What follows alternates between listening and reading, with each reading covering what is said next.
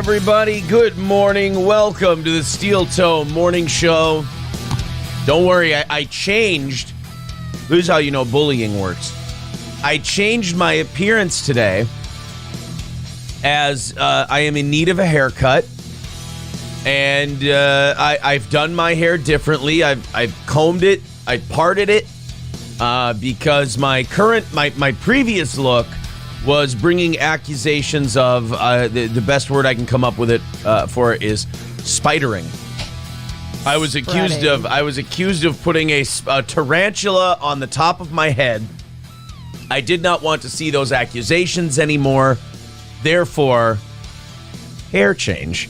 April's here this morning. Good morning. I'm here this morning, and by my count, that's enough to start a show. We have a bunch of stuff to talk about today. I can't start another show with Steven Crowder. Probably not. I can't start another show with him. I'll do overtime with him. Okay. But I can't start another show with this guy. What's he got going on now? I can't stop seeing him. I go on Twitter, trending, Crowder. I go on YouTube, Crowder videos. He made another video. Oh, I hope it's an apology to the Daily Wire and to all of us for lying. To give you guys a teaser, because I'm not going to start it off like yesterday, even though yesterday had a massive audience, I'm not going to start it off like yesterday because Crowder fans, it only takes two of them out of 650 people to make you go, I can't handle this amount of stupid.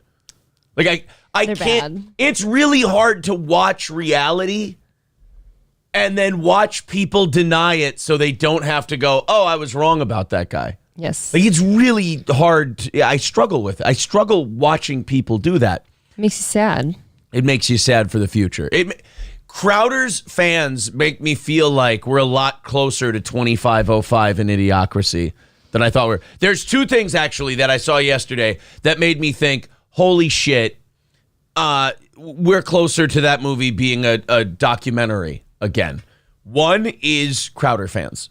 Yes. Two, I watched Leslie Jones host The Daily Show yesterday. Oh, my God. No way. I never thought I would say this.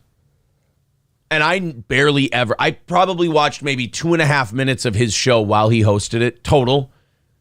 I miss Trevor Noah. I didn't know she was taking over. Dude, it's so bad. It's so bad. I was kind of hoping that they were just doing away with that show. Like, No. I would rather They leave it the way it was. They have like 4 or 5 guest hosts that they're going to have do it for a week over the next 6 or 7 weeks. And they're going to pick a new host out of it. I know who I'd like to do it out of the list that they're picking so far for guest hosts. All right. I'd love to see D.L. Hughley get The Daily Show. I know D.L. Hughley's kind of a liberal guy, but at least he's got a track record of being funny since like the early 90s. Sure. That's the other problem. He's a little old. I think DL's probably about 60. But otherwise, it's Leslie Jones. There's... what's her name? Chelsea Handler is going to guest host. Al Franken. I am unimpressed. Then there's Come on. and then DL Hughley, and then I don't think Amy Schumer, but I want to say Amy Schumer's guest hosting. Was somebody drawing like names out of the sad hat? Like what's going on here? Here we go. Daily Show guest host lineup. So Leslie Jones, Wanda Sykes, DL Hughley, Chelsea Handler, and Sarah Silverman. I guess out of all those, I'm picking the Hughley guy too. I gotta go with I gotta go with DL out of all those. I like how it's all just women and then him. And then the one guy, like men and women both go, oh, at least there's one good one. Right. Like I love how Comedy Central and particular people who run the comedy industry all want to do this thing where they're like, let's pick women and women of color to do things. And then even women, when you release a lineup that has one guy on it, they go, I'll take the guy, thanks. Probably him. He's a sure thing. Yeah, the guy is funny. You know what? Wanda Sykes isn't unfunny. No, she's not. I've laughed at Wanda Sykes. I'm not going to pretend I haven't. I don't know if I prefer her to host my shows. And Sarah Silverman, back when she had her TV show on Comedy Central, was funny. She's another person that 2016 broke her. Yeah, I think it broke a lot of women. She got broke by the election of 2016. But I watched Leslie Jones last night, and in my opinion, if you're going to host a show, a satirical news show, you should know something about the news. Yeah. And Leslie Jones just painfully doesn't know anything about the things she's joking about. That's what hit me immediately.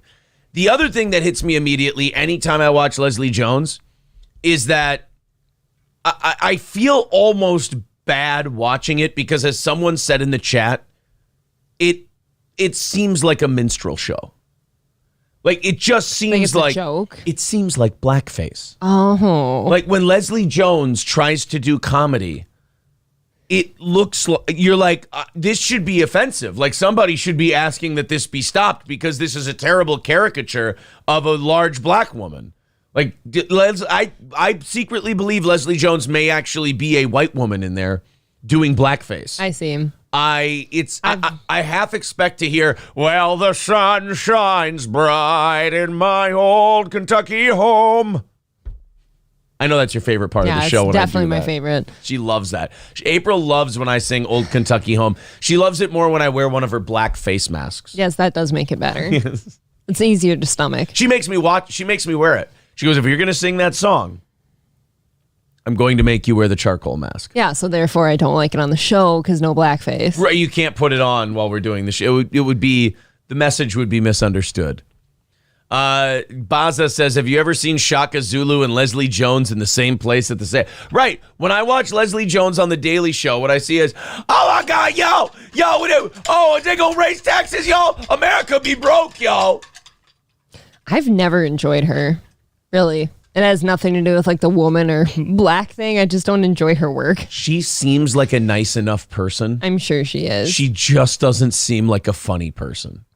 Right. Like, if I've got to go with anyone out of those 5 people, I pray it's Wanda Sykes or Wanda Sykes or D.L. Hughley. D.L. Hughley. Does that make us progressive? We're rooting for a person of color to become the next host of The Daily Show. I think we get social points today. Cool. I like social. Oh, I like social points. How do you do those social? That's one of my new favorite. Like, April and I have probably watched Idiocracy 10 times in the last month or two, and each time we watch it, we come up with a new line that we love. And I think my new one I love quoting is, "Oh yeah, I love having sex with chicks." And it's like, oh, and really? the emotion that goes. And then with he goes, "Oh, really, Frito? Everybody loves having sex with chicks. Not the way I do it. I get from behind and like." He just looks like an ape. He does. Not that we're comparing that with Leslie Jones. No, not at all. Completely different. There is no build similarity. Hold on, let me mute the mics.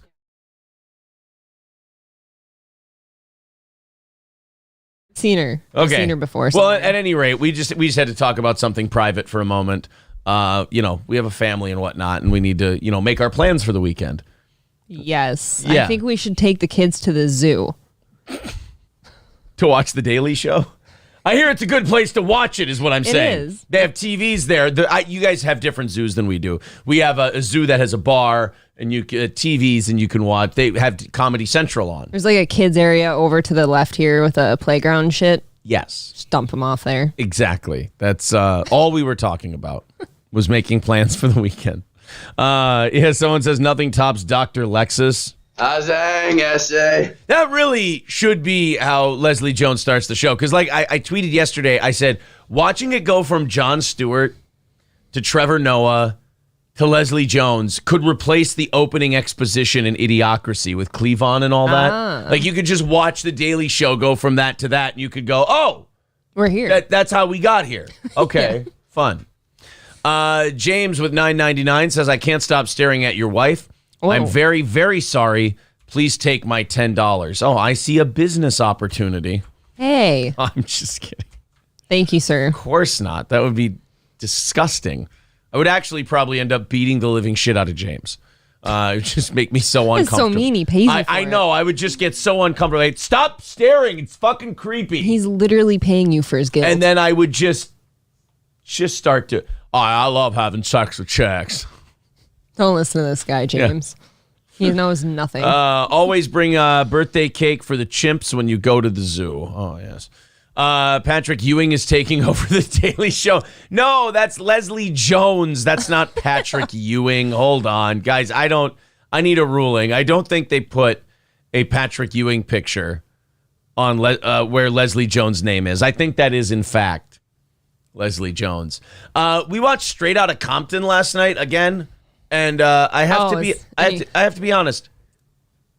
My third or fourth time watching it. Mm-hmm. Just meh. Yeah.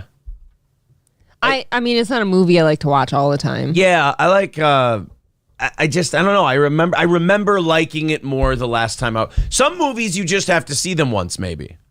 And other movies you're like, holy shit, I could watch this 900 times. Yeah, this isn't a 900 times one. Yeah, Straight Outta Compton just kind of like, I saw it. That's not. I think it's a rap group I like. Mm-hmm. I saw the story. That's for me too. I'm satisfied. That's good. Lip Ripper says, I'm guessing your zoo has garfish and baboons. Yes, it has both of them. And if you combined them to make one animal, you would call it a Boogar. Boogar. Exactly. I saved you. Exactly. Brittany says, ever since I let you guys show my picture, I've been getting weird of messages. Pretty funny. I think she means she's been getting weird messages. No, I think she's probably getting weird of messages. Oh, okay. She could be getting weird of messages. I don't know. SC Motorsport says, do you watch it just so you can say the N-word? No, it's more for the Jew part. Is my favorite. I actually am always rooting. Straight Outta Compton's one of those movies where I'm actually rooting for the black people. I am too. Yeah, that's the movie. Well, I can't wait to hear them. My favorite part is probably where they play No Vaseline. Oh, mine too. And Paul Giamatti just flips the fuck out. Like he's beating the shit out of Eazy-E, Ren, Yella, and Dre. But as soon as he said, the only thing he says is, you let a Jew break up your crew. All of a sudden, Jerry Heller goes, anti-Semitic piece of shit. I'm going to file a lawsuit. I'll talk to the JDL. I'll do this. I'll do that. I'll do the other thing. Blah, blah, blah, blah, blah. And you're like, oh my God, I don't know if the movie meant to be anti-Semitic and do like a caricature of a Jew in the music industry, but it was like, oh my God, that's exactly how a Jewish record executive would react if 9 people around him got absolutely just bludgeoned in a song. And then the Jewish guy caught one little piece of a fraction of the fire that they did. He'd blow up and make it all about himself. And I'll sue everybody and I'll talk to my friends and I'll get him arrested and blah, blah, blah, blah, blah. That's exactly what they were doing for the record. I know. It was very good. I was like, holy shit. And that song for me is still like the best, like, clapback song of all time. I love that song. I'm sorry. You know what? It's not your fault. You're just doing your job. What's your name? You say Brian. Eat a dick, Brian. Brian. Get the fuck out of my house. Oh. When Ice Cube's giving that interview. Oh, yeah. He goes, I'm sorry, what's your name? Brian. Oh, eat a dick, Brian. Get the fuck out of my house. What did he call him when they were sitting by the pool? What did he call that guy when he was sitting by the pool, too? Oh, I don't remember. I remember he called him a bunch of stuff. Oh, this is how I can tell you're like a piece of trash, like reporter or something. Yeah. You're not here for anything. He went on that whole rant. God, that whole rant was good. Because that still rings true today. There's so many people, just like the Jerry Lewis interview and shit, like people that don't belong interviewing people. Right. Yeah, like, that guy probably out of here. Didn't need to be interviewing a black gangster rapper. No. All right, guys, we're starting today 295 away from today's goal. We go to overtime, and that means we're 295 away from another successful week of Steel Toe. Thank you guys very much. Obviously, we've had some very good times, both show quality-wise and business-wise on this show lately. If you feel like chipping in, there's the Streamlabs and the PayPal. 295 away from today's goal. So there's a lot of things I want to start with today. I was mentioning that we'll do Crowder for overtime if we're lucky enough to hit overtime. Mm-hmm. Candace Owens went on Tim Pool's show. Candace Owens works for Ben Shapiro at the Daily Wire. And I guess I haven't watched any of it yet, but she went on and apparently just hammered the shit out of Crowder. Aye. She just went on and said he wanted $130 million. Crowder made this big video going like, oh, and it's not about money, it's about the movement. You know, he's trying to be the Joker, like it's about sending a message. And then Candace Owens goes, oh yeah, he's just pissed because he came back with an offer of $130 million. And we said, yeah, we can't swing that. No, like wow. The Daily Wire isn't YouTube. That's insane. They're not even like Sirius XM who can pay Howard Stern and shit like that. They're not Spotify. Like they don't have this billions and billions of dollars that they can just throw around. So that $50 million deal was basically them going, look, man, we're going to mortgage the house to bring Crowder in because it'll take Daily Wire to the next level. Daily Wire also has like 900,000 paying members at like $10 a month. Oh my God. I mean, they don't necessarily need Crowder. I was just going to say you're comparing like paying Crowder to SiriusXM paying Stern or Spotify paying Rogan. It's like he's not on those levels in my opinion. No. Unless I'm way off base. I didn't think he was even comparable. Daily Wire right now makes $9 million a month. Now, that sounds like holy shit. But that's an entire network. That's Andrew Klavan, Candace Owens, Matt Walsh, Ben Shapiro, all these other people who work for that company. This may sound like, I'm not crying crocodile tears for the Daily Wire. $9 million a month for an entire company with all of that talent. Oh, Jordan Peterson also. Oh, man. Is not a lot of money. Nope, gets spread around. I mean, $9 million a month if you're just Shapiro or just Crowder. Holy shit, that's amazing. That's an incredible amount of money. But if you're running the entire company and paying all the who's who of like, let's be fair, conservative grifters, but still, $9 million is, you're doing okay. But after all the expenses are paid, you're not exactly, able to throw $50 million around like it's nothing. So I just think if you're Crowder asking for $130 million a year, that's gross. Yeah, to me. But we'll talk about Steven. He made another video. In this one, we'll do it in overtime. In this video, he reveals, and if you thought he was a piece of shit before, he secretly recorded the phone call between him and the Daily Wire CEO. Don't do that. He said that the Daily Wire CEO said, I had multiple conversations with Steven, and then in the last one, he just yelled at me and lectured me about the movement and how our business model was dog shit. And it's just like, well, then go create your own. And that seems to be the answer for him always because he hates any platform he's ever on and he rats on them. Yeah. He has so many problems with YouTube. I really think it's more so he's either scared or lazy in the regards of he doesn't want to run his own shit. He wants somebody else to handle it for him that knows what they're doing. But also we found out that his Stop Big Con, how it was just in his video, he said, it was just the last couple weeks that I started feeling this way, around the new year. And then I just had to speak up about the Daily Wire and this and that. He trademarked Stop Big Con on September 22nd of last year. That's gross. He's a piece of shit. How did you find that out? It was, I think Candace Owens revealed it on Tim Pool, or somebody revealed it in something. They had the legal paper. Because somebody thought to look into it. Yeah, you can look and see when we filed the steel toe trademark. Like it's easily something you can look up.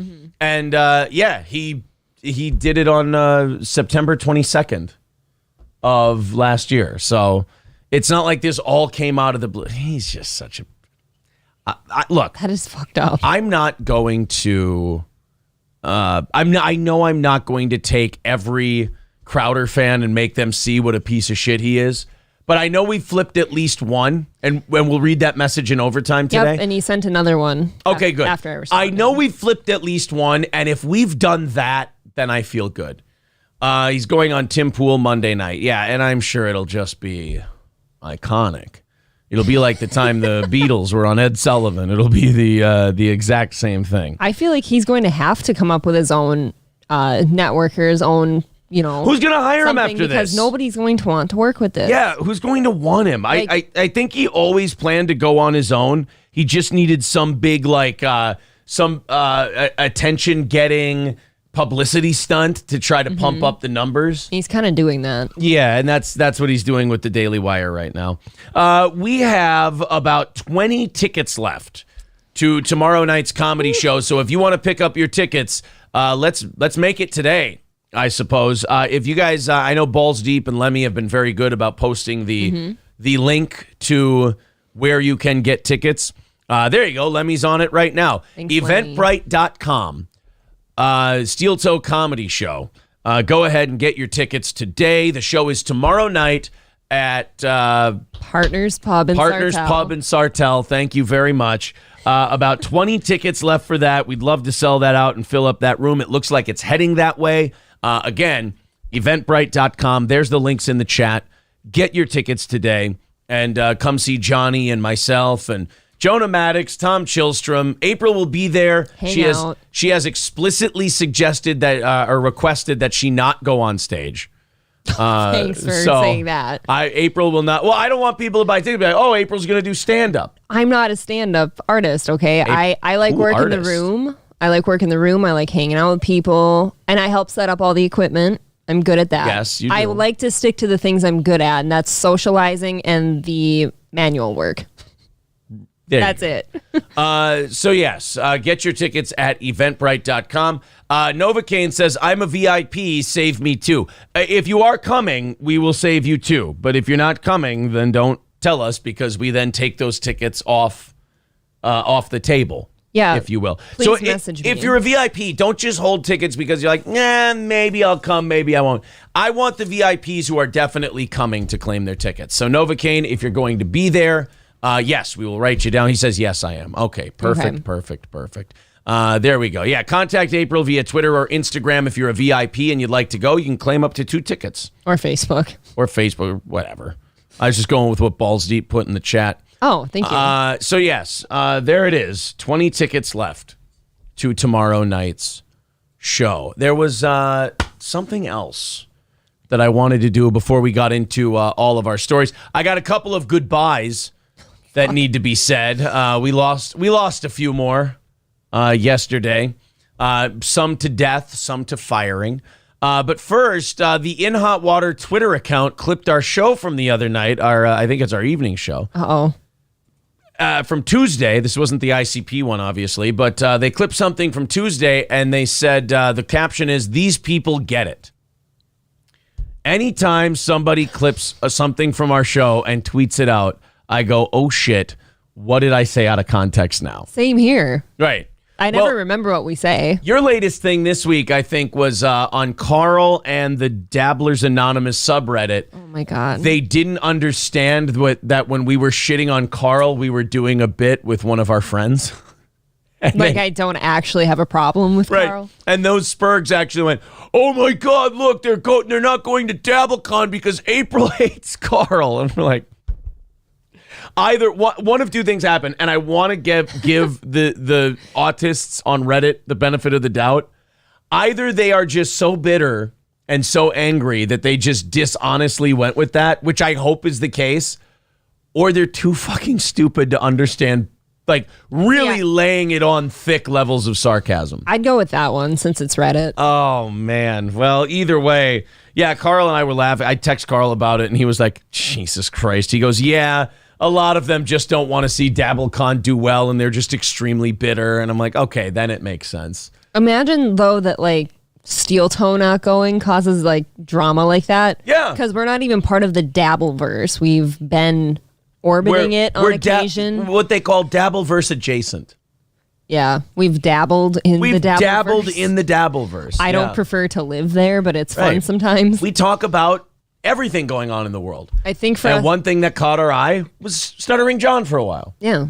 And then we met a whole bunch of friends, and I think the whole point of going to DabbleCon for us would have been to hang out with our friends. Hang out with Carl, hang out with Chrissy, hang out with Anthony, hang out with Bob, obviously, Shuli. Yeah, it would be nice to, finally get some FaceTime with those folks. There'll be more times. But we'll have more opportunities. April and I got the big invite to go down to South Carolina. And, no, I'm just kidding. I obviously, I don't need Dabblers Anonymous not understanding that was sarcasm too. No, I have not spoken to Anthony since we had an interview and probably won't. But here is what the In Hot Water Twitter account clipped of our show, and it says, these people get it. I'm scared. You have me sweating. I don't know what we get, but I have a feeling it's not good. And I have a feeling that it's not something we actually get. I have a feeling that this is going to be terribly out of context. Unique says, I give you the N-word pass, by the way. Which one, me or him? Who are you more excited to get? I was pretty excited. You were about excited to get it. I might burn it this Saturday. Jesus. As long as there's no cameras rolling. Good Lord. Oh. I like to burn it in private the way us white men are supposed to speak. Hey. Oh, okay. You know what? Okay. That's funny. Yeah, I burn whenever a black person gives me the N pass. I always look at them and I go, thank you very much. And then I put it in my pocket. Saving it for a rainy day. Exactly. Because when black people give you the N-word pass, they want you to say it out in public. I'm like, no.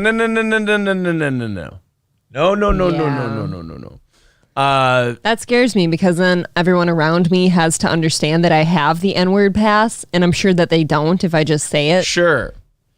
I like to keep mine at home in my pocket, and I save them all up for football season. Okay. That's when I... Scream it at the TV? Yep, I can scream it at the TV, and it's totally fine. Speaking of football, the Minnesota Vikings fired their defensive coordinator yesterday. Sure did. Ed Donatel is gone. Yesterday was, I don't know if it was the specifically agreed upon fire everyone day in the NFL, but everyone unloaded their coordinators and, all that shit yesterday, and the Vikings were one of them. I don't think it took a genius. I think this was kind of a matter of when thing. Yeah. I don't think your defense can give up 500 yards a game on a consistent basis, especially towards the end of the year, and nobody gets fired because of it. I was surprised it didn't happen sooner after this last game, like right after it or something. Well, yeah, you got to give it time to heal and all that stuff. And heal?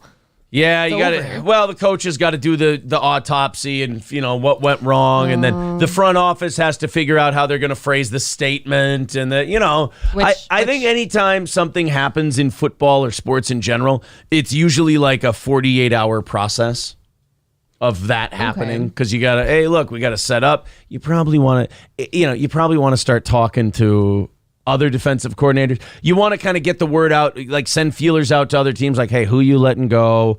Who are you making available for interviews? And then like, oh, I'd much rather have that guy than Ed Donatel. And then maybe you go get them. Maybe you take like a fired head coach from one of the current teams and you go, oh, well, he was really good as a defensive coordinator. Let's bring him on over. Do you have any thoughts? Any suggestions? Who's been fired so far? Guy from Tampa. No, that was the offensive coordinator. Oh, was it? That got fired from Tampa. Although I think Todd Bowles, the head coach of Tampa, was a defensive coordinator. He's not going anywhere anyway. They won their division. May not have been great, but they won their division. Someone says hire Zimmer as a defensive coordinator. Yeah, I really don't think that they're going to that either party wants to see each other again. Let's not poison the well. Yeah, I don't think that would be a good idea. But then I'm trying to think of who's been fired. You might get Vance Joseph. I don't know. Vance Joseph I remember as a player, but I don't know what he's done as a coach. Yeah, as I sit here and think, I can't think of a name right off the top of my... I'm sure if I looked at who's been fired, I could find you one. Mm-hmm. But I can't think of anybody off the top of my... Ooh, Vic Fangio. I like that. Vic Fangio would be a good one. Did Sean McVay finally decide to step aside for the next season or so, too? Just to see if he wants. Not officially, but what I've heard is he wants to do TV. Good. So this is a rough one. Sean Payton will stop doing TV, and then... Sean McVay will just step in. Yeah. He'll just do whatever Peyton was doing. By the way, a good face for TV. Oh, sure. And I didn't know this, but Sean Payton is still technically property of the New Orleans Saints. Like, he owes them years on the contract. Like, you can't just retire and get out of your contract. If you come back, you have to serve your contract with that team. Really? Yeah. So Sean Payton, when he comes back, and if he wants to coach this year, New Orleans gets to trade him. So remember, New Orleans already has 2 first-round picks this year. If they trade Sean Payton, they're getting at least 1 more first-round pick. Oh my God. So now you need a team that's got all the pieces in place and they're ready and they don't need a first-round draft pick. They just need a coach. So you're talking about, think of a team, like who's close? Who's really close and just needs a coach? Does Las Vegas have the guy they want? Tennessee, perhaps. Peyton is demanding $20 to $25 million a season, and the Saints want 2 first-rounders. They'll get it.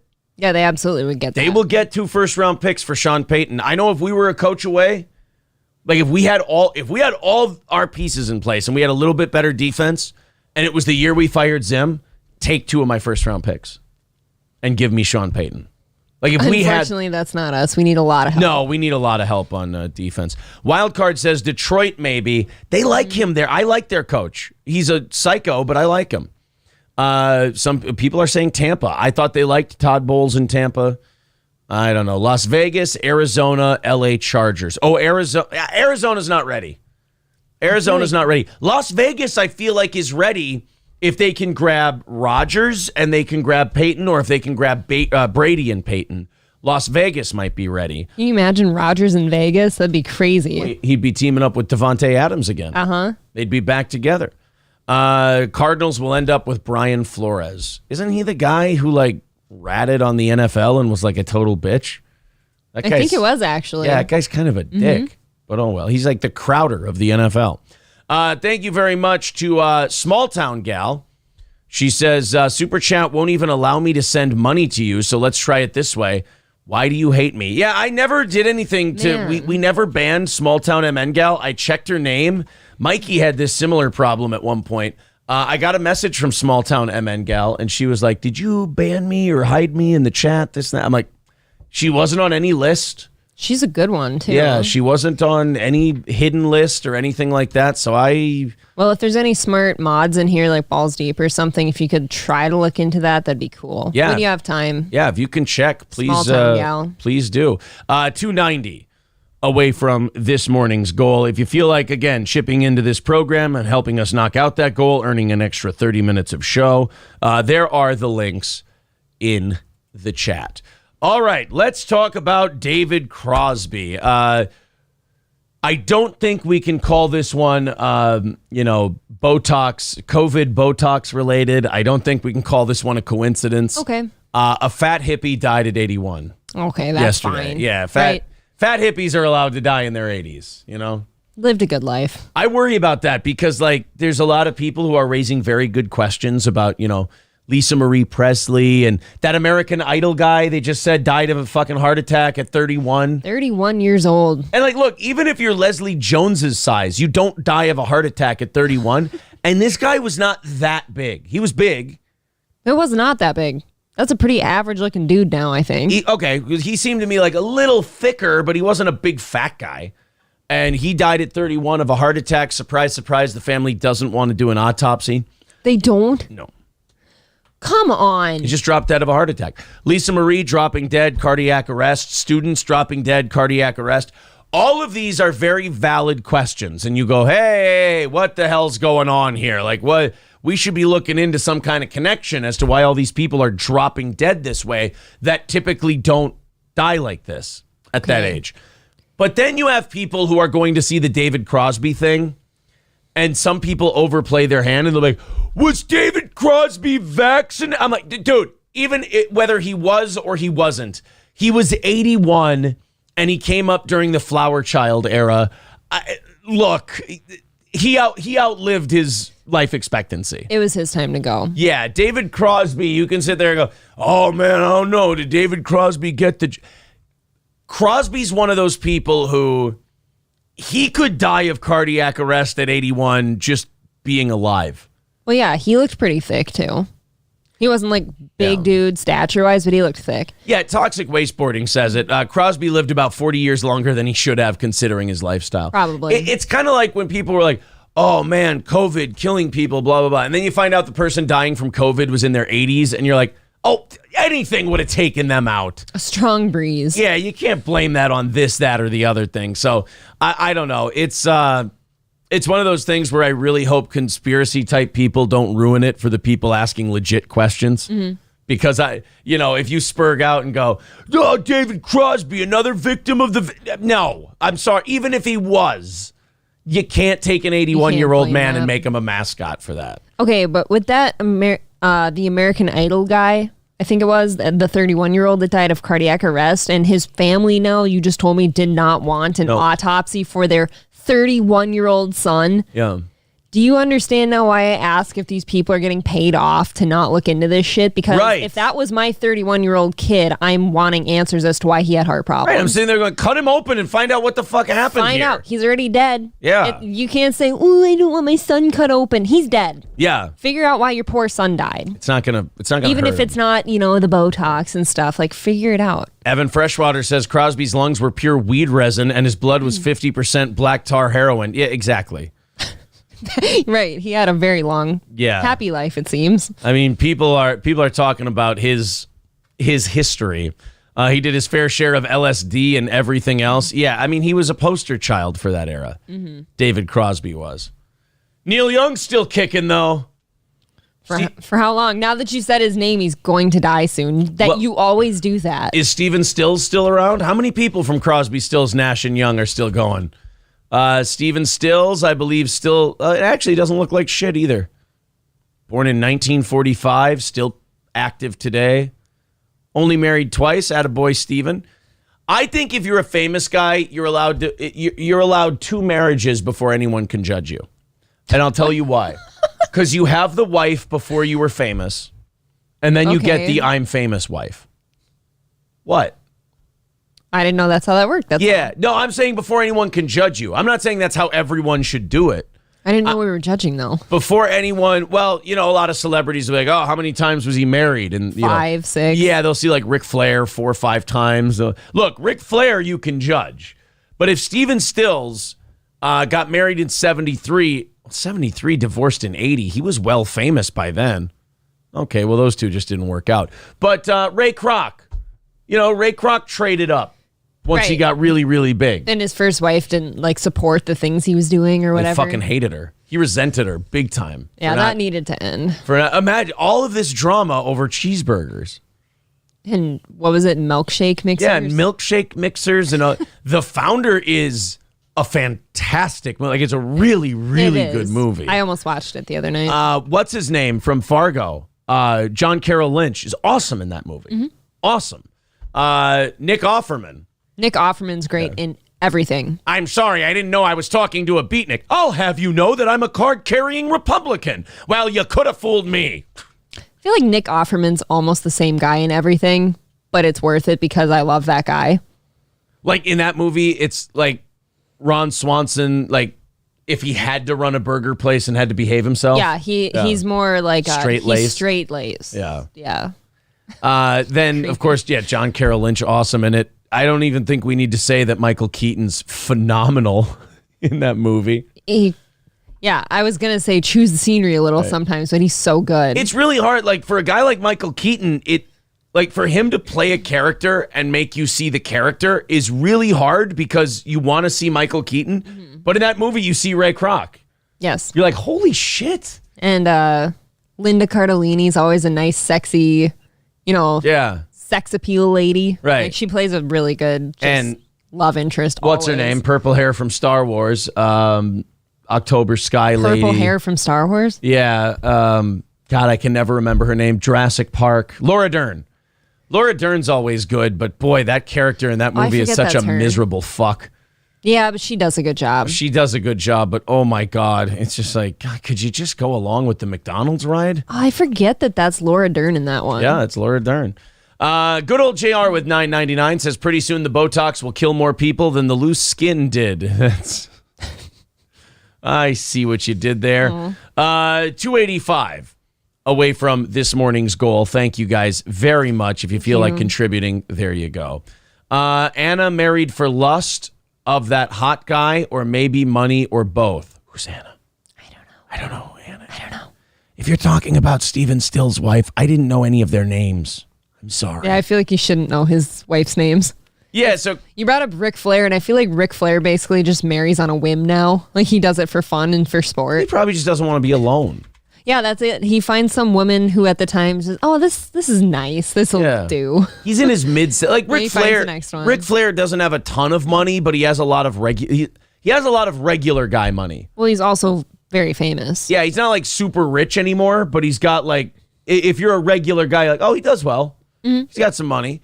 He doesn't have Hulkster money. Certainly doesn't have Cena money. Definitely doesn't have Rock money. But I still feel like just the fame of being Ric Flair, like that'll do it for you. Graham Nash still kicking.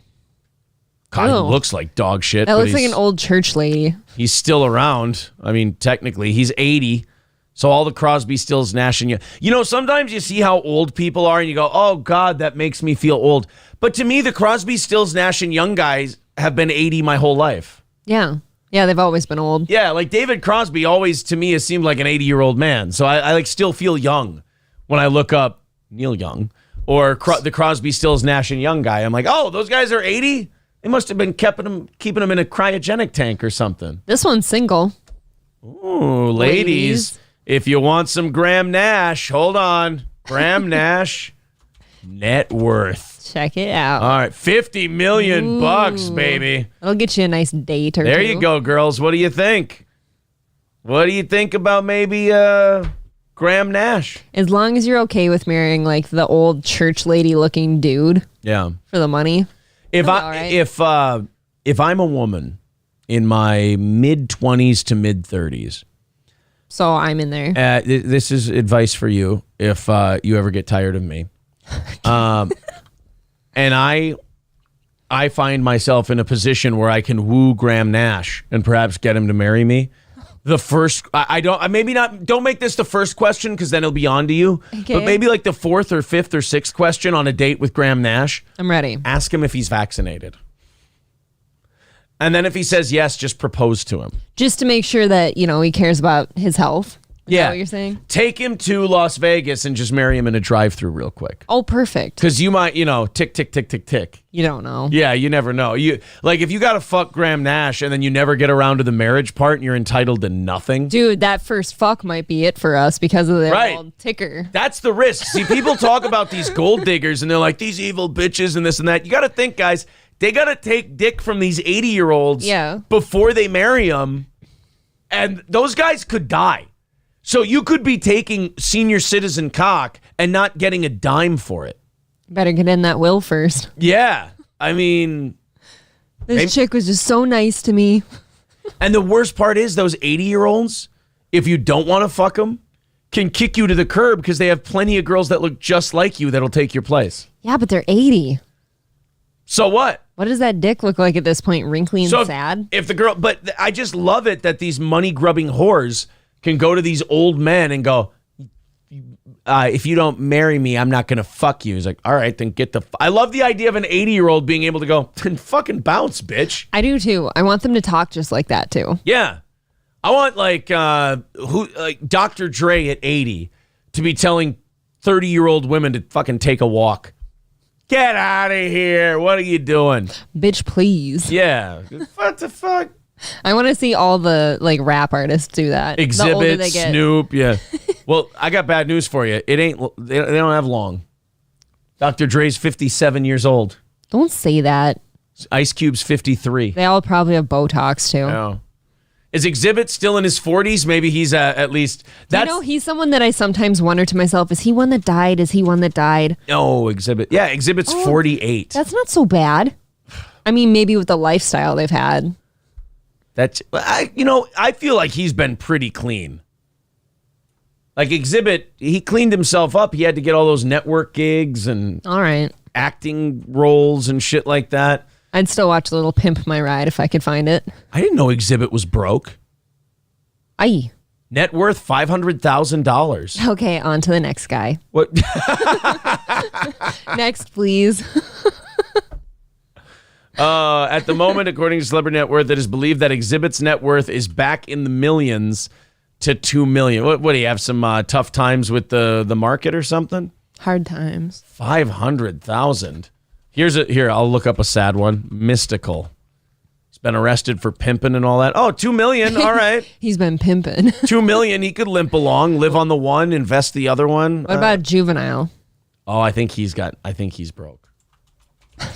Juvenile net worth. 500 grand. Oh no. Ja Rule. I think Ja Rule's got a buck or two still. $4 million. He'll make All it. right. How about Fat Joe? How about the whole cast of the song New York? I will tell you this much: Fat Joe is still going to be doing well. Oh, what? $4 million. Oh, I figured Fat Joe was never an on-top guy. He was always check this out. kind of an in the middle. When I don't remember how many years ago it was now, but when All the Way Up came out with like him and Remy Ma and stuff like that, like that was a huge song, and I kind of figured that would have done something for him. One song though. Yeah, but that was like a big one. He's had much bigger, and yes, he has. I'm just saying. Recently, I feel like that would have helped out.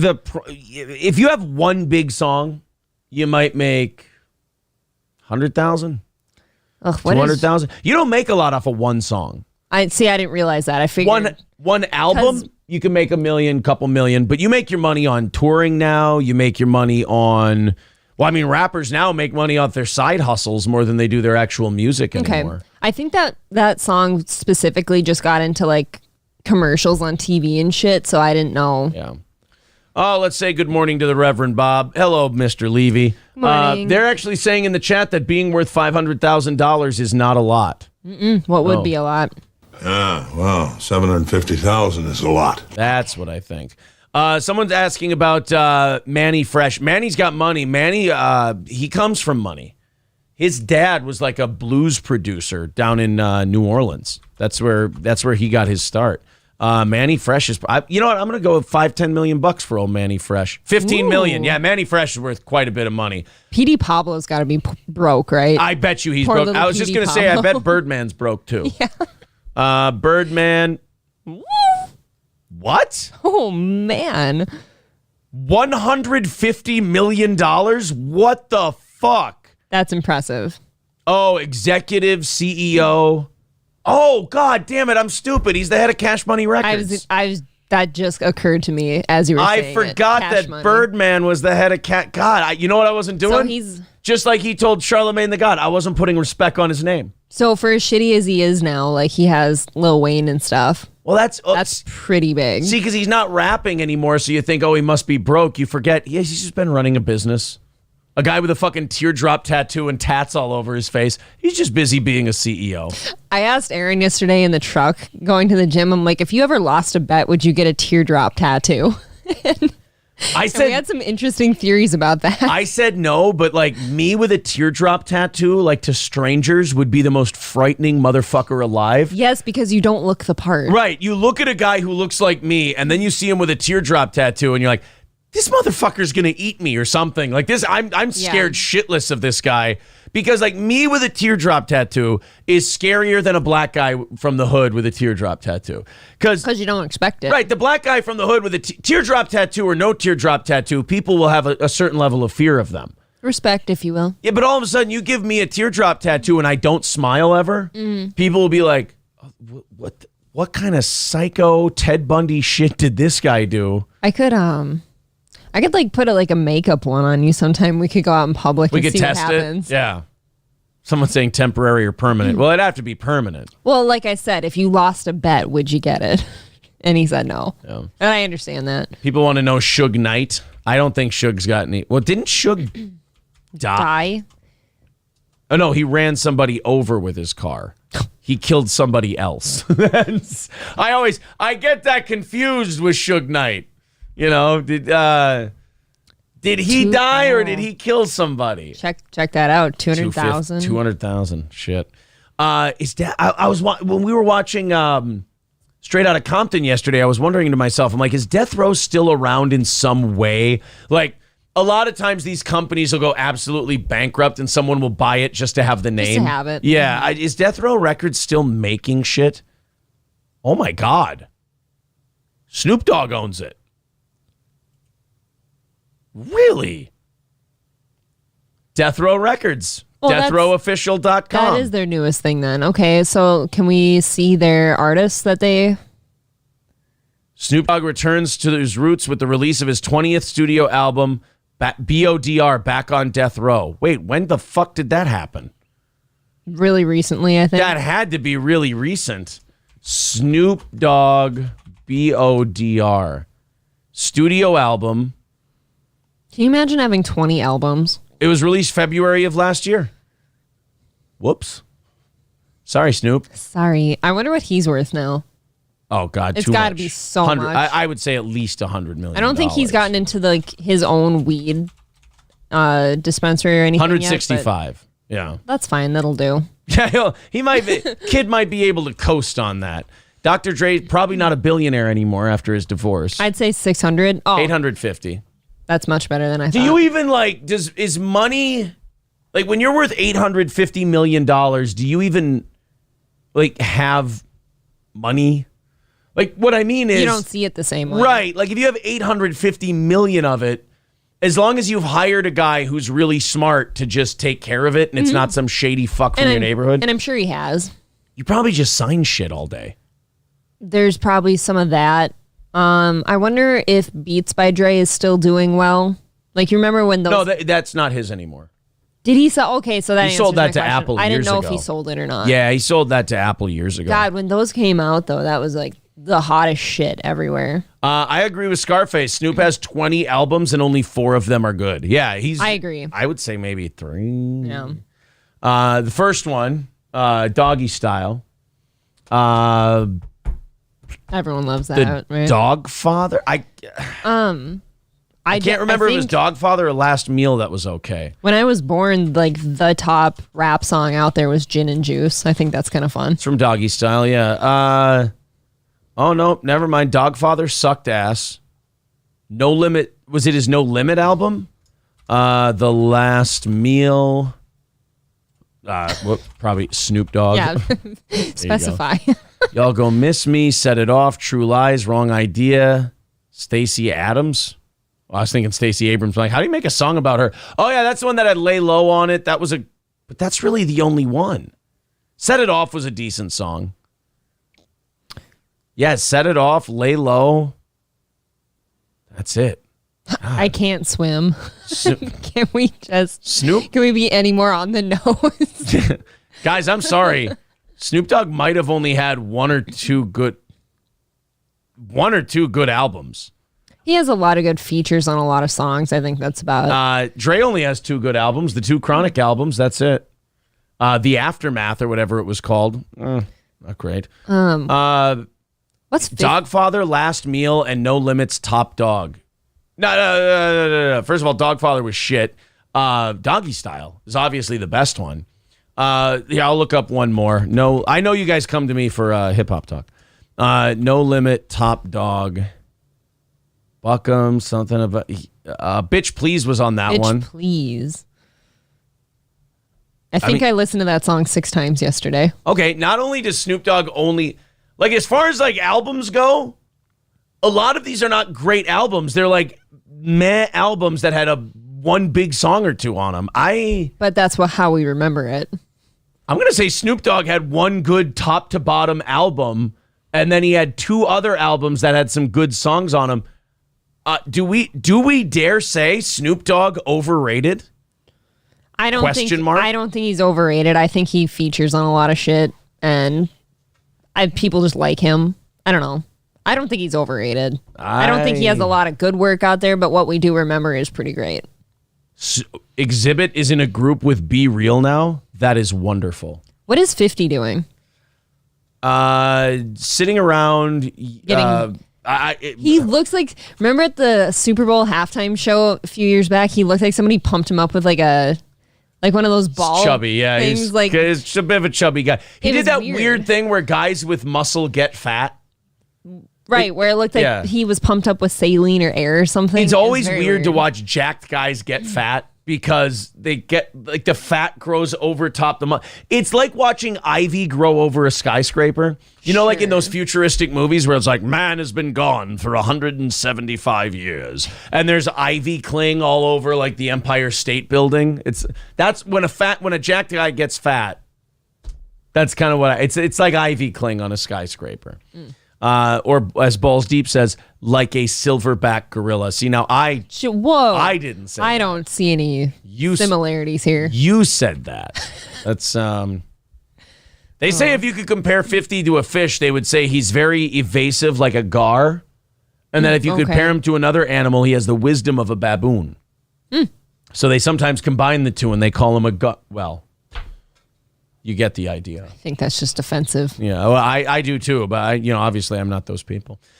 Speaking of Irrational Times made us a couple outros. I have not had time to listen to them yet. We may use this one today. I have not had a chance to check it out. Marquise. So Marquise is mad at me about not liking giant, fat, gross asses, not liking giant, gross areolas. I'm sure he's mad at my hip hop takes now. All right, here we go. Let's see what Marquise has for us. Hello, sir. Yo, you guys asked what 50's doing. I don't know if you guys knew, but he's producing TV shows on Stars. Wow. He produced the entire Power franchise and Black Mafia Family, which I highly recommend that you guys watch Power. Power? I wanted nothing to do with the show. Yeah, all of Power. Okay. There's multiple spinoffs. A lot of people that looking like me in it, or is they like one appearance by Michael Rappaport and that's about it? There's no Jews in that show. Oh, there's no Jews who don't own a mirror and think they're black like Michael Rappaport. Oh no. I mean, there are white people, but not the white people that you would be thinking of. Okay. Well, you're already kind of talking me out of it. Oh God! Wait, you don't like crime shit? I do. Is it crime shit? I thought Power was like Empire. No, Oh. nothing like that. No. Oh, okay. It's a lot of like. So it basically, I'll give you a quick, overview of it. The first is it like Black Sopranos? Yeah, you could say that. Oh, yeah. so we're just stealing white shit now. That's fun. Oh my God! Like white people don't steal black shit and claim it and say it's theirs. Name 97 times that's happened. The Apollo. Oh shit! You could actually do it. Never mind. It's not important. All right, name me. All right, name me the things white people have stolen that they didn't pay some poor black guy $10,000 for the rights to. Yeah. You guys have a good morning. Yeah, all right. That's what they used to do. I was talking to April about that when we were watching Straight Outta Compton again last night. Remember when Jerry Heller tried to buy off Ice Cube to sign that dog shit contract with $75,000? I looked at April. I go, "This is what Jewish music producers have been doing to black people since the beginning of time." Well, yeah, I knew that. They take these guys who have never had anything in their entire life, but are making these Jewish executive millions of dollars every year, and they go, "How does $100,000 sound?" And the guy goes, "Oh, well, absolutely. I don't need to read this anymore." Or less. You will never make a music producer of a particular religion panic more than if if a black man gets handed a contract and says, "Let my lawyer look over this." Aye. Why do you need a lawyer to look over it? How about $100,000 and you sign me over your soul? Well, and they know how good lawyers are, of course. Right. Because they'll probably get a Jewish one. I thought that was the only kind. That's the only kind that matters, if you ask me. If you ask me. Oh, man. So I don't know how we got. You know what's funny is we got on all this from David Crosby, of all people. We got talking about Snoop Dogg's career in this shit from David Crosby dying. Teardrop tattoos. Yeah, 81 years old. Melissa Etheridge said her goodbyes. Do you know about Melissa Etheridge and her relationship with David Crosby? Not really. She's a lesbian. So that rules David out for multiple reasons. But Melissa Etheridge and her wife wanted to have a baby. Yeah. So David Crosby gave him the cum. And I can't... You're going to pick David Crosby's cum? That's the cum they wanted. I can think of like 500 other guys I'd choose first. I could think of 52,000. But hey, they chose David Crosby. That's the point. I mean, Neil Young felt completely passed over. I mean, he thought, wait, don't you want your kid to have talent? Yeah, pick me. Yeah, I'm the singer-songwriter of the group. Pick me, lesbians. But then they also, I believe they also considered the fact that he's out of his fucking mind. Okay. In not picking Neil Young. But then there's, as far as the Neil Young thing, the David Crosby thing, I saw somebody say this in the chat. I don't know if it's true. Did David Crosby give it to him the old-fashioned way? I thought he did it like the gentleman's way when you give lesbians kids. You jack off into a thing. They throw into a turkey baster, yeah, of course. They throw it... they throw it into a little Petri dish, a little thing, and then they put it in there with some eggs, and the baby comes they out. Scramble it. They bake you a kid. But I don't know. But did David Crosby go old school on it and just fucker barrel into Melissa Etheridge? Oh, can you imagine how gross that would be as a lesbian? I was going to say not a treat for either of them. Oh, probably a treat for him. Compared to what he's had? I don't know. Melissa Etheridge? You know what? Fine. I don't know. Whose cum do you want, April? Hey. I'm not there yet. That's about enough of that. One cum to rule them all, pal. You don't even have seeds in take yours. it. I'll get there. They just get. It's like a plug. You just plug it back in. Aaron has seedless good nuts. To go. I have. They take those wires. They just go, and then you're good to go from there. So fucking. You're seedless for eating pleasures. Take it easy. I'll feed you, baby bird. Chip says my mother said. Oh, I don't want to read Chip stuff. It just feels like I'm being a hacky ripoff artist. Sorry, Chip Chipperson. I get it. It's probably very funny and it's very good. This is as much Chip as I can do. Home run, Chipperson. Go to break. There you go. 285 away from today's goal. If you feel like chipping in, the ghosts of 430 future boners just cried out in pain all at once. Robert says Crosby is brutal looking. Melissa had to be white knuckling any sex from Crosby. You think Crosby looks bad then? You should see him today. I do wonder what he looked like then. He is. Well, he's always kind of looked like a walrus his whole life, unfortunately. Yeah, so 81 years old, 1/4 of Crosby, Stills, Nash, and Young out the door. Out of here. 81 years old, and old David Crosby is no longer with us. All right, the Irrational Times outro. He's been working on this for a while. Irrational Times will be compensated for his work. Irrational Times, to go through his resume, he's done stuff for Mersh and Royce. He's done stuff for some other YouTubers. I'm very excited. I'm honored to have Irrational Times work, Grace Steel Toe. Let's see what he's got here. This is the Steel Toe Morning Show outro that Irrational Times created. We'll see if this is what we're going to use for today. You've been listening to the Steel Toe Morning Show with Aaron and April. What about the other guy? Kicking the internet's ass since 2016. Are we? Thanks for tuning in.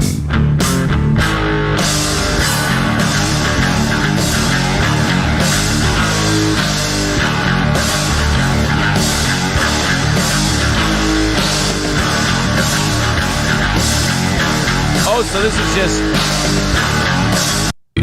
And wait. Oh, he's got more. Hold on. The Steel Toe Morning Show, brought to you by Chad Zumach's stupidity and Opie's washed-up career. Aw. Please join us again for more Steel Toe. It is very much a leaving the movie theater kind of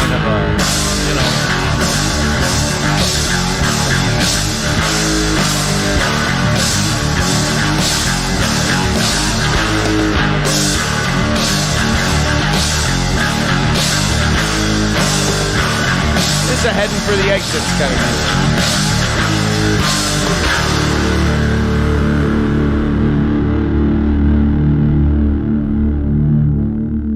Just making sure there's no post-credits narration. You gay. That'd be funny if he just ended You it. gay. And Yeah. He said, Irrational Times did tell me, he goes, I can change the voiceover stuff. That's really easy. Maybe we'll write up a couple of lines or something. yeah. And we can have him do that. All right. Cool. Looks like we got ourselves a template there for an outro.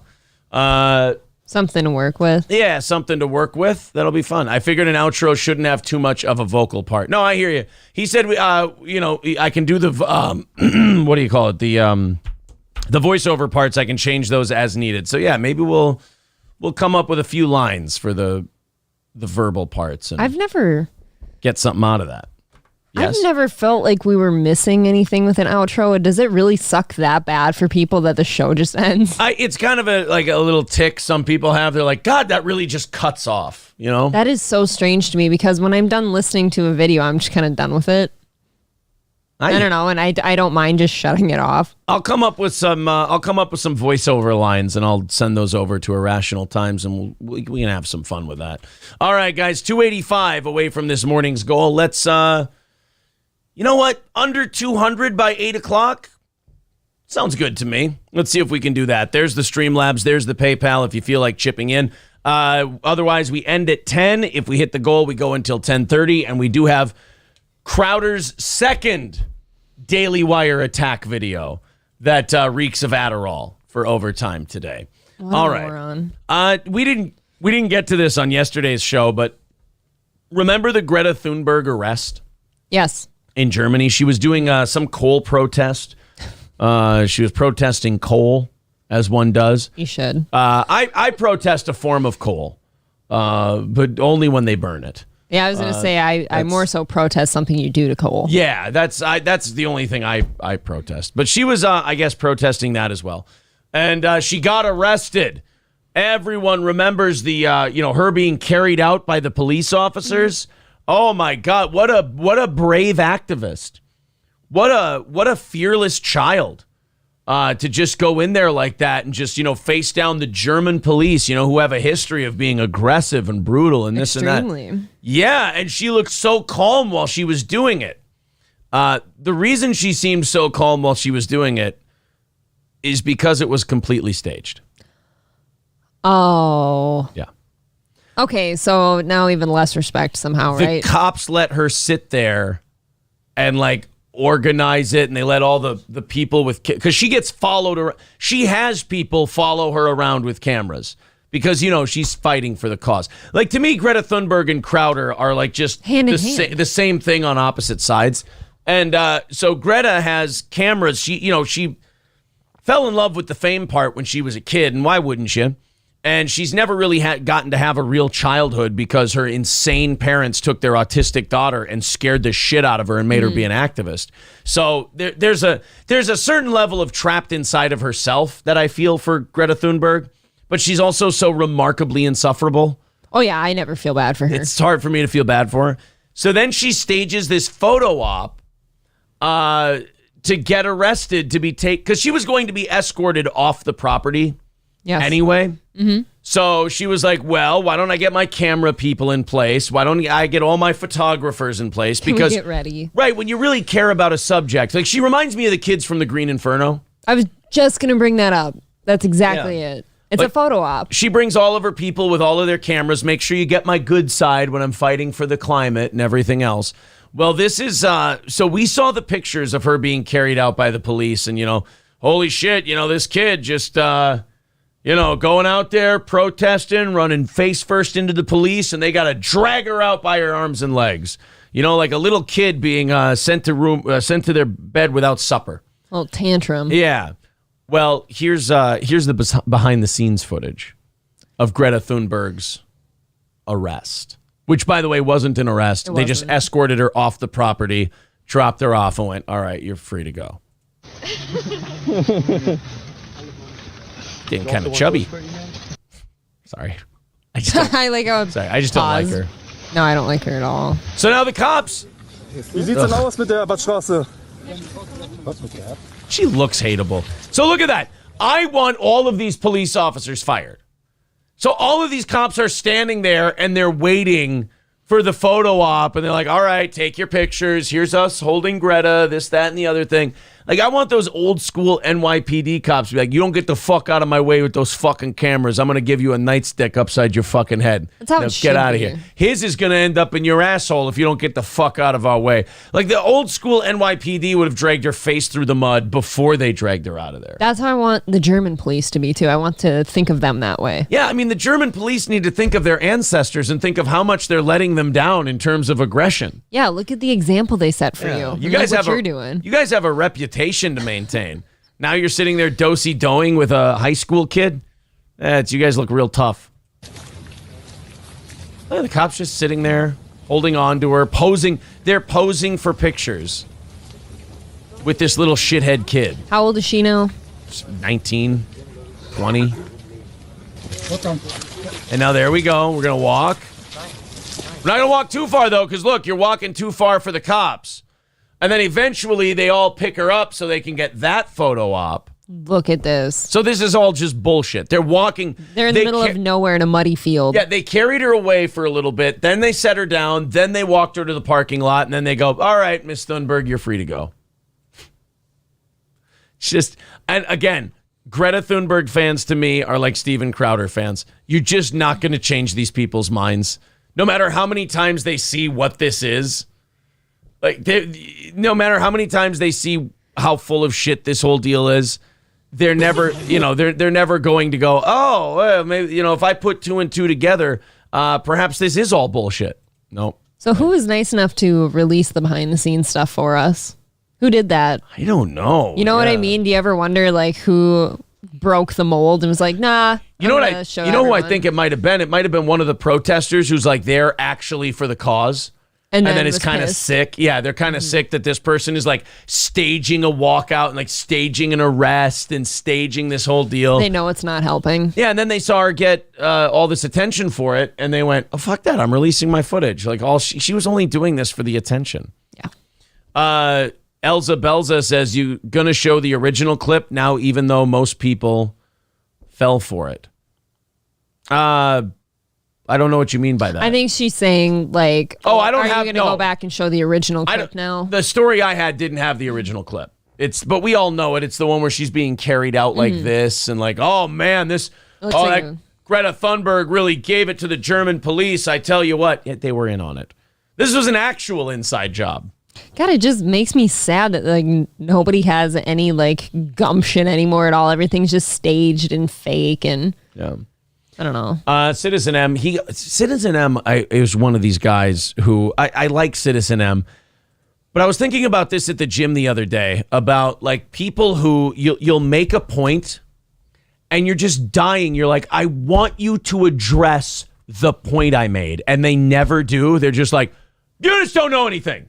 They're like, no, but I do. I've shown you I do. I've made a particular point. I'd like you to address it because I'm showing you the gaps in the logic that you're prescribing to.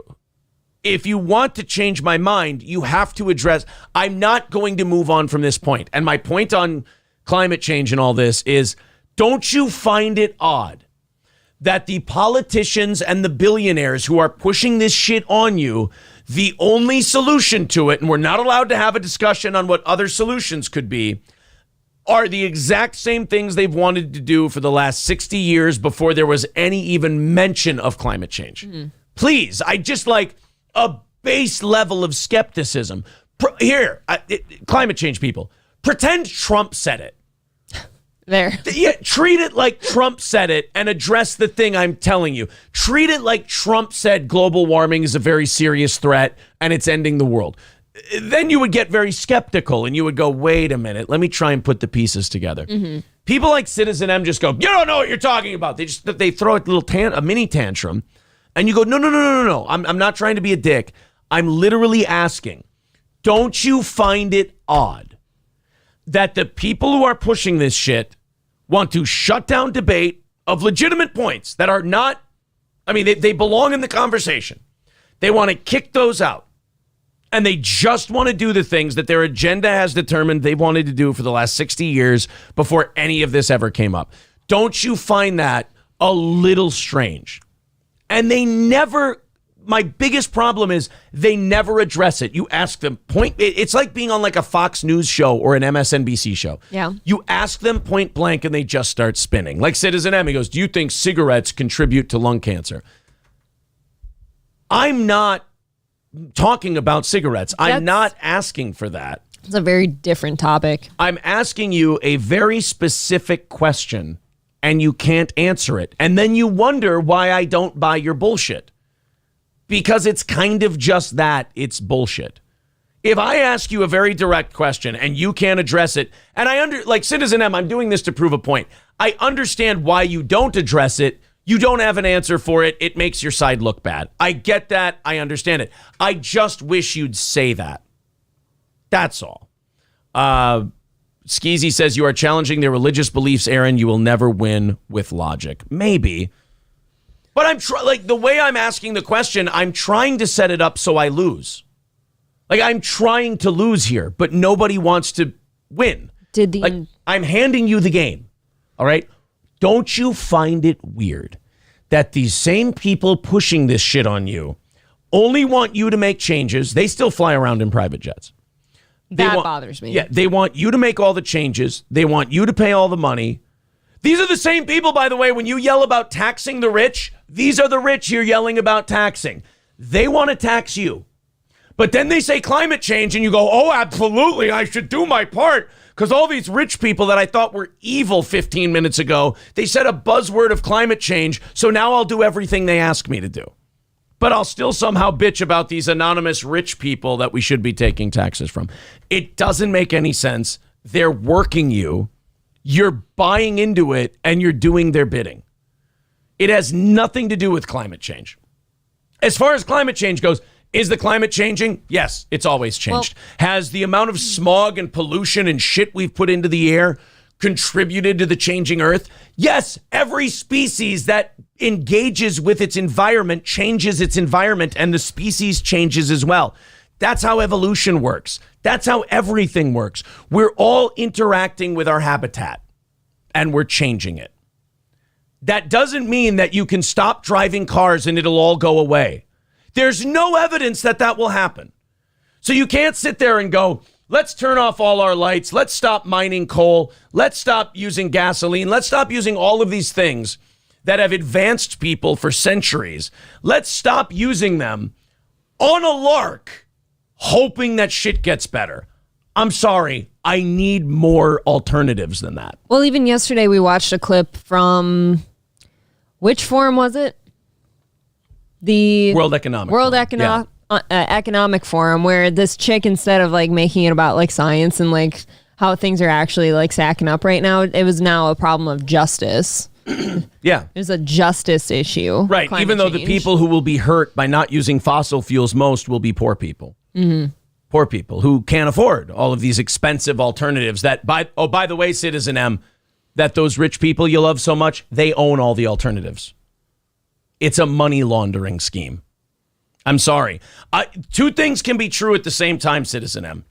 The climate can be changing. And these people can also be money-grubbing whores who are full of shit and want to control you. And that's you want my position on climate change? There's my position on climate change. The climate is changing. The way we interact with our environment alters our environment. But the solution that these people have come up with is bullshit. They're mining you for your dollars and your brain. They're trying to control you, and they're full of shit. That's my position on climate change.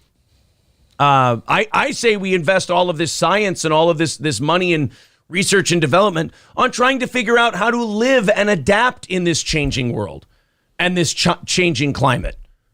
We've done it before. We'll continue to do it. Forget everything else. If you don't acknowledge anthropogenic global warming, then you are unreasonable. I just gave you my position on climate change. What part did you not hear? Again, you don't want to answer. See, I've answered your question. You don't want to answer mine because it's devastating to what you believe. I get that. I understand it. But I just want one person. And I'm sorry, I apologize for using Citizen M as the human example because I like Citizen M. But he's the nearest person I have to explain what I'm talking about. He's the most outspoken about it. The whole thing where you bring up the best point there is, and you go, I don't care if you agree or disagree with my point. Address my point. Address this thing that seems to be a big sticking point with these people you worship. And they won't. They won't address it. And you're just like, one of us is being very honest right now and being very open. The other is protecting themselves. That's dishonest. He says, yes, you don't think it's man-made, so you don't acknowledge it. No, Did I not just... Yesterday, we... Go ahead. No, yesterday we flat out said, like, it's a mixture of both. The climate is always changing. Like, the world changes on its own. It always has been. And then, yes, we've contributed some of it. Were we not listening 30 seconds ago? When I said, we interact with our environment. We do things that alters our environment and alters our climate. Yes, of course. Cows, animals, spiders, everything. We learned this in school, young man. Everything engages with its habitat, with its environment, with its ecosystem, and we all change the world around us, and the world around us changes us. That's how this is how it's worked since time began. So again, I've acknowledged it. Now don't be a coward anymore and go, why do these people who keep pushing this on you while they drive private jets and sacrifice nothing of their own, why do they have the answer, shut down all debate, and the answers for this climate change thing that's popped up in the last 30 years only seems to be the things they've always wanted for 60 years, and it all comes out of the pocket of you and I. Please tell me why that makes sense to you. But you won't. But you don't want to do that, do you, sport? Nope. I agree with SC Motorsports. Your downstairs bathroom caused global warming. Oh, is that what happened? It was all you cow. Son of a bitch, I did it to myself. It's all Aaron and his gastric problems. Now I feel like I owe Citizen M an apology. I've ruined. It's hard to breathe in this house. I've ruined the planet for him. I have lung cancer now. My bad, buddy. I'm sorry. Speaking of, you brought up the World Economic Forum. I got one clip today. Okay. I've got one World Economic Forum clip, and it's from Tony Blair. Now, you might be asking yourself, why is Tony Blair speaking at the World Economic Forum? Isn't he just like an old prime minister of the UK? Like he should. Yeah, I mean, it's almost like these world leaders kind of get bought and paid for by these massive billionaires. And then whenever these billionaires who want to reshape the world need them to come and say something that benefits their agenda, those world leaders are beholden to them, or they might show some pictures or videos of those people that might ruin their reputation and their families forever. Wow, this is no different to me than watching Obama, Bush, and Clinton come out and talk about the vaccines. Because that's who I need my vaccine commercials from. If you want to know who's really in charge, if you want to play this game that it's so funny to watch the Crowder stuff because you're like, oh my God, you're all little kids playing with Matchbox cars. Like none of you guys keep talking about your movement and the conservatives and the liberals. None of that shit matters because those conservatives and liberals aren't in control. These people are. Mm-hmm. And the fact that these people can snap their fingers and Tony Blair is there in a heartbeat to read their messages tells you who's in control. Because Tony Blair's just a retired prime minister. He should be able to go, no, go fuck yourselves, guys. I'm not going. I don't have time for this. But the World Economic Forum goes, Tony, get your ass to Davos. We need you to talk about vaccines and shit. He goes, okay, well, I suppose I can do that. It's like your boss calling you into work on a Saturday. You hate it, you don't like it, but you got to go. They're in charge. I sure do. It's happening to me this Saturday. I'm just kidding. So you got Tony Blair giving a speech where, again, some more quiet part out loud shit. You know, thanks for telling us. Thanks for just going. Thanks for showing us zero respect and going, hey, plebs, here's what we're going to do to you. Now go fuck yourselves. Go back and watch football. You need to know who's been vaccinated and who hasn't been. Why? Well, because if you're around an unvaccinated person, you might die, you know, because you're going to get sick. But you're vaccinated. I like that is this what we need to talk about today? This is the World Economic Forum. You need to know who's been vaccinated and who hasn't been. Some of the vaccines that will come on down the line will be multiple. There'll be multiple shots. How do you know that? Oh, they know. They know what's on the docket. Oh, no, I know. But money-wise. But you're supposed to keep that to yourself that you know. I'm not supposed to know that you know. Oh, we'll need to know for the new vaccines that come on down the line here. Like, what is it? Like when Marvel releases their movie schedule, we got 2023, we've got new diphtheria shot. 2024, we're going to do Guardians of the COVID booster 4. Coming up in 2025, we're going to do some Ebola shot thing. And then they've just got a big lineup of all their vaccines that are coming out. It is nice to know that. The way Tony Blair's talking, they got vaccines for diseases that don't exist yet. Absolutely, they do. That's how these things come to exist. They're just like, well, we got this vaccine, right? This is a great vaccine. What's it for? Oh, we haven't released it yet. We don't know about it yet. It's in case an elephant fucks a zebra and then somehow spreads to humans. It's just nice that we have these people to prepare us for that. So you've got to have, for reasons to do with the healthcare more generally, but certainly for a pandemic or for vaccines, you've got to have a proper digital infrastructure. You got to have a digital infrastructure for vaccines. Do you know what he's talking about?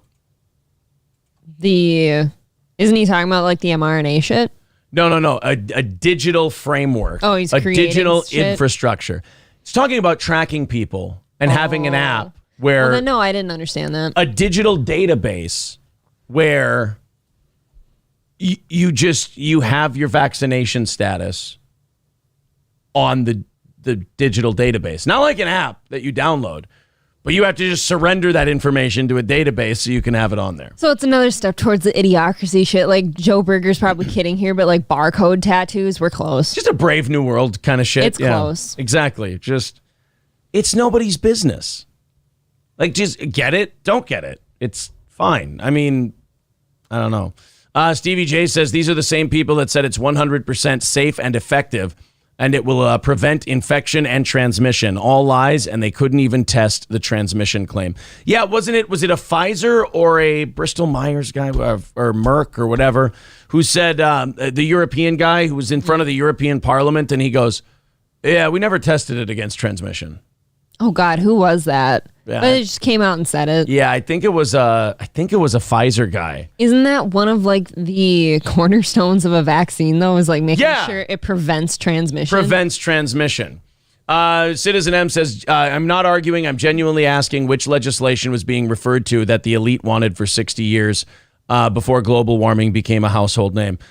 Just the general destruction of the fossil fuel industry, of mining, of all of it. This is something these people have been against for over 60 years, all the Mother Earth people. And then they found climate change and they pushed it to the hill. You know what I'm talking about. Don't play. Either you are dumb or you're playing dumb. Don't be, what's the line from There Will Be Blood? Don't be thick in front of me, Al. Don't waste my time either. We got a show to do here. Just say you're tapping out, you're not going to answer the question, and then we'll just move on. In fact, that's what I'm going to take that response as. Just being cute, not wanting to answer. Let's go to this story. This is a sad one. There's victims in this story.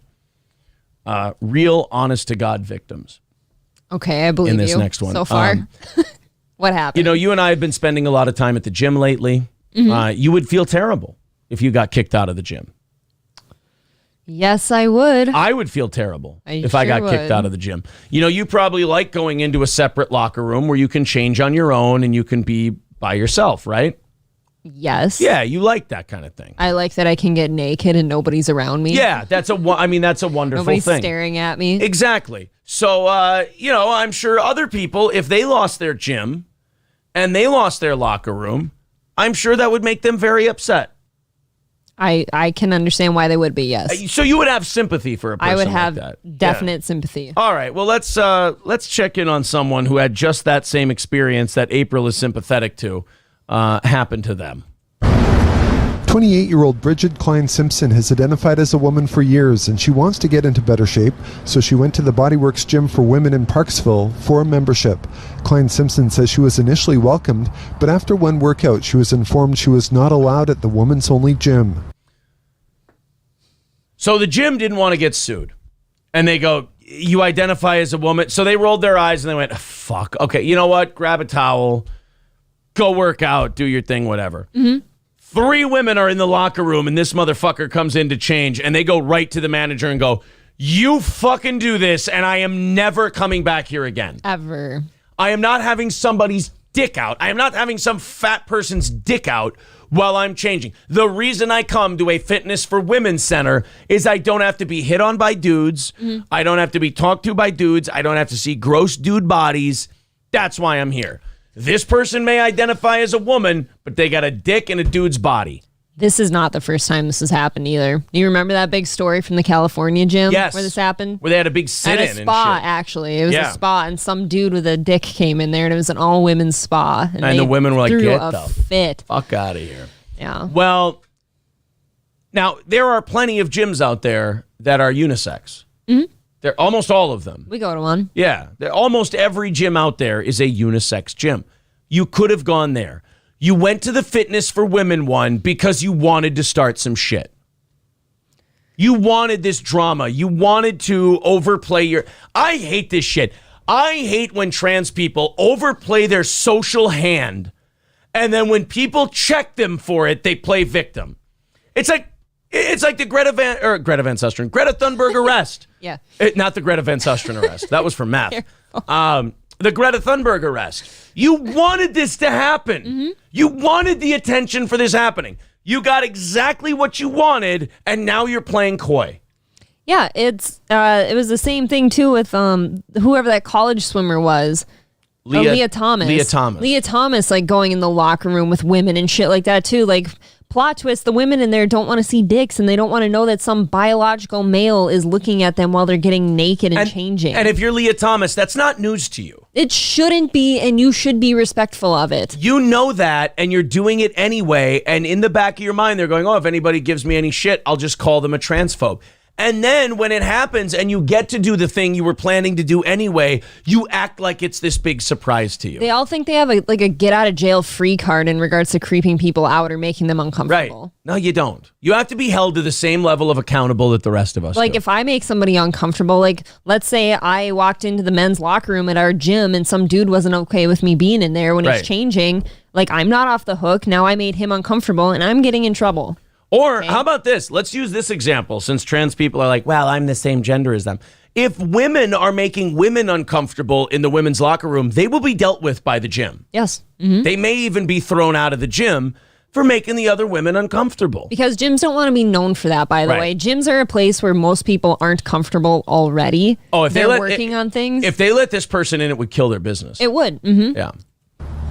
Saying, sorry, we made a mistake. You're not actually allowed to be here, but... No, I don't want you in my locker room. I'm sorry. I don't want you working out next to me. Like, even, okay, working out, maybe I'll draw a line if you got clothes on and shit. Locker room's off limits. You're a fat guy who put on a wig and then called it a transition. Yeah, this isn't okay. This is not okay. I'm always fine if somebody wants to be trans, that's one thing, but don't bring that into personal spaces. Right. Where things are compromised and different. They're weird, you know, like... You can identify... A locker room is a very personal place. You can identify as whatever you want until the facts start affecting other people. Yeah. There. That's the rule. Until the facts of your biology outweigh socially the thing you feel in your brain, up to that line, it's fine. That's a good way to put it. But when you start, it's like the old saying, my freedom to swing my fist ends at the tip of your nose. You can identify as a woman all you want. Biologically, you're a male. Those locker rooms are based on biology. They're not based on identity. Right. They're based on, as the boomers would say, pieces parts. They're based on that. So when your biological reality and the biological reality of the people around you clashes with your identity has to lose out. At your house? Reconnected. There we go. All right. Sorry. OBS problem. Refresh. Whoops. Refresh. We are good now. There we go. You guys have got it. There you are. Just stop writing the F's in the chat. We're good. I promise. It's okay now. Jesus. Yeah, it does, like... when it comes to personal spaces like that where people are undressing and shit, and like you said, like the pieces matter suddenly, like how you feel has to go out the door because it's facts versus feel. Right. Then it becomes a democracy. And if you're outvoted, you lose. That's how it works. Saying, sorry, we made a mistake. You're not actually allowed to be here, but you're more than welcome to use the co-ed facility. And I kind of just hung up. You kind of just hung up. So they accommodated you. They absolutely accommodated you. They told you where you're welcome. They accommodated you, but you didn't fully get your way, so you hung up. Boy, to me, that's the representation I get from the trans community pretty consistently. That's a pretty good representation of the trans community. You didn't give me absolutely everything I want based on the way I feel in my brain, so therefore I'm going to hang up the phone. I'm sorry, asshole. We're accommodating you. You made everybody here uncomfortable because of your own selfish reasons. You wanted everything your way. Fuck how everybody else in this public establishment feels. I'm going to do what I want. I got news for you, trans people. If cisgender people tried to pull the shit you pull, we'd be thrown out of every bar. We'd be thrown out of every restaurant. We'd be thrown out of every place we went to. Jailed sometimes. If we went, hey, the way I want things to be in my brain doesn't match what's going on for all these people. Make it change. They'd be like, sir, you're causing a scene. We're going to have to ask you to leave. Can you imagine if everyone tried to use that? Criminals and shit. Well, no, this is how I feel about the situation, though. Yeah. Well, okay, that's not how it really is. Right. And again, that identity and the way you feel is fine until it starts impacting somebody else. Then it's fuck your feelings, honestly. Then we have to go with what the facts are. Yeah. And the facts are you're a giant man in a wig and you make people uncomfortable.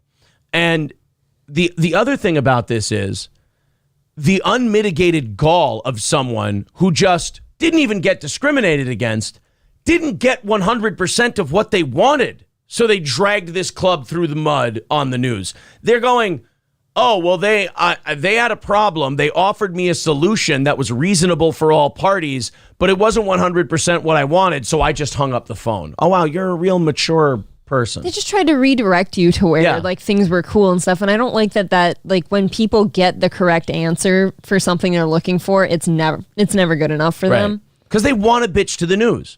It's like the climate change thing. When they get confronted with something that is very obvious and makes a lot of sense, they go, well, no, then I don't get to keep my moral outrage. Then I don't get to keep the thing that scores me social points and scores me brownie points. I don't want to get rid of that. So just ignore that and then claim victimhood status. I wonder what's going on with shit like all women's colleges and stuff like that now if people such as this fine gentleman are being let in. I don't know, but I know lawyers are licking their chops over it. I know. They're very excited. A lot of billable hours coming down the pike at like Sarah Lawrence College. How do you ever land on a conclusion with that shit?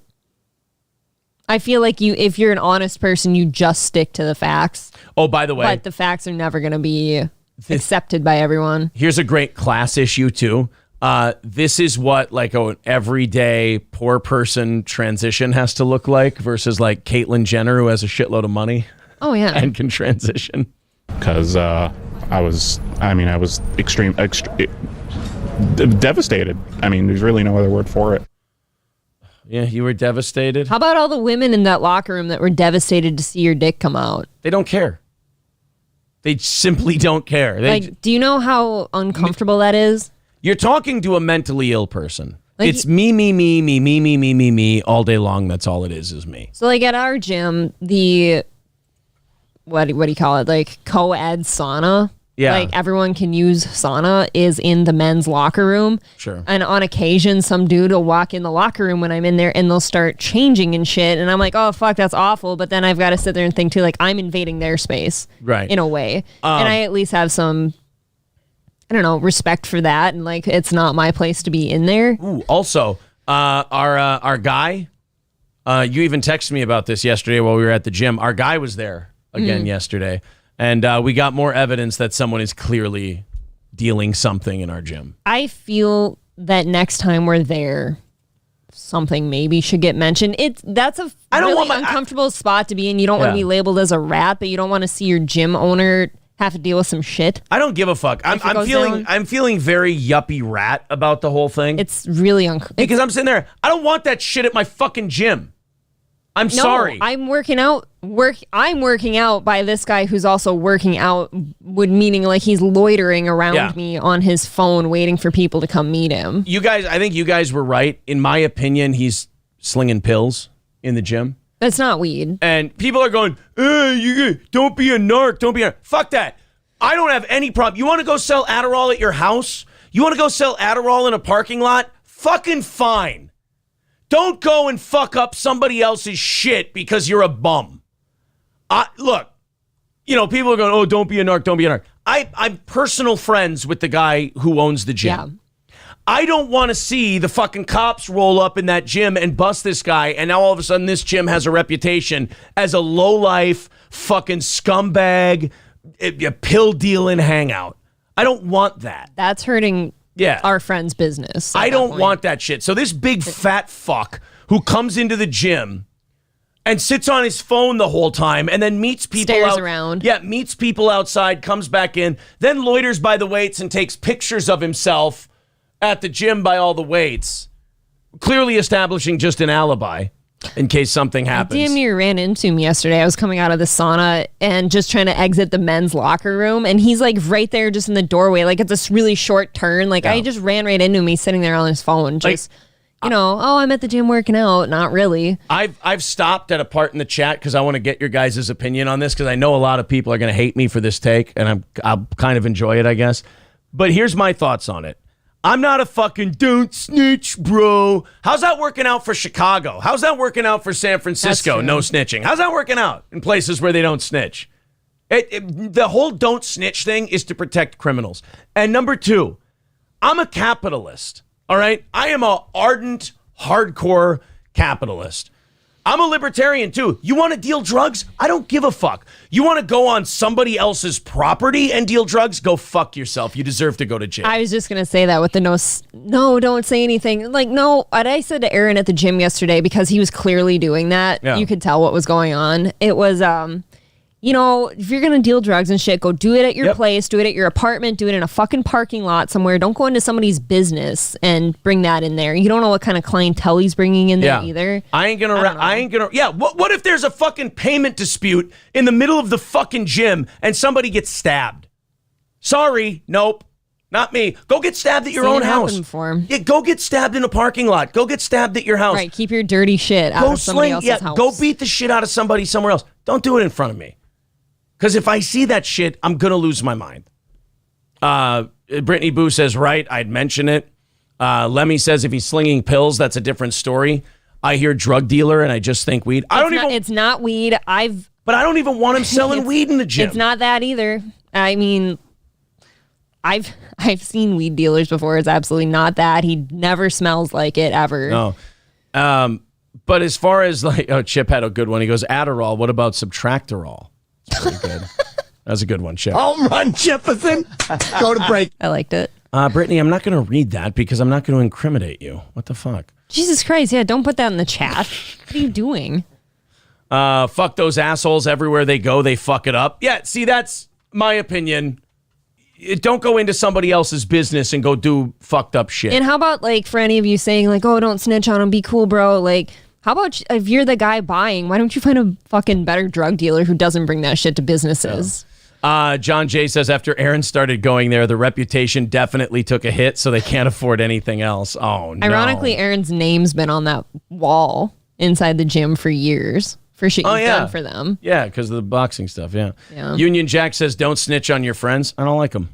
This isn't our friend. Yeah, I don't give a fuck about this guy. Fuck that. Yeah, Jive Turkey says go to a Taco Bell parking lot and do your shit. Exactly. Don't bring that into somebody's business. Right. You think I give a fuck about Adderall? Sell everything you want. Sell crack. I don't give a shit. That's how I feel too. Sell whatever you want, but don't do it in somebody else's house. Sell crack, sell meth, sell heroin. I do not give a fuck. Don't do it in someone else's private business. Well, and then for me too, he's usually loitering upstairs where I'm working out and stuff. So I'm just watching this guy uncomfortably do weird shit with people and just stare around. He's always staring. And it's not like a hitting on you type of staring. He's looking to start a conversation and stuff. I don't know. It's really uncomfortable. The Fired Ginger with $5 says, good take. It's one thing to snitch if he's doing it somewhere else. Yeah. Fuck this guy. If he was doing it in the Domino's parking lot, I wouldn't give a shit.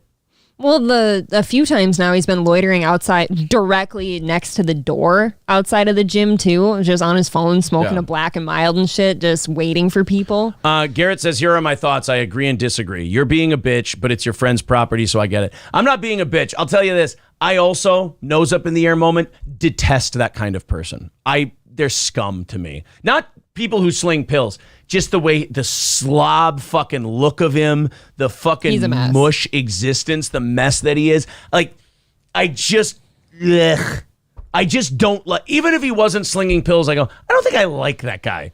I wouldn't, rat on him for anything. But if you're going to be obviously setting up deals of something in someone else's private business, you're a piece of shit. I just don't like, so no, I'm not being a bitch. I'm actually being quite, what is it? I don't know. You're being particular. What is it when you feel a sense of superiority to someone you look down? I'm being snooty. I'm being cunty. Can you just do your drug deals in private, though? Like, that's what I don't get. Why are you bringing it to a business? Yeah. Gravy Show says, don't snitch, but also don't put me in a position where I should snitch. Yeah, we've been kind of holding back on that guy for a while now. I feel like we've been watching that happen for a while and didn't say anything. Yeah. Riz Digga says, why don't you say something to the guy himself? Believe me, I want to. I want to say something like, rather than telling the gym owner, what I'd like to do is, hey, dude, between you and me, I know what you're doing. Take it somewhere else. Then maybe that's the solution. Go, hey, dude, between you and me, look, I ain't here to bust up your gig, but I like it here. I don't need this place involved in whatever the fuck you're involved in. I don't want this gym involved in it. Take a walk. Go do it somewhere else. Because he's not he's not an intimidating guy. I was going to say he doesn't look like the stabby kind. He looks like the weeping kind. He looks like a crier a little bit. A cowering He looks like a chubby blubberer, if you will. First name, last name says it's called policing your own. It's all about the world you want to live in. To me, it's a broken window theory kind of thing. I just want to keep the windows intact so all the big shit stays away. I mean, honestly, though, it would be extremely dumb to do it at your own place. Then do it in a parking lot. Do it in a parking lot. Yeah, I mean, any drug deals I've ever seen go down are all happening in parking lots. Every single one. Small egg picker with $2 says drugs are bad, guy. Of course. There's a lot of holy shit. I am way behind in the chat because people are just going nuts on this particular issue. Some people are all for criminals making other people's things shitholes, never their own. Exactly. Sounds like roids and painkillers, Aaron. You may as well tell the owner because the members watch the show. They are going to tell the dealer you're a snitch anyway. I don't think the people who deal with this guy are fans of our show. Here's my only problem sometimes with approaching somebody like that or tattling on them, I guess, is what if somehow we're wrong and now we're that guy? That's why I don't say his name. I don't know anything about him. I don't even know his name. Yeah. So, yeah, I'll keep it very vague. I could be just telling you a story. You could just mention to our owner that, hey, this guy has been acting quite weird around the gym. Could you keep an eye on him or talk to him?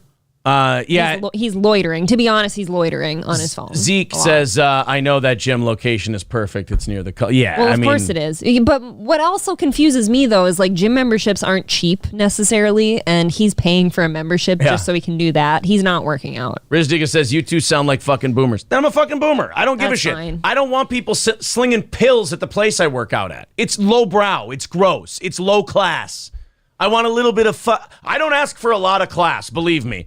Just a base level of class. Just to be able to go to the gym and not think that drug deals are going on around you would be nice. That would be nice. If I'm hanging out in a place where drug deals typically go down, then I'm the asshole for being there. Right, that's your fault. Yeah. You're bitching about it so much, but you won't say a word to the dude. Yeah, almost like I'm doing a show, Riz Digga. God, Riz Digga's always such a cunt. I'm just about at the end of the line with him. Just because he's always just that guy. Mm-hmm. It's a real dishonest attitude he has. It's just I'm always just gonna go against whatever the hosts on the show are saying. It's just he's kind of just gay like that. Imagine selling drugs at a gym and it's not steroids. Yeah, we saw one of his clients yesterday. It wasn't steroids. It definitely wasn't steroids. But Aaron, you are snooty and cunty. Exactly. That's my point. I'm being snooty and cunty. Pretentious. Thank you, Veldrain. That's the word. That's a good one. Yeah. Riz Digga grew up here. Yeah. Yesterday too, I was broken record. It's kind of joking, but I'm like, why don't one of us just go, hey, I'd like some of whatever you're slinging over here. Yeah, right. And just then, go undercover. He starts letting us know what it is, and then we've got it. I don't know. Yeah. I would never want to talk to this guy. I just, to me, it's just people are they're all 6 years old and 5 years old when it comes to the snitching thing. I've always looked at people who, like, under any circumstances, they're like, I don't snitch. I'm like, oh, so you're in kindergarten. That's fun. You have a kindergarten's grasp of how a society works. That's wonderful.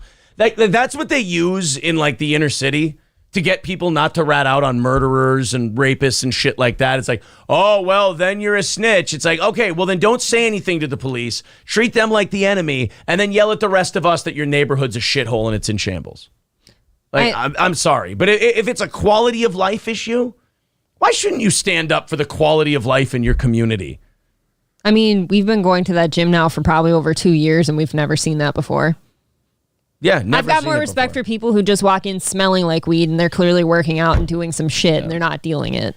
Zen Rhino says, if you're going to confront the guy, make sure you're wearing your Juggalo face paint so it's extra intimidating. How about Sting face paint and I bring a bat? Well, that'd be scary, of course. I kind of agree with Marquise. He commented, though, and said, I wouldn't recommend approaching him yourself. Like, if you're right or you're wrong, that could go badly.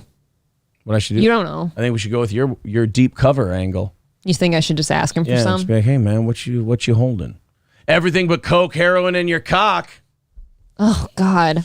The Gravy Show says it can help you legally to not snitch, but yeah, you better hit this dude with a buckshot lariat.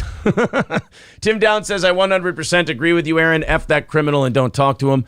That rational, and you're not dealing with a rational person, just tell a friend. Look, it's not even to me that, like, oh, it's, he's a criminal. It's not even that he's a criminal. Like, the criminal element, I don't even think what he's doing should be illegal. It's the fact that you're attracting garbage people to the fucking place I go work out at. You know what it is? You're bothering me. It's like the trans person story we just did.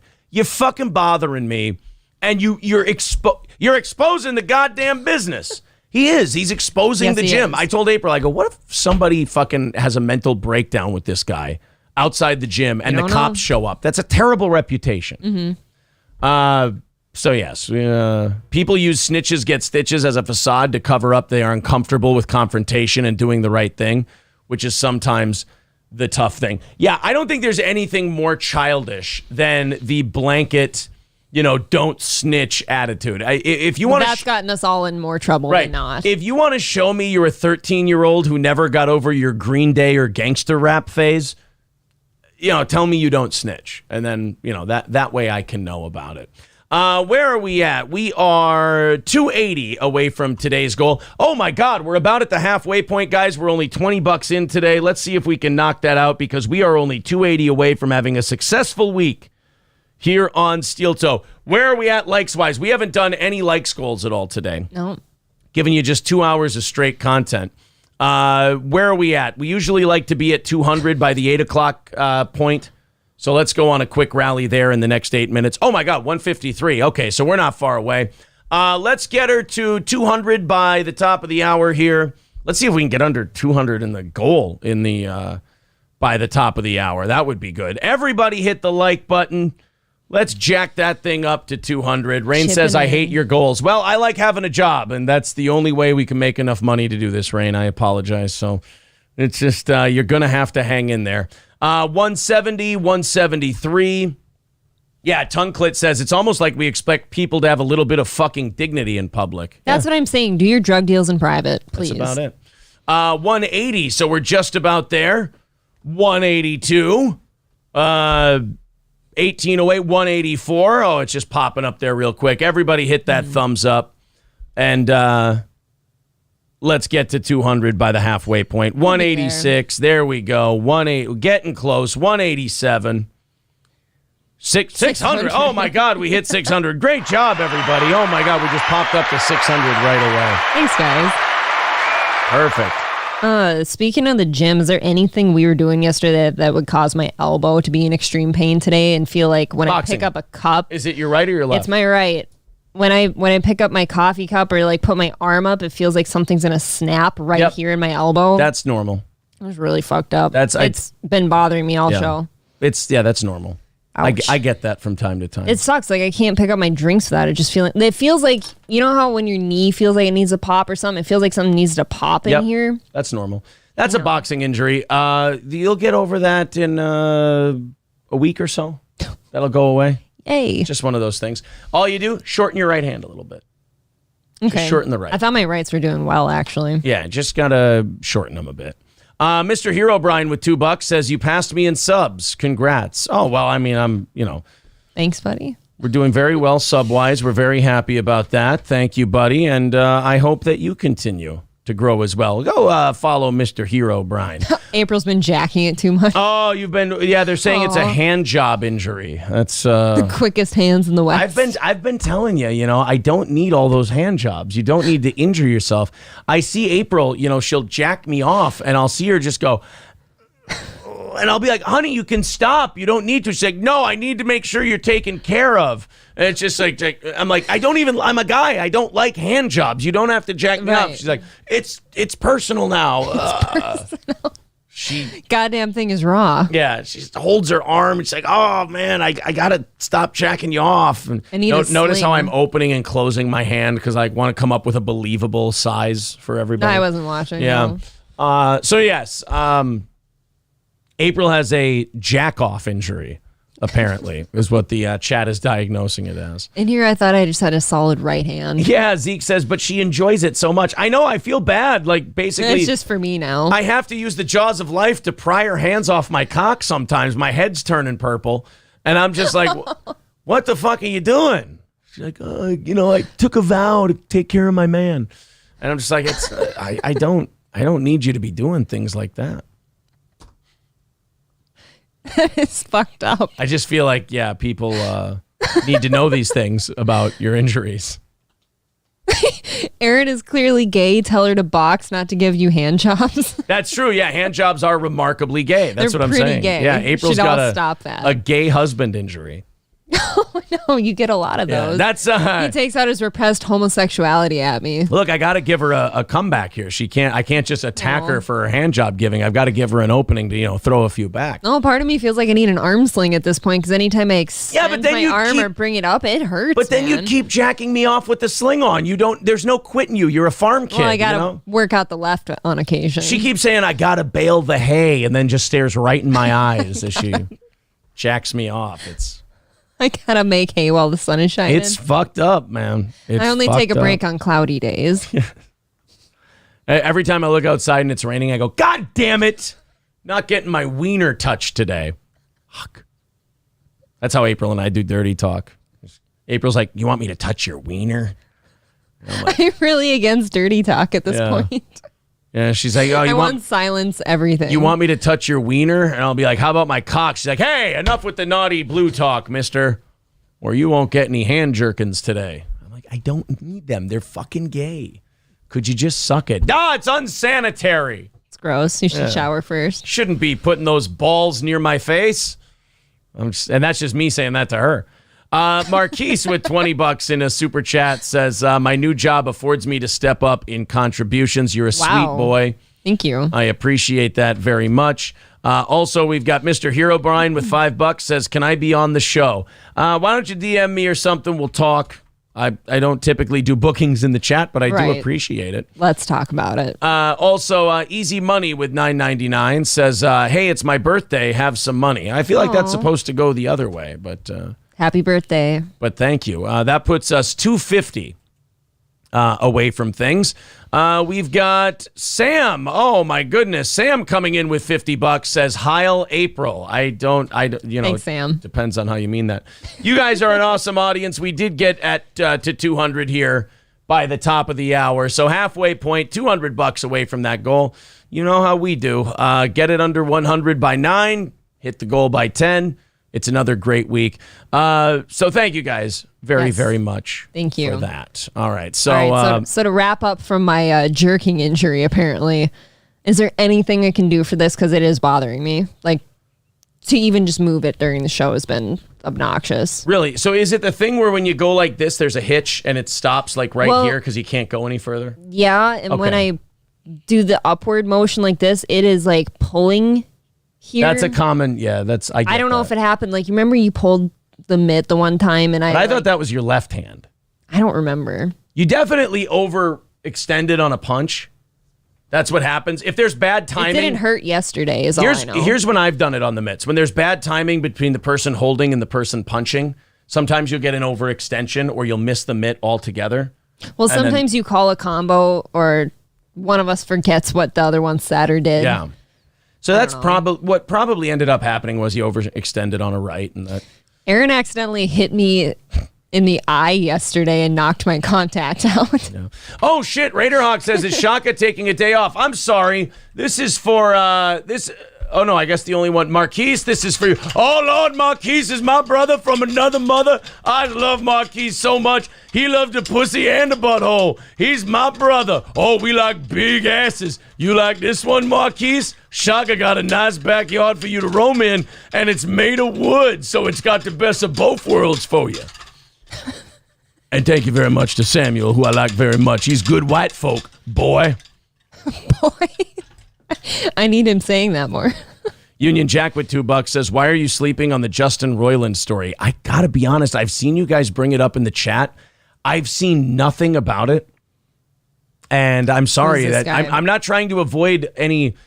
I'll be very honest. I don't know who Justin Roiland is. Me either. I'm a piece of shit for not knowing. I 100% consider this my fault. Bandit of 71 with $50. Thank you. Bandit, thank you very much. You're a bandit. You stole my heart and soul, brother. Thank you very much for your kind donations.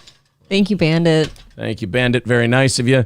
That's going to make it 150 away from today's goal. So we're looking solid as a stone over here. Holy shit. So you know how I said you accidentally punched me in the eye and knocked my contact out? Yes. Somebody said, well, maybe you should just not accidentally forget to do the dishes next time. I mean, they raise a good point. Maybe you should make him a sandwich. They raise a good point. No, I was holding mitts for April. It was more innocent than that. And what we're trying to do is I'm trying to get her to have distance on her jab because it's something that you'll struggle with forever. I still struggle getting full extension and turning my hips and shoulder on my jab. Which is important if you want to keep distance. So I was backing up as the guy holding the mitts because she kept coming forward, which is okay to come forward with your jab, but what we were working on at the time was distance. And, catch the left, and she kept shortening her jab. Like you don't want your jab to land here. There's nothing on that. And plus then your right hand is smothered. There's nothing you can throw. So we're trying to get distance. And so sometimes I'll take the open part of the mitt and push it against her gloves and I'll go, you got to get back. And one time I gave her a get back and the glove was down and I just pie-faced her and knocked the contact out. Awful. It was the weirdest thing ever. I got hit in the eye and my whole contact just fell out. And then I'm running through all the dirty list of shit that might be on that ring mat. And I can blood, sweat, vomit. I can attest for the owner that is a very clean mat that gets bleached every day. Look, it's just a thing your head goes through, and it's like the thing that goes in your eye is laying on the floor now. Yeah, it made me nervous. It's very, very clean. I can attest to that personally. I've licked it. No, I'm just kidding. Oh. I've bled on it. Stop that, really. I've bled on it. I've seen you bleed on it. But I haven't. He free bleeds all over it. Yeah. I walked into, I guess the guy you would call our gym champion. I guess that's. John? No. Avery. Oh. Our kind of the guy at the gym. He was getting me ready for a fight. And his way of getting you ready for a fight isn't fighting at the level your opponent's going to. He just fights. I think he's itching for a fight and he really wants to get back in. Because he gives you his all every time. And I was, towards the end of a round, I was on the ropes and I was just trying to kind of get one way or the other. And I went this way as he was throwing a right and my nose went right into it. And he hits like a truck. Like he's a very good fighter. Yes. And I completely went back against the ropes. My legs gave out. It was a good buzzing shot. And my nose just started pouring blood. It was a... Was that the one I was there for? Yeah, needless to say, it was... Needless to say, the sparring session was over after that. You kind of wrecked it for everyone. Exactly. Dad says, stop punching our little April. Spank her ass when she needs correction. I was the one getting spanked yesterday. Well, his hand might break if he spanks me, so April, I got some cheeks on me now. I was the one giving her I was the one getting spankings yesterday.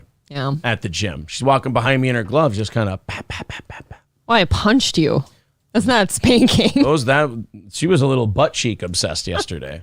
It's a lot of butt cheek. Make them tougher. A lot of butt cheek love. Trying to toughen you up, mister. In the gym. God, I didn't know his name was Justin Moreland. I had heard about this story. Roiland? Roiland, I'm sorry, Moyland. He's a Moyle, don't you know? God forbid. Well, he's behaving like one. Justin Roiland, the co-creator of Rick and Morty, is awaiting trial for domestic violence against an ex-girlfriend. If it's an ex-girlfriend, can we stop abusing them now? Well, she might have been the girlfriend when she was being abused. Okay. I mean, now she's the ex-girlfriend, so she got something right. I mean, there is that. So this guy, by the way, anyone who creates a Rick and Morty, you tell me he's bad with women or a creep or any, I believe it 100%. Oh, because yeah. anyone who creates these nerd phenomenons almost always ends up being a closet creep. I would completely agree with that. Yeah, and by the way, this guy looks like a fucking... He doesn't look like... He looks like a guy who gets... a douchebag. He looks like a guy who gets beat by his chick. I would have definitely, I would have said that this guy, if you said, oh, what'd he get tripped up for? I would have said Me Too or child stuff. Yes. A guy like, hold on. Give me a second. I almost didn't make that sneeze. I held it in as long as I could. But I feel like another one could be coming. Lucky knows. Yeah. All right. I think we're in the clear. So this Justin Roiland pled not guilty to charges from May of 2020. He co-created the animated series Rick and Morty and provides the voices for the two title characters. He's awaiting trial on charges of felony domestic violence against a former girlfriend. Corporal injury, false imprisonment by menace, fraud, violence, or deceit against the woman whom he was living with at the time. The woman is not identified in court documents. It happened in 2020. Roiland and Dan Harmon created the animated sci-fi sitcom about a mad scientist and his grandson, both voiced by Roiland. It was aired for 6 seasons on Cartoon Network and has been renewed for a 7th. Well, I mean... So that's his thing? I thought his thing was like he was a creep and he was like some kind of like a sex weirdo. Oh, here we go. This is the one that I saw. I didn't know. So there's more? Yeah, Rick and Morty creator Justin Roiland's leaked DMs to a minor are going viral on Twitter following the news of him facing domestic assault charges. So this all came out because of the domestic assault charges. It opened the door, yeah. Other purported victims have come out to say that Roiland manipulated them, sharing old text messages between them and the writer as proof. The creator of the popular animated series Rick and Morty is facing domestic violence charges over an incident involving the ex-girlfriend, so on and so forth. But he has yet to address the leaked messages he reportedly sent to minors on social media platforms. So we've got like a Dalia thing going on here. Why do we do these things? I never understand why anyone, first of all, needs to contact minors because there's plenty out there. It's something, age, to me, it's something in your brain that cannot be fixed. It has to be because I could never imagine going after a minor. Maybe we'll find it someday. Maybe we'll be able to program it or deprogram it or whatever. But I just feel like that being attracted is a mental thing that you just kind of have or you don't have. Because like when I was 16, obviously I looked at 16-year-olds and with tits, basically, that's all you needed. And I went, oh man, oh shit. Like there's something just genetically in you. They're your age or whatever. Tits. But then as I got older, like you'd see a 16-year-old and you'd be like, that's not even a complete human. That looks like an embryo. That's a kid. It's like an egg. Like you see a high school girl and you go, it's like there's parts of them that are an adult, but then there's other parts you look at and they're a baby. You're close. Yeah, it's just like there's this weird deformed adult in front of you. And you're just like, there's something very unappealing about that. I still got like a weird baby face going on that's still got to like fall off. But then I guess with some people like Justin Roiland, they don't get that. But that's what I don't get. Because like I would never look at a teenager and be like, oh, I just have to have them. Yeah. No way. And what kind of teenager is like looking at a 30, 40-some-year-old man and being like, oh, I guess, I'll tell you, somebody who's famous. I guess, you know what? In this case, they weren't. In this case, he sent them DMs. Yeah, but if you... Hold on, though. Like, then if the minor is messaging back with this guy, though, too, I don't totally let that person off the hook. Like, if you're a minor and somebody older than you is messaging you, probably don't keep going after them. Like, don't message them back. I'm fine with it. until, What? like, if they keep doing it to the point where it gets sexual and you keep going with it, then Where that's else does it fucked go? up. Why else is the adult talking to the kid? No, first of all, if you're 16, you're stupid. So if like the creator of Rick and Morty DMs you and goes, "Hey, how's it going?" I don't begrudge a 16-year-old for responding to that Okay, DM. if I message back, I'm like, oh, sure, cool. The guy from Rick and Morty is messaging me, but that's what I I also mean. know what he's doing. I'm not retarded. At 28, you do. At 16, like, why is an older guy ever talking to you? Ever. Ever. Maybe. Like, you've gone on entire rants about this before, about how stupid Those are women kids. Like, women are dumb, but Come on. kids are dumb. Kids are dumber than women. So, like, women at 30 can have a guy come up and talk to them, and they have no idea the guy's trying to fuck them. 16-year-olds are even dumber than that. 16-year-olds are innocent and stupid. I feel like that's all you think about at 16, though, is like, oh, who's hitting on me and who's not. Maybe. You could be. I mean, look, you've been a 16-year-old girl before. Yeah. I will say, I will admit something. I have not. I will completely admit, like, when you're a freshman, sophomore in high school, and if you got like a junior or senior guy talking to you, there's no question in your mind. Okay, when you were 16, if Royland, the creator of Rick and Morty, DM'd you on Twitter, you know exactly what it's about right away? I would assume there's something up, yeah. Okay. That the guy's not going to message me for no good reason. I guess, yeah, I'm a guy. If I was 16 and he serious? messaged me, I'd be like, oh, cool. Fucking the guy from Rick and Morty. Like, Yeah, if but he was he's- gay and he DM'd me at 16, I wouldn't put two and two together. What I'm saying, though, is if you're a 16-year-old and you've got this writer of Rick and Morty talking to you out of nowhere, you have to assume something's up. Yeah. SC Motorsports is pointing out, I said I've never been a 16-year-old girl. SC says, Aaron, your tits say otherwise. But I haven't, I promise. When did they come in? Probably about 10. Oh, really? Were you a chunky little kid? I was, I yo-yoed, man. Really? Yeah. Kinda, Okay. You know. I know what you mean. I kind of, you could take a look at my pictures grade to grade and you'd be like, fat year, not so fat year. Fat year, not so fat year. I don't think I ever was fat by any means, but you could tell when I was younger, like I had more of a baby face, like Yeah. my face was rounder. When I stopped playing football, I shot up like 4 inches and 25 pounds. Like it was my sophomore year. I was When done. you stopped playing? Yeah, I stopped playing football. That's not true. I stopped playing football while I was growing. So my freshman year, I went from 5'10 to 6'2. And I went from 170 pounds to 220 pounds. Between freshman and like not between You freshman were and sophomore year, this but during, weight Yeah. at that age. Yeah. Wow. I- That's got to be a bigger looking kid, though, right? I wasn't a little fella. That's for sure. Interesting. Yeah. I was this size when I was well then, you know, then You my weren't that tall, but you were that size. I was Like about an inch or two weight-wise. shorter than I am now. Yeah, Right. but So I was that weight gets 220. distributed differently. But then when I was a junior and a senior, when I hurt my shoulder, I couldn't play baseball anymore. I took up boxing, and then that'll throw some weight off you. Especially I wasn't lifting weights, so it was all just cardio. I got really skinny. I went to like 190 pounds, and I looked like a ghost. That's a lot of weight to yo-yo. Yeah. 220 to 190? Yeah. Well, I mean, it took place over like 6-7 months. When you're Still a ton of weight. Dude, when you're 17 or 18 years old, though, like you lose 3 pounds just not eating normal in a day. It's wild the way that shit works. But yeah, now it's just, you know, you and I are going back to the gym and we're finding out how much of our weight was just atrophied muscle. I've been 5 times this week.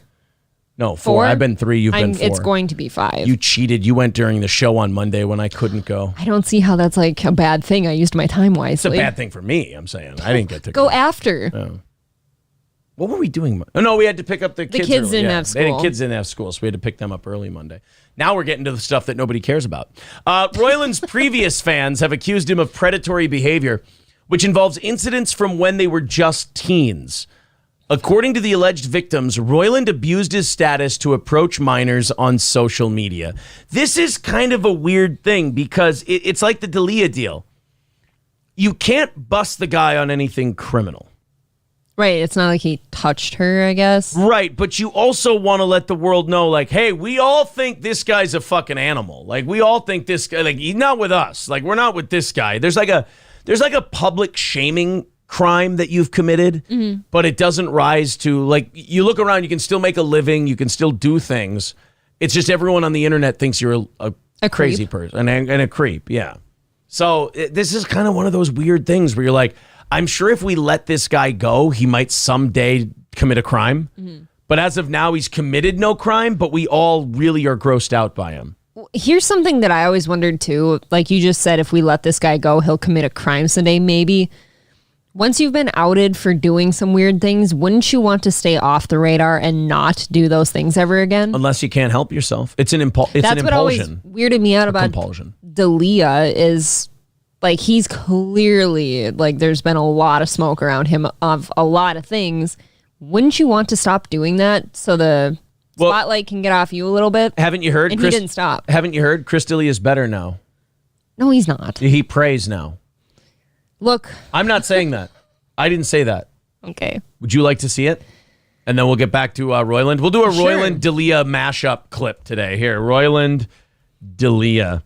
We'll do them both. Yeah, Chris D'Elia, he prays now for his haters. Oh, he prays for the haters? Yeah. Not even for his own, like, well-being. It's for the haters. Yeah, it's reacts to insane mega preachers. That's not it. Where is it?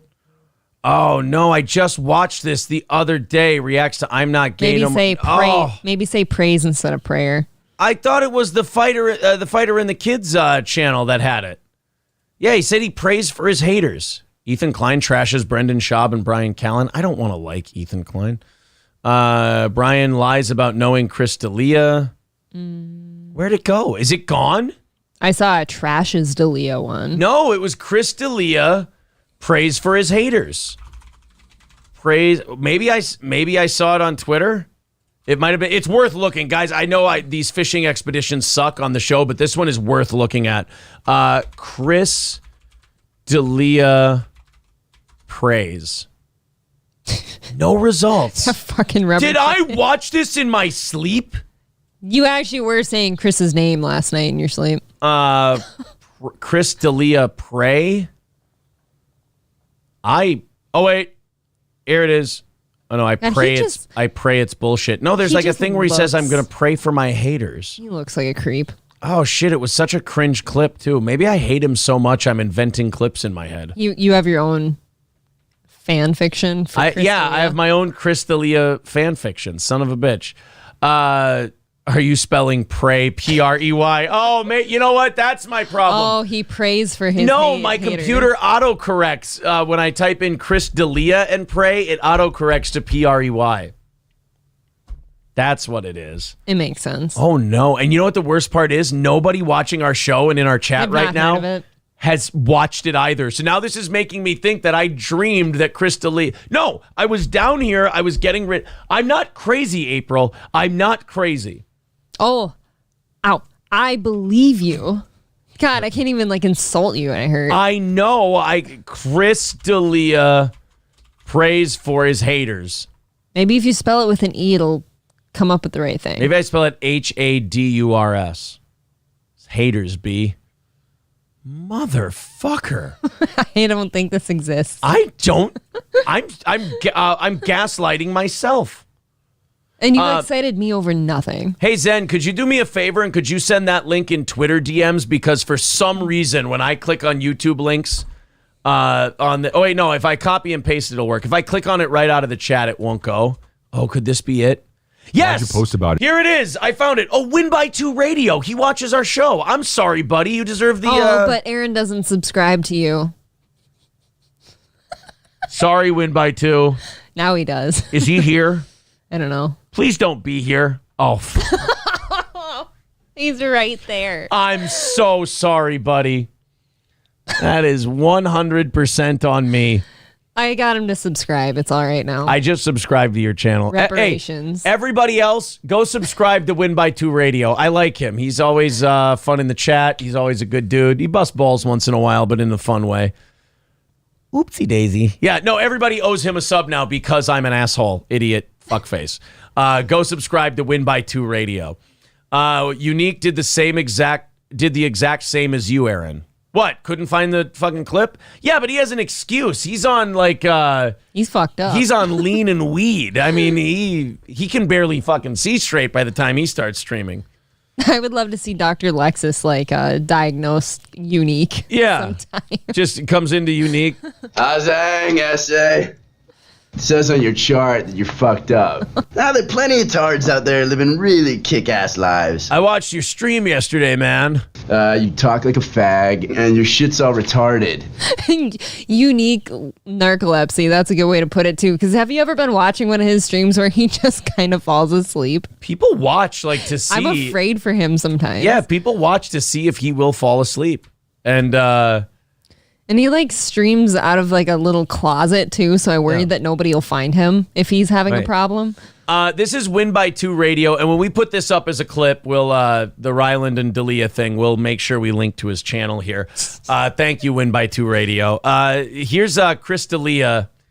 Again, I don't think this guy could have more of a guilty conscience and be slowly kind of letting it out. Mm-hmm. Like the Snapchat, his face going white when they tell him that Snapchats can be saved. Yeah. Or when the new accusations come out and he brings his wife on his podcast to talk about how much into older chicks he is. She covers for him. Oh, she's so gross. So she's clearly in on it too, obviously. Yeah. I don't. Crosby's wife did the same thing, right? Basically. Crosby? Or Cosby. I was going to say, he died, you piece of shit. Cosby. Yeah, Camille. Camille. I have Crosby on the brain. Well, you see, Camille covered for me and Chris D'Elia steals all of my best bits. Chris D'Elia, I told him to put the Spanish fly in the wine, and he said, why don't you use Snapchat, Bill? And I said, I can't get it on my jitterbug. I had Chris D'Elia write a couple of jokes for me, but they all started with a high school sophomore walks into a panty party, a doop. Your little turtle mouth is so funny. You like the Bill Cosby turtle mouth? Every time I worked with Chris D'Elia, I would put I would put the Spanish fly in the ladies' wine, and he would put a Quaalude in the kids' juice box. He would take the Quaalude, he would put it in the juice box, and he would shake it up like wazzle-de-whistle-de-bop-de-bam, and then the kid would take the sip of the Quaalude juice box, and then all of a sudden, Chris D'Elia would call himself Santa Claus, and he would ask the child to sit on his lap. Only the child didn't know was Chris had a 6.5-inch erection measured from the base of the balls to the tip of the penis. No. That's when Chris D'Elia and Bill Cosby worked together. I think they should actually get together and start doing a tour. Was there anything you would like to know about Chris D'Elia since the documentary has come out? I've been telling all of my stories. Is it true? Is it all true? All I know about is he would call his 6.5-inch erection measured from the base of the balls to the tip of the penis his candy cane. He would do this joke whether it was Christmas time or Easter or All Saints Day or All Hallows Eve. He didn't care when the Santa Claus joke got used as long as the Quaalude got into the juicy juice. Boop. That's all I needed to know. Thank you very much for your time. Would you like a glass of Merlot? No, thanks. Okie dokie artichoke. All right. Your little chin does a thing when you do that. All right. Well, Bill Cosby, look. It's very flattering to the chin. Yeah, I thought we were going to get some dirt out of Bill, but, we got some stuff. It's pretty gross, but it was off-putting. Yeah, we got to still investigate a little further. This is Chris. So Chris D'Elia so far, to cope with the latest accusations, has brought his wife on his podcast, because he loves her so much. And she clearly loves him too, right? Of course. And then she brings up on the podcast, totally unprompted by him, that all of his hall pass girls are in their 40s. And Chris, you're really oddly into older women. Oh, yeah, I like them older. My DMs say the opposite, but thank you, wife, for running PR cover for a guy who's been nothing but a complete bag of shit to you your entire life. Well, maybe all those 40-year-old women just identify as, minors online. So we have those, and now we have this. Again, tell me the internet's bothering you without telling me the internet's bothering you. Why'd you post about it? If you were Christian, you wouldn't. And I was like, guess what? Not Christian. Ugh. But I kind of am, you know. I've been praying a little bit, been trying. Feel phony when I do it, but I still try to do it. Feeling phony shouldn't feel weird to you, Chris. Also, yeah, you should be used to it by now. Praying is like kind of, okay, pull the curtain back. Like the whole thing about praying is like you've got faith in whatever you're asking for. Yeah. Praying is wishing. Praying is wishing, but you're having some faith in it. So, I mean, if you're feeling phony, I don't think you're really doing the thing. Yeah, I don't think you're doing it right. I pray for my enemies. Did you know that? I pray for my enemies. I do. I pray for my enemies and I pray for my haters. And I got to be honest, it's a little bit because I heard, you know, I've heard Tupac did that. He died. And, you know, a lot of good hit. It did him. He wound up dead. But I'm saying. Imagine being a white guy with neck tattoos and doing something because Tupac did it. I hate this guy. Hey, you know what? Tupac pretended to be a gangster when he was really an art school kid. So I guess Chris D'Elia's doing a similar thing. He's pretending to be a family man while being a complete sex pest creep. Yeah, they're totally the same thing. So there you go. Yeah. You know what? He's just in Tupac's before Death Row Records phase, where Tupac was just like being really shitty to women. So that's the part of Tupac. He's like Tupacalypse Now Tupac. He's like an onion and you got to keep peeling back these sex pest layers. Yeah, to get to, like, exactly. the real good family man in the middle. He's in Pac before jail mode, you know? But, you know, honestly, did he live the life he was supposed to? Because he's influenced many people. And if he didn't die, would he have influenced that many people? I don't know. But all I'm saying is I pray for my enemies. Yeah. And so that's what I do now. He just and compared I do that, himself and to I do it Tupac. honestly through gritted teeth. But I feel like the more I do it, the better I'll get at it. And I think I'm missing the point, honestly, because I do it like. You know, by the way, you don't have haters. You have people who are judging you because they've heard from the people themselves the horrific and terrible shit you've done. They have receipts. They've showed them multiple times. You don't have haters. You have, like, having a hater is like, let's see, who has haters? Nickelback. Nickelback has Chad haters. Kroger. Nickelback has done nothing to anyone. Yeah. Ever. Nickelback has never done anything bad to anyone. They've just made music. You can choose to listen to it. You can choose not to listen to it. They have haters, just people who hate. A hater is someone who just goes, I fucking hate that. I don't know why, I just hate it. Chris D'Elia has judgers. People with eyeballs. Chris D'Elia has people with eyeballs who have seen what he's up to and have made a moral character judgment about him. That's not a hater. That's a person with eyeballs and a working brain. That's totally different. I love how he's like, hey, I pray for my haters. Aren't I gracious? You're a fucking creep. Like, pray for your haters. Pray for you. They don't need to be prayed for. Some forgiveness here. In terms of morality, Chris, they're on solid ground. Your soul is shaking. Yeah, maybe pray for you and then the victims, Yeah. the people you've done things to. Pray for you to have the self-awareness to realize what you've put your family through. That too. Pray for your family. Yeah, in making them cover for you. Like, and fucking, you know what? I'm going to pray for this motherfucker. But I'm getting better at it because I want to be open and I want to have love for all. And that is the goddamn truth, dude. That's the goddamn truth. That's like saying true story, true story. That sounds like a fat white woman that does like the hand things when she talks. Oh, God. True story, true story, true story. I don't like the look of him. Like, he looks the part in everything. He was like destined to be shit. Just destined to be a douche. Oh, he was God. created in a CIA douche factory. Yeah, Win by Two Radio says he should be praying for his victims. Yes, that's what I said. That's who he should pray. Pray that they can have some healing and forget everything. The woman who had to go on all fours in a bathroom because you said you'd kill yourself if she didn't. Pray for her and what you've done to her. Yeah. Gravy Show says Chris D'Elia Cavelli, ambitions as a pedo. Peeped a weakness in the pedo game and sowed it. That is really cringy when somebody that just a shit person like compares himself to somebody that's nothing like him. Bow down in the bathroom. Hope Chris is listening. Taking pictures on all fours. See the floors, how they glisten. I'm hitting send. Bless me, please, Snapchat. Yeah, that whole thing about like true story, man. That's the truth. That's the goddamn truth. That's the goddamn truth. You know how someone's lying? They're really aggressive about how truthful That's the something is. goddamn truth. That's exactly what I don't do creepy shit to women. Oh. So it's, Oh, well, now I believe you. yeah, now if you wouldn't have clapped promise. your hands, I wouldn't have known. Yeah. I mean, your old tour manager, dozens of women all have the same story about you. Mm-hmm. But you're going to pray for your haters. All those tattoos. The tattoos, too. I mean, come on. People say don't judge a book by looking at the cover, but this is a Oh my shitty God. looking cover. The book matches the cover, okay? Stevie J, Crystalia, I bang old women. Here you go. I believe you. So now, since we're doing a double shot, Crystalia and Justin Roiland. I think, by the way, that he got the whole haters thing probably from Brendan Schaub. They spend too much time together, and he always talks about the haters bee.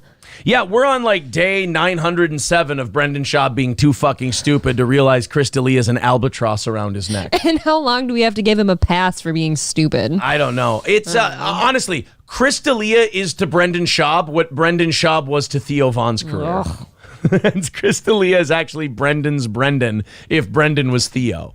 He needs to get rid of him so he can go be a bigger deal. Oh, man.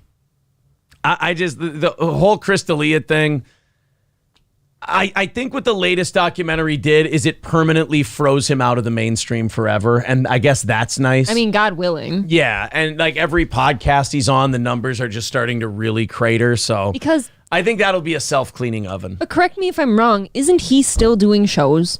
Yeah, but with Brendan and that whole thick boy No, thing is going I don't like mean this. podcasts. I mean, comedy he's doing shows. comedy shows. Well, yeah. I mean, there's... Who is booking that guy?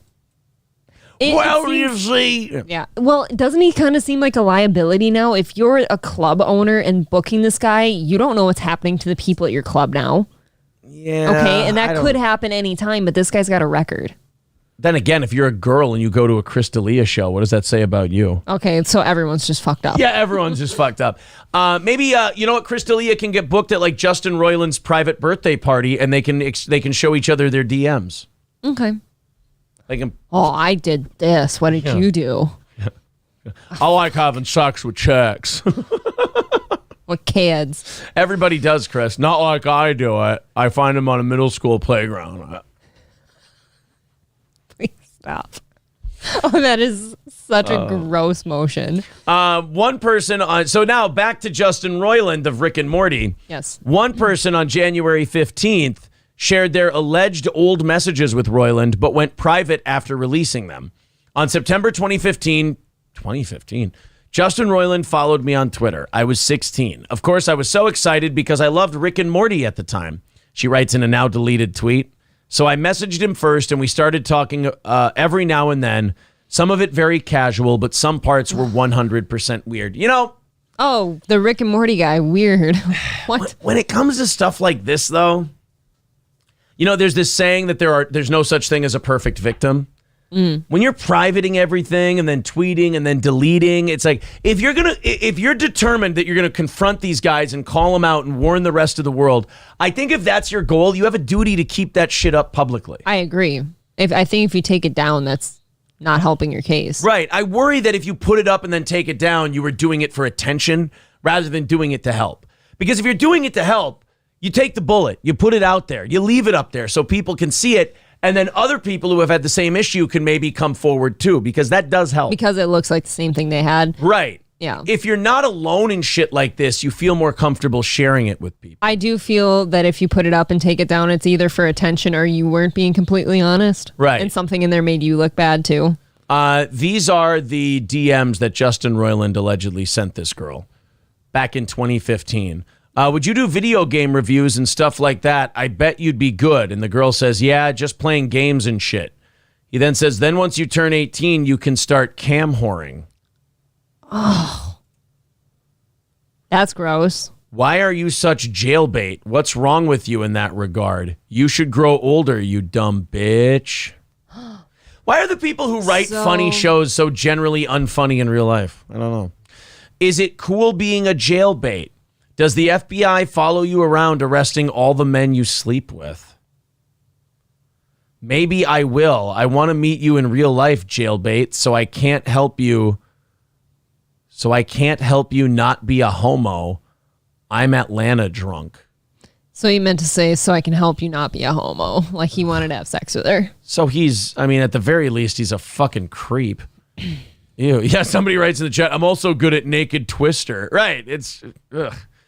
There's more of God, these. those are really both retarded and nasty. Yeah. So we don't have, oh God, I can't make these any bigger. We spoke, this is just someone talking to someone else about the Royland messages. She was right. One of the things Royland apparently sent to the minors said, you should just run away from home and go into sex slavery, you fucking stupid gay F-word bitch. I see, like, to me... Somebody needs to take his phone away when he's drunk. To me, what these are reading like, and I don't know, only seeing snippets of it, what the Rick and Morty guy is looking like here is a guy who's hitting on minors, failing, and then lashing out at them. Right. Like, that's kind of what it seems like to me. When the pickup didn't land, when his attempt didn't land for the other person, then he's angry about it. You jailbait piece of shit. I mean, he's either trying to be funny and failing, or he's talked to these young girls and they either said something shitty to him or rejected his advances, and now he's like being a real asshole to him. It's like Tony Soprano trying to pick up on his therapist, and she's kind of like poo-pooing it all, and he walks away, you dumb cunt. Yeah, exactly. All right. Sorry. I loved you a second ago, but... Yeah, here's the next one. Oh, yeah, sorry. At the airport, it's insane in the membrane. Ew. Don't ever fucking say that. That's gross. Cypress Hill doesn't even want to say that Cypress anymore. Hill doesn't want to hear you say that. Yeah, what time is it there now? 11:37. Oh, so rate. Oh, shit. Cancel him for Chinese talk. We got him. I know Hollywood's okay with the pedo shit, but they don't like the Chinese rate instead of late thing, April. No, I guess not. Get him. Get him. Is so rate and me so Chinese. He just wrote it. I didn't have to read it in the Chinese voice, but I did. What does that say about me? I don't know for sure. I'm the one who... you should read it. I'm so rate and me so Chinese, but how I read it was, is so rate and me so Chinese. You like it up, Hannah Wonton? Yeah. So then she writes to him, I have school tomorrow. See, okay. Up until this point in the conversation, if you don't know she's this age, okay, you're not a creep yet. But the minute she goes, I have school tomorrow, I go, ah! Okay. Fuck! This is also where I won't let her off the hook either, is she should have stopped talking to him long ago. Yes. You have to stop talking to these people. You should just run away from home and go into sex slavery, you fucking stupid gay F-word bitch. And then he wrote JK. Well, at least he's just kidding. Yeah, I bet he's just JKing. Yeah, this guy's a fucking creep. In the screenshots below, Royland tells the young girl to start cam whoring once she turns 18. He also kept referring to her as jailbait. Is it cool being jailbait? We read those. A different woman, Cunt Fibers. It's kind of a fun name. Cunt Fiber. Shared her own social media encounter with Royland, who randomly asked her years ago, are you going to get Morty tattooed on your boob, licking your nipple? If not you, then who? So he doesn't have a lot of game either. Most of these guys don't. If you're creepy, they don't have game. That's the thing. These guys who create these nerdy comedy shows that, people seem to really enjoy, it never surprises me anymore when they end up being actual creeps in real life. Nor should it. No. Royland accused of messaging and manipulating minors and several women. One user, Opossumopunk. See, there's something about these accusations when you read the screen names. You're like, guys, can we just use your real names? Like, lend a little more weight to this? Well, then they can't be as edgy online. I guess. Took to Twitter and Facebook to reveal how Royland manipulated her as a teen. He first messaged me on Twitter in January 16th after following me a while before that. I was 16 years old, she wrote.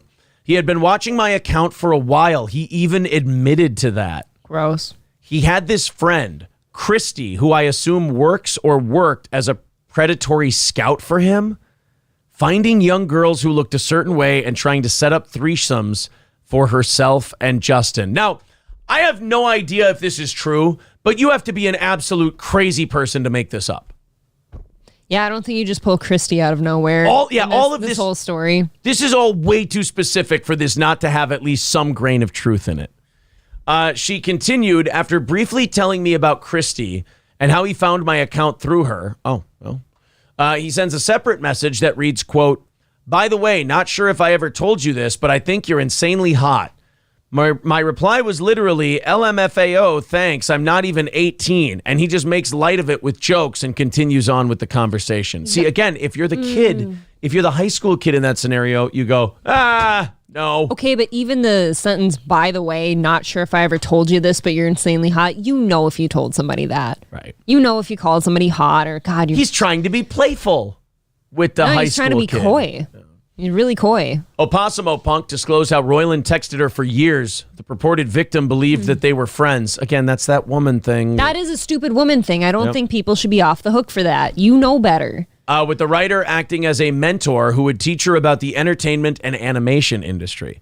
It took me years to realize it was always empty promises in an attempt to coerce me into a sexual relationship. Okay, What, you thought he just liked you so much you wanted to spend his free time teaching you the ins and outs of the trade? I promise, even if he was mentoring her in any form, there are like sexual things sprinkled in there. And if you're a minor, you've got to stop talking to that person. The problem with girls like this is they also hang out with other Rick and Morty fans who are nerdy people. And nerdy guys do try to convince these girls. They all behave like him. They try to convince girls their age that they're friends. And it's, everyone always wants to demonize the jock and the football player. It's these fucking nerds who are going to coerce you into a false sense of security. And then when you're passed out one night, you're going to wake up with fingers in you. Mm-hmm. I mean, those are the guys that do it. I mean, say what you want about the jocks. At least they'll try to fuck you. They're pretty upfront about it. Where the other ones try the cloak and dagger smart guy routine. And then when the jocks get rejected for getting fucked, normally what they do is just move on to the next chick. Yeah. They're not like these dorky, nerdy guys who are like, I'm your friend. I'm your pal. I'm glad we're so close. I feel like I can tell you anything. We're like brother and sister. He's trying to stick his dick in you, sister. And girls buy it until they pass out one night and they wake up with some weird fucking nerd kissing their snatch. I have got a story for you after the show. Oh, after the show. We live in too small of an area. I don't know. Who knows what? Do I know this person? Can you write it down? No. Hold on. No, this is for later. Hold on.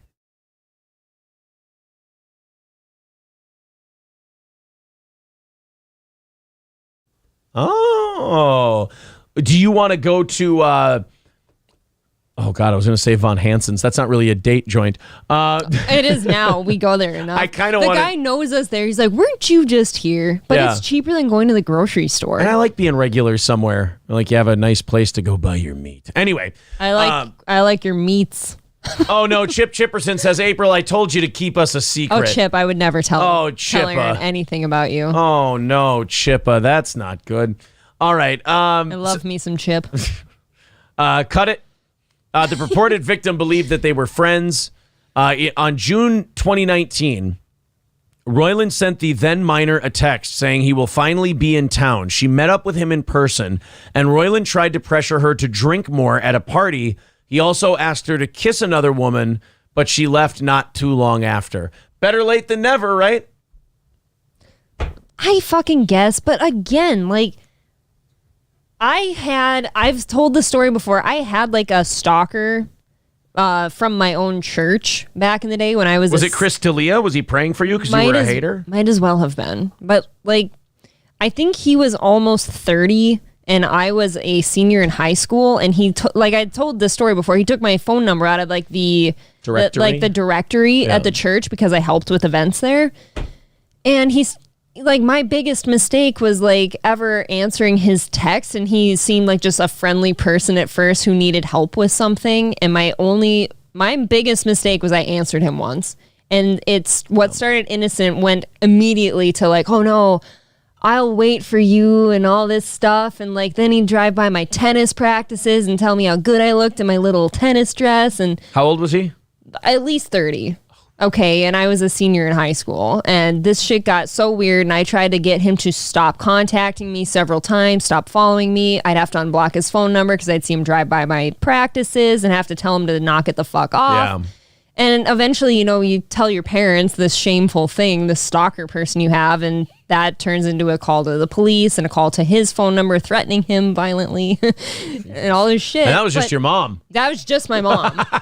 That was just my mom. And it's like Your dad's like, I was putting shingles on the roof. What happened? No, honest to fuck, it was mom. Yeah. And it's like you've got to not talk to these people because if they've got something to talk to you about, like they can do it in person. Like he could have approached me at church and like asked me some things or something. Yeah. And like I never gave him my phone number.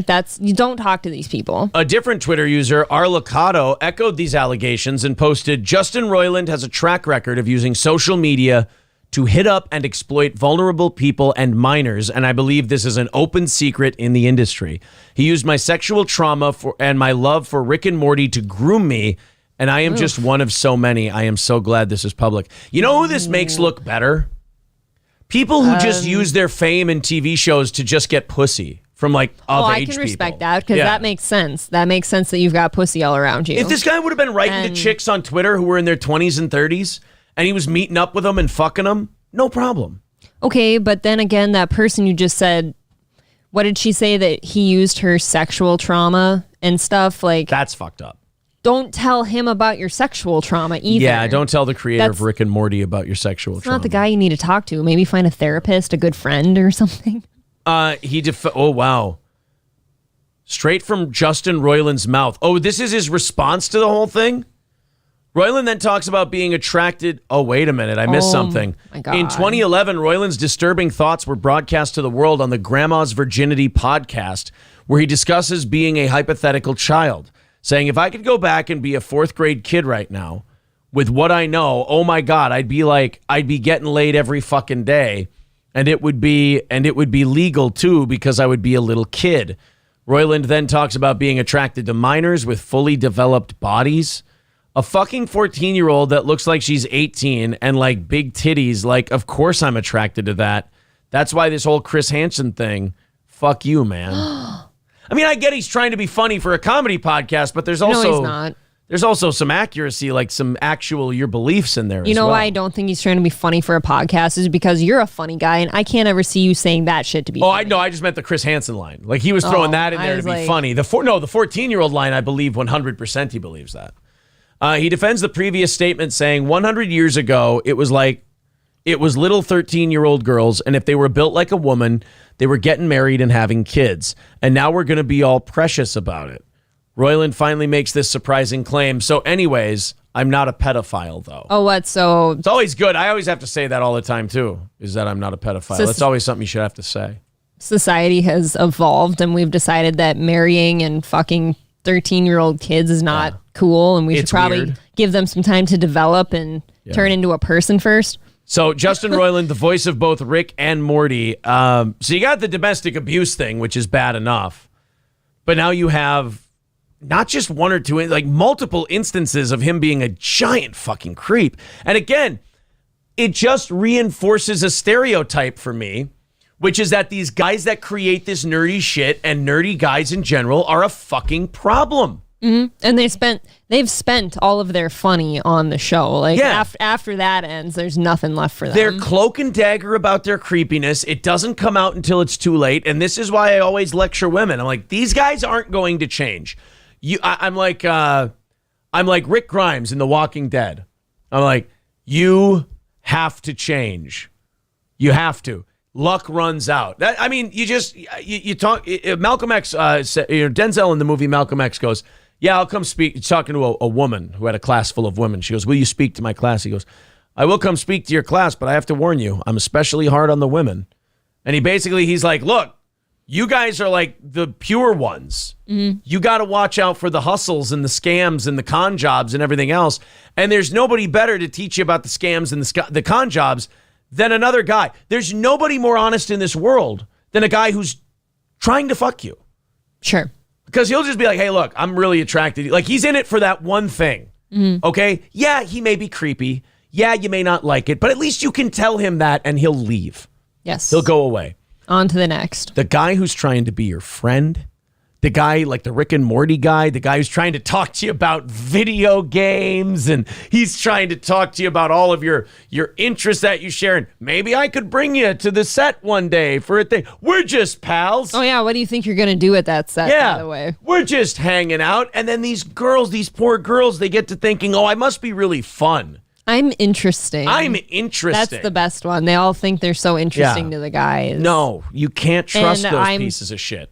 Look, I've been that girl before who thought I was interesting to somebody. Well, how else do you learn? That's the only way. That's the only reason I'm even sitting here. I wouldn't consider that a hypocrite. I've been that person before, I guess, but you learn from it. I know from my experience, I can sit here and be right all day long. Most people, it's just human nature. I'm the same way. Most people aren't going to learn until they learn. They're not going to be taught. They're going to learn. Because it's always easy to think you're the exception to the rule. And you think that until you're not. And then you go, oh, okay.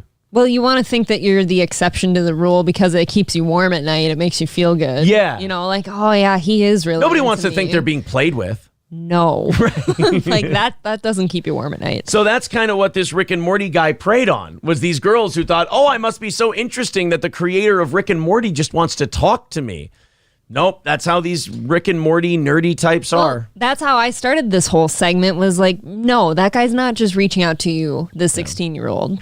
Well, there you go, guys. We got a Dalia Royland twofer.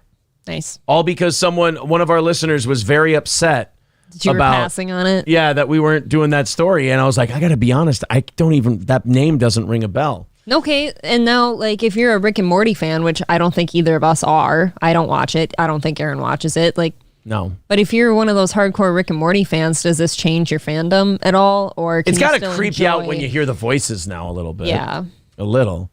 Baza says, oh my God, Chad just called Aaron and April the Clintons of podcasts. Yes! Does that mean... Hey!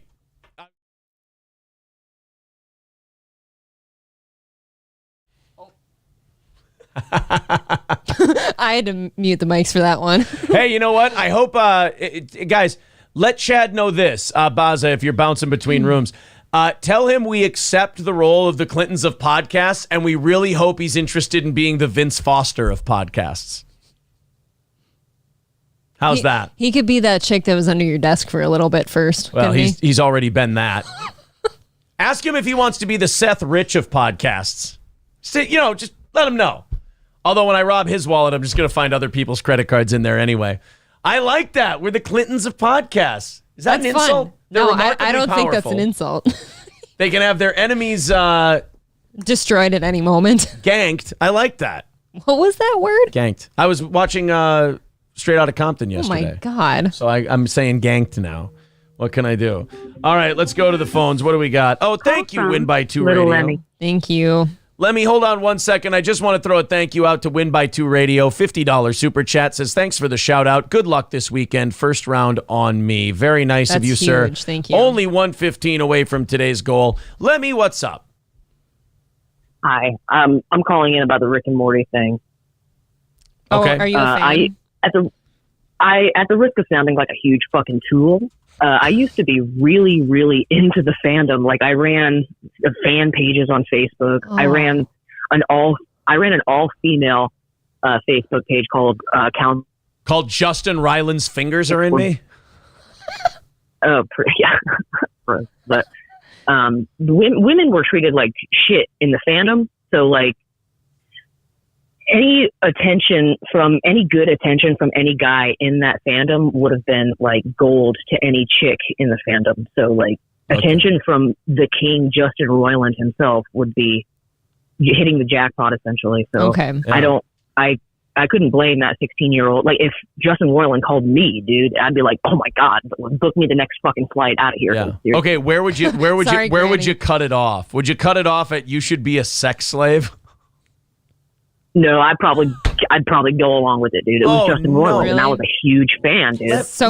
Lemmy, you Rick and Morty fans are the reason I can't watch that fucking show. You're all so damaged.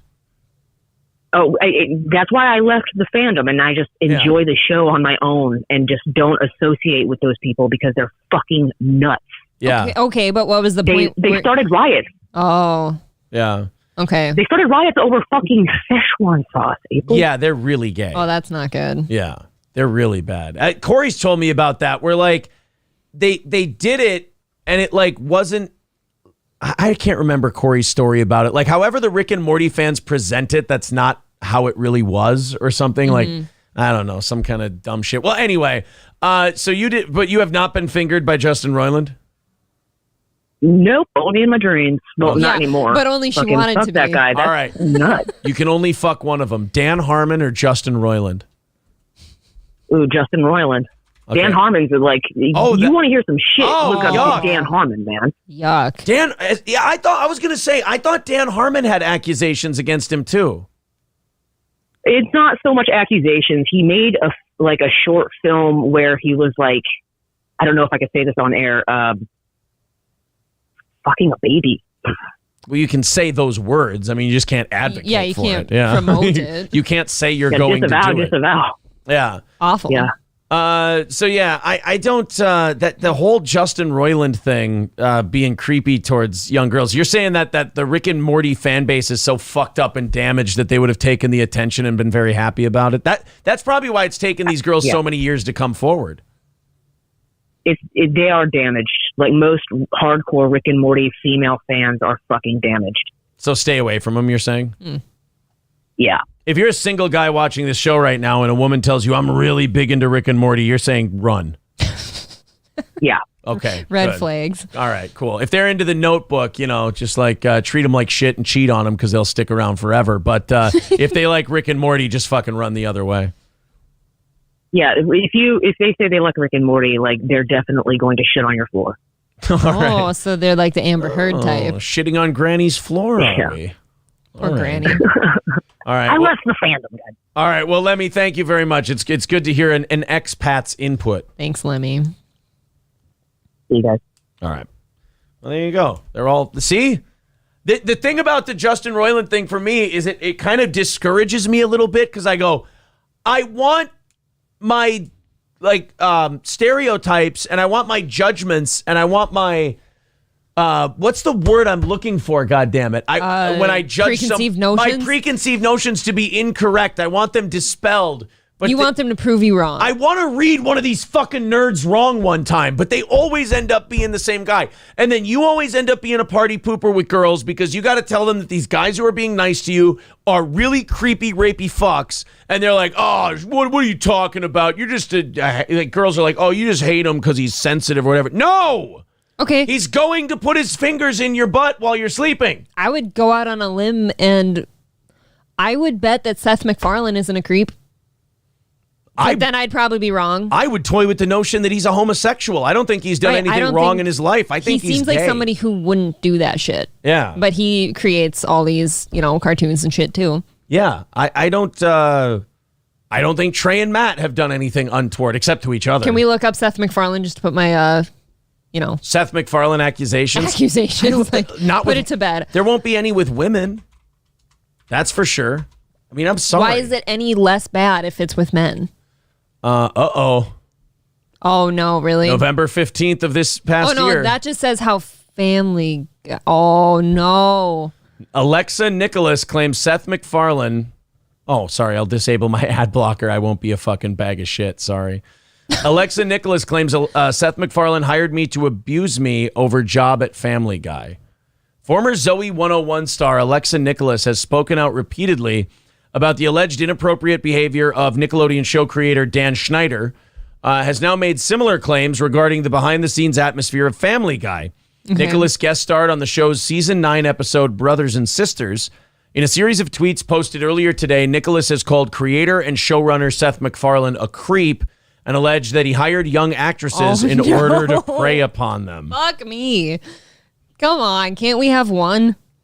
In a series of tweets posted early this morning, Nicholas stated that MacFarlane was trauma and alleged that he hired her to abuse me. Nicholas guest starred in one episode of the long-running Fox animated series, playing a character listed as Crying Girl in one of the series' signature gag sequences.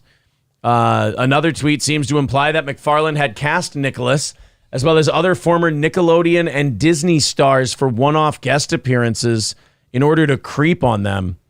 I mean, if he is hiring Nickelodeon and Disney people like at a consistent rate, that is kind of weird, but it's not. Is it because Nickelodeon and Disney are both big companies? Like, where else are you going for your people, I guess? Family Guy regularly features actors in guest starring roles, and several high-profile actresses that have worked for the studio have appeared on the show, including Amanda Bynes, Ashley Tisdale, Ariana Grande, and Emily Osment. But given the extremely long list of Family Guy guest stars, there doesn't appear to be a clear pattern of behavior at this That's time. what I would say, and this person does not have examples on how he was a creep. She's just theorizing that he had her there to creep on her. How much of this is your appreciation of Seth?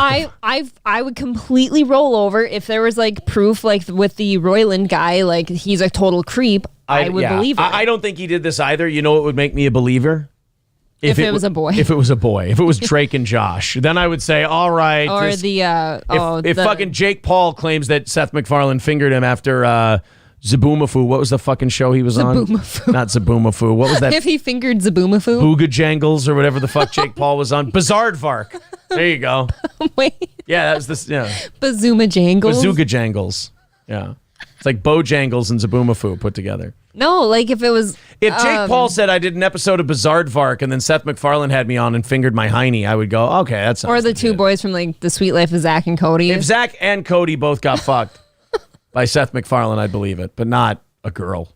No, ironically, Drake from Drake and Josh was a huge creep. He became a big rapper, though, so that was good. Did he? Oh, shut the fuck up. That was so gross. Ugh. No, that was the kid in the wheelchair kid from Degrassi. No, I would be hesitant to believe people like this that can't come up with any evidence. Alexa Nicholas claims that MacFarlane had a bodyguard posted to the door of his bedroom. Nicholas does not make it clear if this was a room at MacFarlane's residence or at the Family Guy studio. If it's at the studio and it's his room, he probably has the bodyguard out there so he can take a nice little nap or whack off without anybody bothering him. I don't know. That seems pretty weak to me. If like, it was, he's just having me here, so and you know what? She wasn't even a big role on the show. She was supposed to be a crying girl in a hallway. We just saw the clip there. We can't play it, obviously, but I don't know. That just sounds like somebody who's like a scorned actress not doing well. Right. Almost. I don't. I need more. That seems pretty stupid. I need more than one these days. Yeah. You know? I agree, because how easy would it be to say, oh, Seth MacFarlane's a huge creep. He had me on a show just to creep on me. Here, Matt Stone, Trey Parker, accusations. They're going to have tons of them, I'm sure. Accused of transphobia. Oh, that's no surprise. Threatened by a guy who went to jail. Brushing off the Ringer accusations. Oh, that they ripped off the movie The Ringer. Nope, they're clean. Matt and Trey are absolutely I figured clean. there'd be more like accusations of them being like everything-ophobes. I would have accused. I would have maybe thought there were accusations that they were fucking each other. Maybe. Or maybe molesting Bill Hader. But other than that. Poor Bill Hader. Bill Hader is the voice of Butters, I believe. I really enjoy Bill Hader. I think Bill like Hader him in is everything Butters. he's in. Yeah. And I think he also helps them write once in a while. Okay. Baza says, accusations of making basketball. You shut the fuck up. That's one of my favorite comedies. I love Basketball. It's a wonderful film. I'm going to have to give it another try because I feel like I tried to get through it once and I thought it was really dumb. It's so quotable. It's really so fun. dumb. Yeah. 268 likes. All right, we're at the top of the hour. I got to do a couple of things. Number one, let's get to 300 likes. Hit the like button. Hit the shit out of it. 115 away from our goal today. I think we're on pretty solid ground there. I think we're going to knock out the goal. If you feel like chipping in and getting us closer, very cool. Then we'll tack another 30 minutes on to the end of the show. Streamlabs and PayPal link in the chat. It's also pinned to the top of the page. 115 away from today's goal. Let's put the link up for tickets to tomorrow night's comedy show. We're going to be live at Partners Pub in Sartell. 20 tickets left when we started the show today. That means 20 tickets left until it is a complete sellout for Saturday's show. So go to eventbrite.com. Actually, probably 18 because I think somebody claimed a couple of tickets today. So eventbrite.com, there's the link right there in the chat. We also hit our goal. David Chandler throwing in 115. Thank you very much, buddy. So I'm going to put the... There we go. I'm going to put the Eventbrite link in the chat. There it is. Now the Eventbrite link is pinned to the top of the page. Thank you very much, David. Anything else that comes in goes towards Monday's show. Thank you very much. So eventbrite.com, Steel Toe Comedy Show. 18 tickets left. Get yours today on Eventbrite. And then we'll see you on Saturday at the comedy show. Also, Midland Armory, downtown Foley, Minnesota. Midland, I was reading the link again. MidlandArmory.com. Order your handguns, order your accessories, your optics, your parts and gear.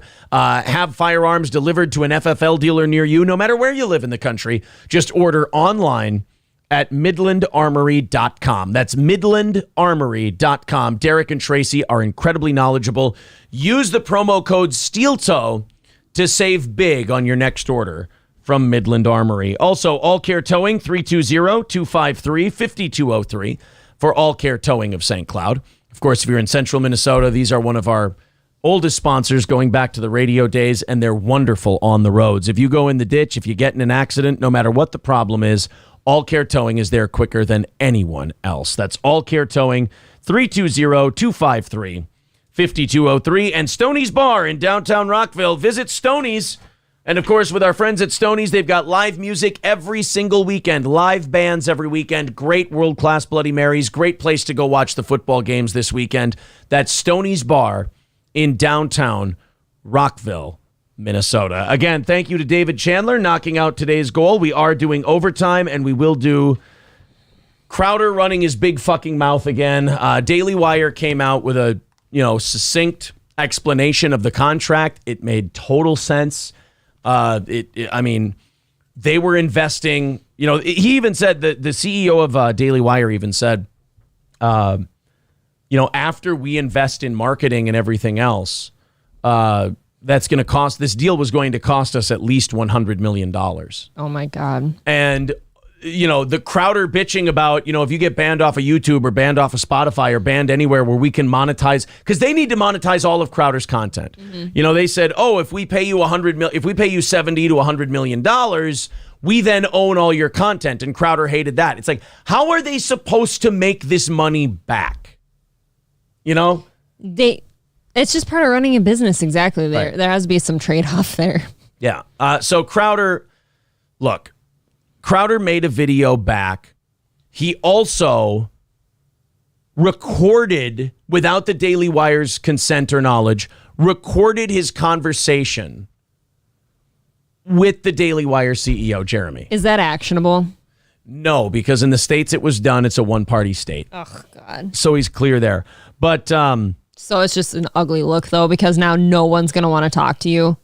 Oh, David Chandler says, by the way, Aaron, math is hard. I sent 115 or 150, not 115. Thank you, David. And David, I tried to message you. I'm tarded. David, I if you could message me with your info again, I need to send you something. That'd be cool. Thanks. Oh, okay. Is it anything I know about, or is this a just secret? Just naughty pictures. Just dirty, filthy, naked pics. I actually print out Polaroids sometimes. Fucking whore. The fame's going straight to her head. All right, so that's so now we're look what I've created. Yes. Now we are 3:15 away from Monday's goal because of the very generous David Chandler. Off to a good start for next week already. Thanks. Thank you. So they're saying you're sending him directions to the barley field. I'll send you the coordinates. Just sitting here being cucked out. I can't. You're believe invited. It.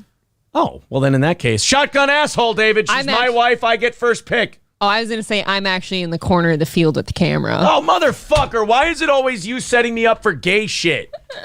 I mean, I don't want to... You did say a lot yesterday that you were into butt stuff lately. I mean, look, I don't want to share my wife, but, it's better than me just having to fuck a guy in the ass. There you go. That's the right attitude.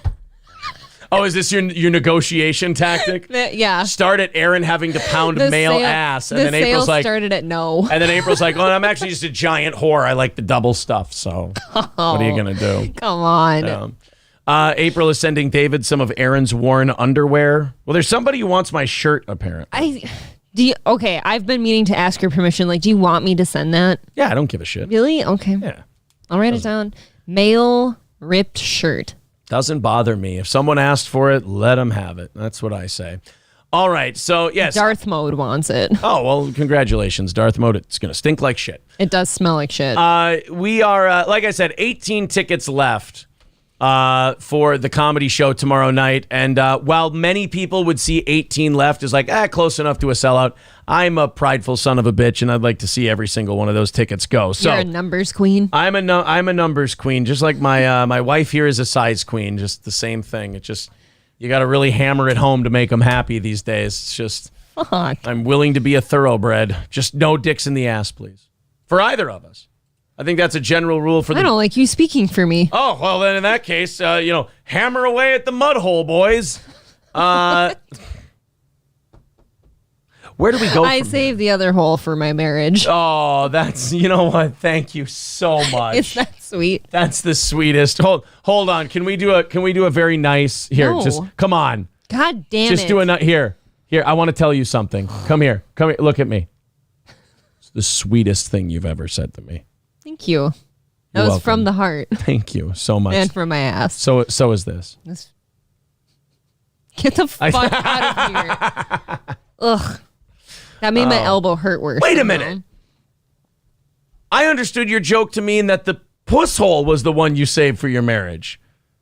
You were saying I think that's how I intended my joke. Oh, okay, because I heard you say butthole just now, and I thought it was No, it's kind of like Okay. remaining a virgin, like if you only do anal. I see. Okay. You know, it doesn't count. Well, look, all relationships need maintenance, and apparently April's maintenance is on the back door. If you know what My I mean. backyard needs help. My back 40 needs mowing. Plowing, actually. Somebody needs to till the back 40. Need to drill some holes, plant some trees. Oh my God, that was romantic. All right, let's talk about homeless people. That's about as dirty as invading someone's anus, right? I'm in pain. I mean, is it the elbow or is it the butthole? The elbow, and I really need that donut pillow that we ordered for me. No, sorry for all the blood. It's taking a long time to get here. I didn't. I mean, you dared It's me. a long time to come. You said you that. know? Yeah, you said that thing can't rip me apart, and I said, "Show me your anus. We'll see what we can do." He put tax on it first. I put tax on my dick and then fucked her in the ass. The aristocrats. Anyway. Okay, I'm dead now. This got weird. We can move on. This got remarkably I'm weird. very sweaty and nervous. Everyone's uncomfortable. That's what you said last night when I put the thumbtacks on. Oh. Ugh. I'm afraid. Problems it could cause. I'm just swearing off all sex now. And then before I put the thumbtacks on my dick and I went, this is for all the juggalos and juggalettes. Yeah, but I don't think you mean it unless you get them implanted. I need implants. It's true. I'm a poser. Let's talk about homeless people, shall we? This is Take my pain away. This is a story out of Raleigh, North Carolina. Imagine this. It's another city that didn't do anything about tents being put up and, camps going up like crazy all over the place. And now they're noticing that homelessness is a rising problem and they don't like all the encampments. It's almost like if you would have pistol whipped the first motherfucker that put a tent up, you probably could have avoided this problem. I mean, that's usually my take on it. Yeah. It's kind of like the jewelry robbing and the robbing the Walgreens and shit. If you just would have shot the first guy who did it, it would have been over. But professionally. Yes. Let's check in on Raleigh, North Carolina. Well, it turns out this encampment has been here for about 4 years, if not more. A bit hard to see behind me right now. Oh my God, that's terrifying. So like homeless people could just come shambling out of the darkness. Yeah, this feels like The Walking Dead? It feels like The Walking Dead, or like the White Walkers are going to come out of the shadows suddenly in Game of Thrones. Yeah, you're just sitting there like, this homeless encampment has been here for 4 years. You're like, I don't see a goddamn thing. Exactly. You're like, you're just going to be walking by. You're going to get hit in the head with a syringe. Well, hold the fuck on. Why are they filming in the dark? Why not do this during the day? That's what I would say. Because this has zero impact. I have a theory as to why. Because the news is on the side of these homeless encampments. Like they want to seem liberal and progressive and everything else. If they go down there and they film this during the day, people are going to vomit. Oh, I was going to say maybe the homeless only come out at night. That's true, too. The sun hurts their skin. They've got painted faces and axes. They're just like Scottish Clans people. Yeah, exactly. They got hatchets. No, they don't want to film it during the day because you'd see how garbage and shit and disgusting the community's becoming. And then people would get mad and they'd puke and they'd be upset and they'd want somebody to do something about it. You show it at, you're right, you show it at night in the dark, it doesn't look so bad. Given that it is so dark, there are 15 of these tent cities around the county, at least the ones that officials know about. But from talking to the people here, as well as that business owner, you get a much better picture of what homelessness is and what folks are trying to do about it. Before they show you, I want to repeat that. 15 homeless encampments in the county. That's like a homeless encampment in every downtown in every city you go to in a county. That's terrifying. That's actually like suffocating and overwhelming to think about. If you go downtown in every community in this county, big or small, there's a fucking homeless encampment. Why can't somebody roust these animals? Can you imagine having like a homeless encampment in the middle of Freeport? Ugh. It'd be all of Freeport. It's the whole town. Yeah. When we all drive by a tent city, as hundreds of cars did by this one on South Saunders Street, we think we know the people inside. And you do. That guy's a machete. He's a drug addict with a machete. There, I know. There, I got the homeless encampment. We're good. That's a really terrifying. He's still shot. Yeah. We're coming. I believe I've shot one of those guys in Red Dead Redemption before. I just know that they're taking up my hunting land, and I don't appreciate it. I will say this. Perfect way to deal with it. A bunch of police officers, get a handful of them. They come in with flamethrowers. You give them 24 hours to evacuate the place, and then we're burning it down. Yeah, as long as there's notice given. Yeah. Come on. We're coming in with steamrollers and flamethrowers, and we're going to sanitize the whole area. Are we in a roundabout way advocating the purge? No, not the purge. I'm advocating light fascism, I guess. Fascism light. Light fascism is what I'm endorsing, I guess, in this instance. It's not technically fascism. They're not on private property. They're on public land, and they can be rousted. Okay, even public land around here, though, you can't spend the night. Right, exactly. That's what I'm saying. When I go to public land for hunting, I'm not allowed to camp out there. The police are well within their rights to just go in and take care of these dirty fucks. And why they're there. I've had people ride by, laugh at me, and point at me, and take pictures. I mean, I just ignore it the best that I can. That's good. You know, why learn something from it? Why wonder? I mean, why have the self-reflection to wonder why they're pointing and laughing at you, why that feels bad, and what you might be able to do to change that? No, just ignore it. Kind of like the thing we talk about all the time. If somebody complains a bunch in the chat, it's like, maybe don't take the word of one person, but if a bunch of people are saying something, maybe consider it. If everybody you run into seems to have the same opinion of you that isn't gacked out on heroin or fucking meth, maybe they have a point. Mm-hmm. But then you meet Brandon Conine. The fluid on the knee, man, I don't know if that come from arthritis. It could have come from gout. He can barely hobble to the store for a drink, but he stopped and talked to us about why he's been living in this tent south of downtown Raleigh for the last 4 years. Look, guys, it's called addicts. They all have excuses. God, the news is not this dumb. Yes, they are. How bad does that tent smell? It smells like stinky gout drug guy. But they're sitting there going, oh, well, this homeless person living in a tent in your community is different. You see, he has excuses.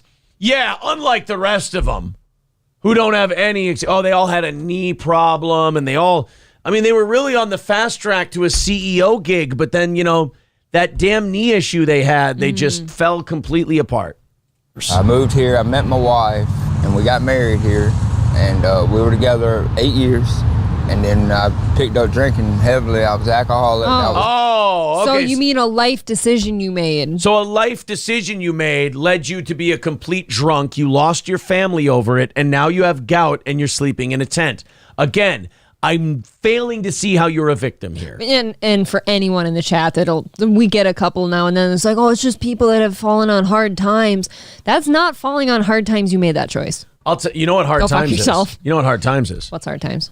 Hard times is when you work 30 years at a factory and they give you a gold watch and a boot in the butt and they say, sorry, daddy, but a computer just took your job. That's hard times. That is my mistake, which of course, brought me to this situation. Almost like a shanty town going on over there No, sir. It's not like a shanty town. It is a shanty town. Can you imagine getting a whiff of that blown your direction? Oh, it would make me homicidal. Off-ramp on South Saunders Street. Days after we met Brandon, We met Brian for an interview. I am trying to get this before it takes a foothold in our city because I judge my city by how well they take care of the most vulnerable people among us. I know. You were almost there, buddy. You were almost there. I care about my city, and cleanliness is next to godliness. Here's how I treat the homeless. We've got like an abandoned hotel that the city will buy, like St. Cloud has done. St. Cloud has bought like a shitty hotel, the city has. And homeless people can go sleep there and they can get a shower. I think they're doing another one too. Yeah, and if we catch you out on the streets and you're pitching tents and you're sleeping there, we're going to destroy the tents. We're going to confiscate them. We're going to kick you off the street. We're going to arrest you and we're going to put you in jail. So you have a choice. You can go stay in the old hotel and you got to abide by rules. No drinking, no drugs, nothing like that. Or we can arrest you and we can throw your ass in prison. For me, for homeless people, I'm not totally heartless. It's either homeless facility or jail. Those are your two choices, but there's no sleeping outside. I wish too that, like, I don't like the people that get to stand on the corner and beg for money too. Like, I had to drive by one yesterday, I think. Right, do a podcast instead, right? Yeah. Exactly. Well, no, I felt like shit. I'm like, I wish instead of people like handing them money, I wish they'd get handed a list of like resources to get their fucking ass out and like doing something for their life. Well, isn't that the issue though? You can hand them that shit all day long. They have to ultimately decide to use it. The resources are here. Yeah. I've personally worked with temp agencies, like, not me, like I've been an employee of an actual company where I have temps that come in and work under me as like helpers that are homeless or they're drug addicts and stuff because this temp agency takes you in and drives you to work. Yeah. Oh my God. Physically drives you to work. Yep. The local business owner didn't want us using his last name, but he told Eyewitness News Look at this about guy. the growing problem on the corner. Okay, so what are you willing to do?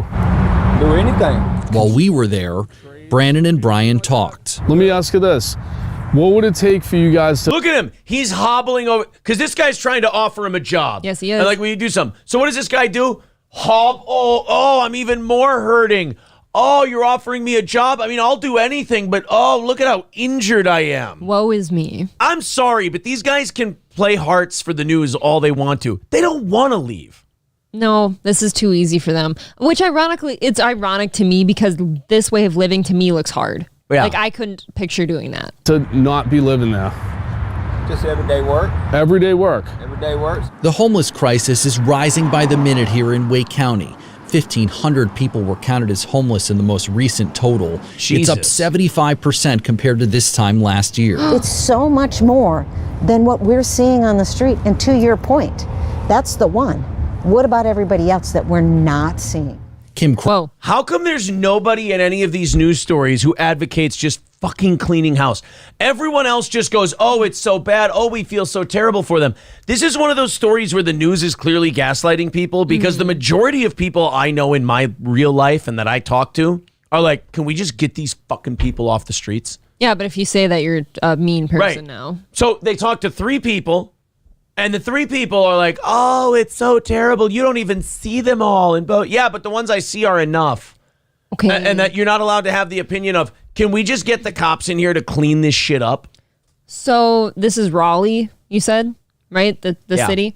Okay, so in Raleigh, they just said in the last year, from this time last year, homelessness is up 75%. Has anything happened in the last couple of years that might have caused more people to not be able to afford housing? I believe inflation. I believe COVID-19. COVID lockdowns, people losing their jobs. all Drinking of more, that. doing more Drinking drugs. more. Yeah. Great job. Some of this to me, like, it just, I wonder how much of it is intentional.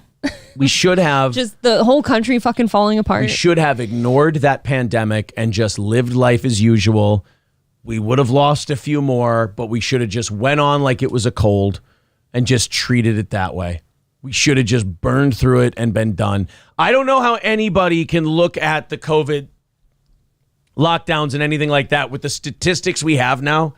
I don't know how anyone can still defend it. Like, give themselves a pat on the back and be like, you know what? We did it. The I don't best know that we could. I don't know how anyone can defend it and go, we did the right thing, because it fucked people up badly. At least if we would have done nothing, the people who died would have just died from COVID. Mm-hmm.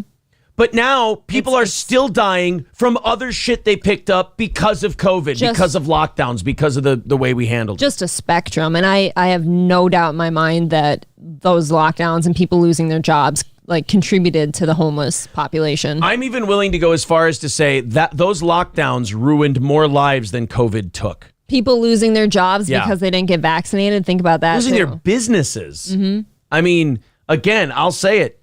The lockdowns hurt more people than COVID killed. Absolutely. Crawford is the executive director of the Raleigh-Wake Partnership to End Homelessness. Great job you're doing. 200 beds since COVID hit, and they never got those back. Right now, there's also a 3-week wait to get into a shelter. Where are they supposed to go? And it's January.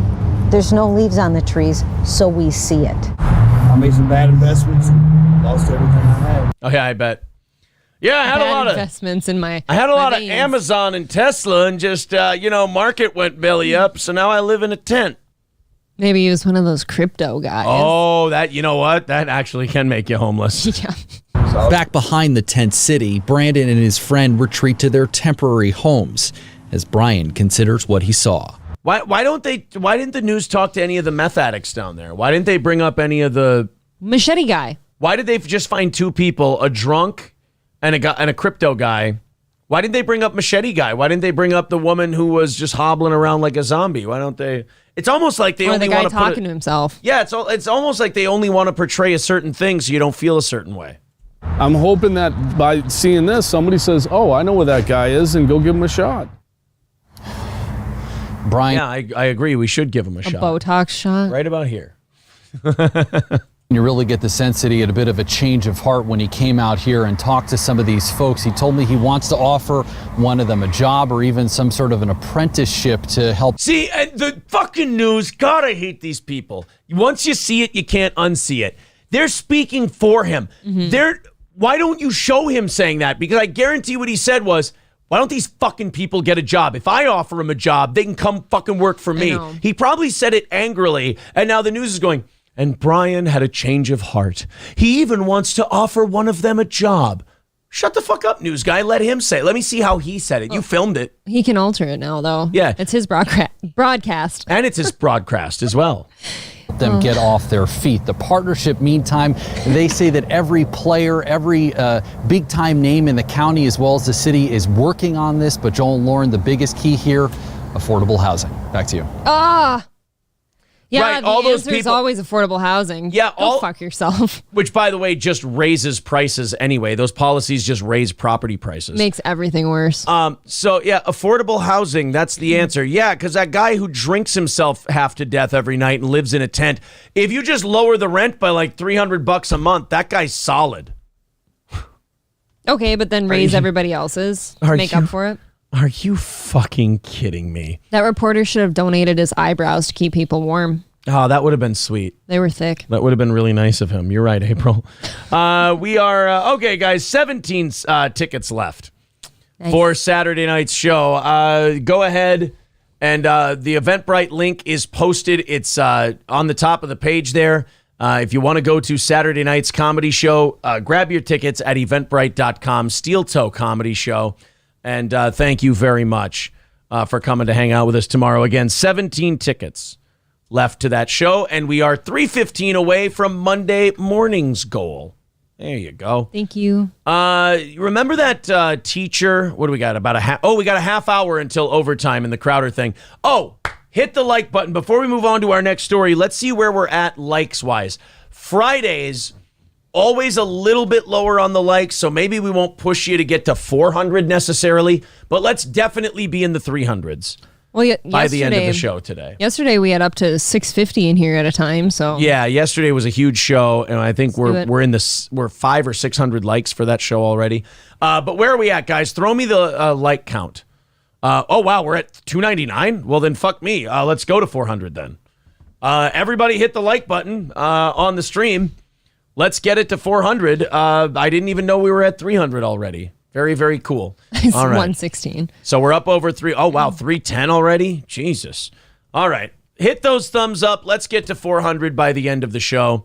Garrett says, Aaron, you're wrong. Affordable housing is affordable. I work for a painting contractor that paints these places, and they only cost as much as a house with property, except you get nothing. Well, that's my point. So he's right. He's being sarcastic. He's being sarcastic, of course. Yes. No, you get a shithole for the same as you get a house.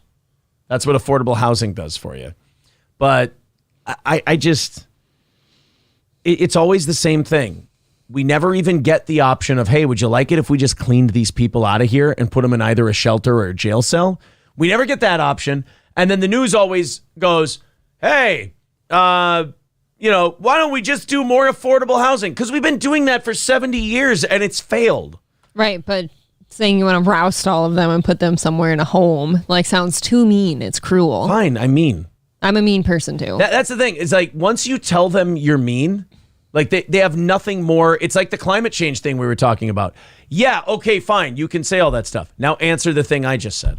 No, you know who can be really mean? Fucking homeless people. Yes, they're remarkably mean. I've been treated extremely poorly on 2 occasions by homeless people, and I will never respect them again. They can be thieves. They spit in your face for glancing their general direction. They can assault. They can rob. They can rape. That's they can an kill. assault. You just spit in my face. Yes, it is. Go fuck yourself. Oh, yeah. Although BITW Awesome wants to know, what were you doing to them? I was on a sidewalk in New York City. I was walking. Oh, the New York City homeless. Yeah, they'll spit in your eye. Literally, he ran across the street to spit in my face because I happened to be glancing on that side of the street looking at shit.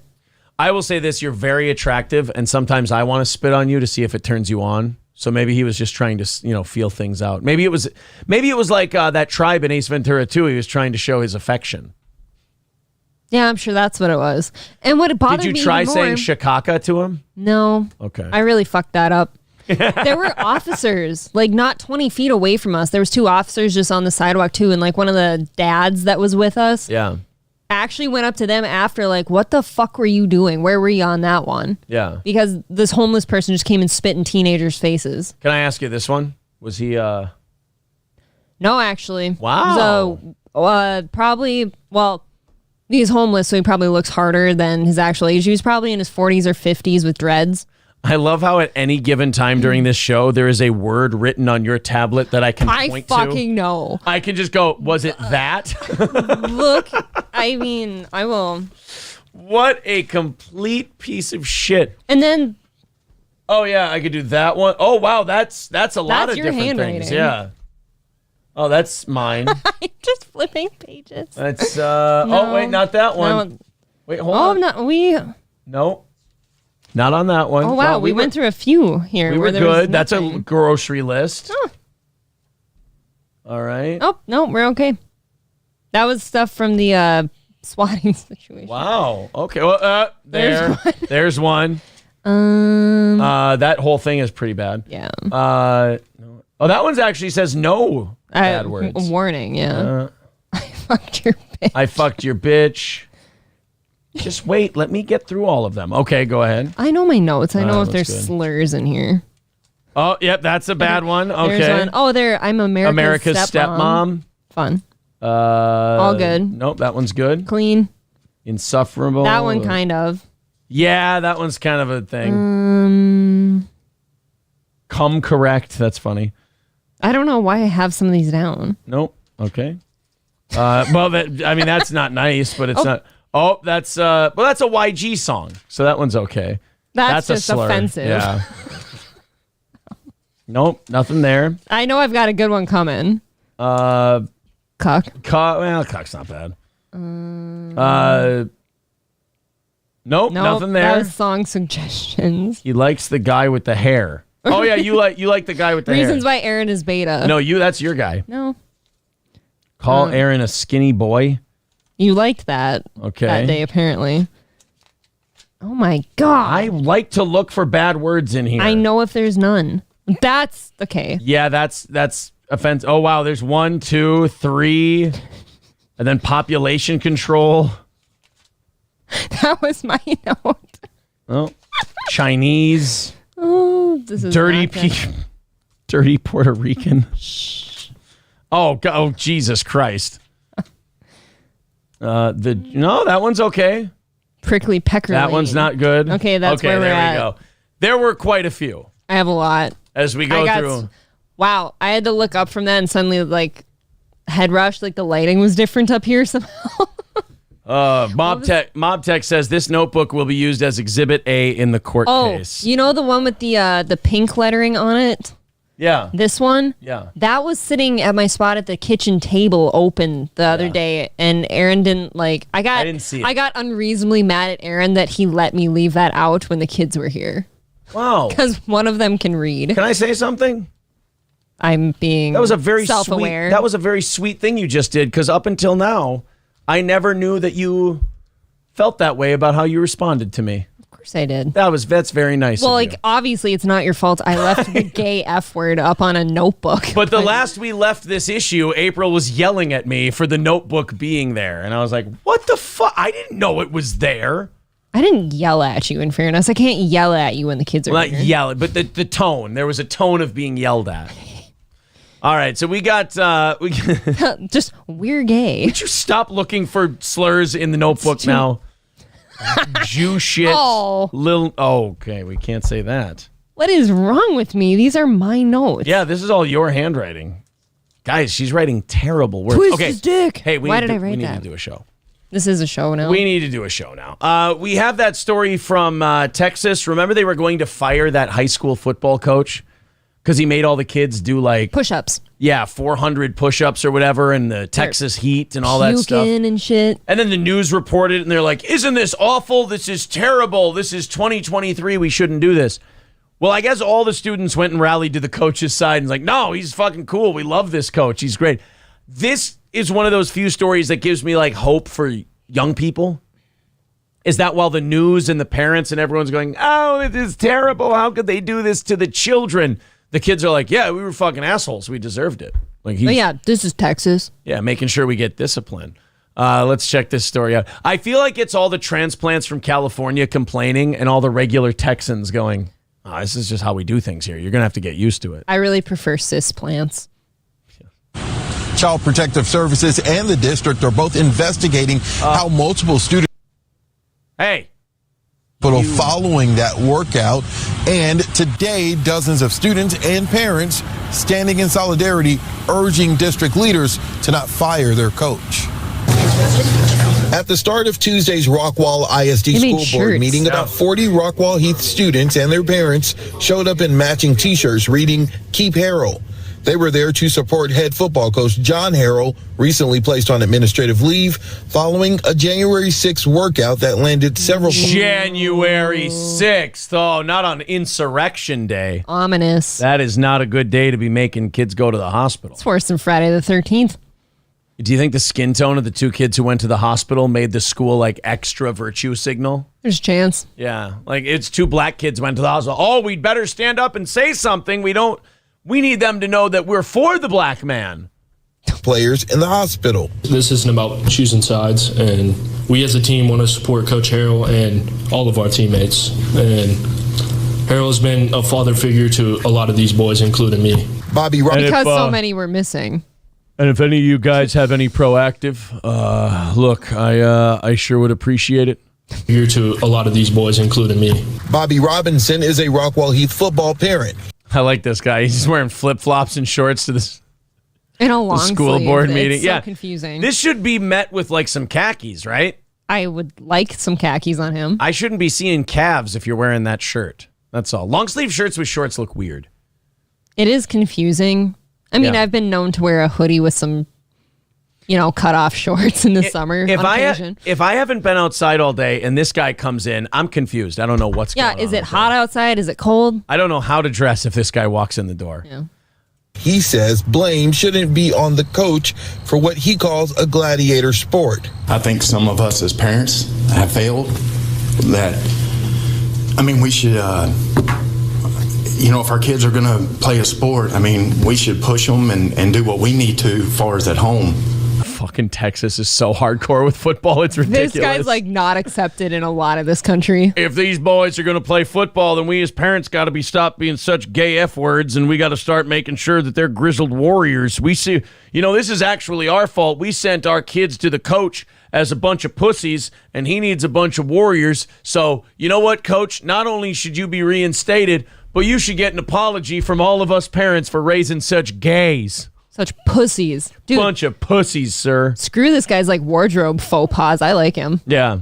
You can tell, I think, like I was saying, you can tell who moved to Texas and who was born and raised in Texas. Oh, yeah. I mean, I think to a degree, I think a lot of that's true with like a lot of parents and kids now is like they let the tablets and shit just babysit the kids instead of no, go do some work or chores or something.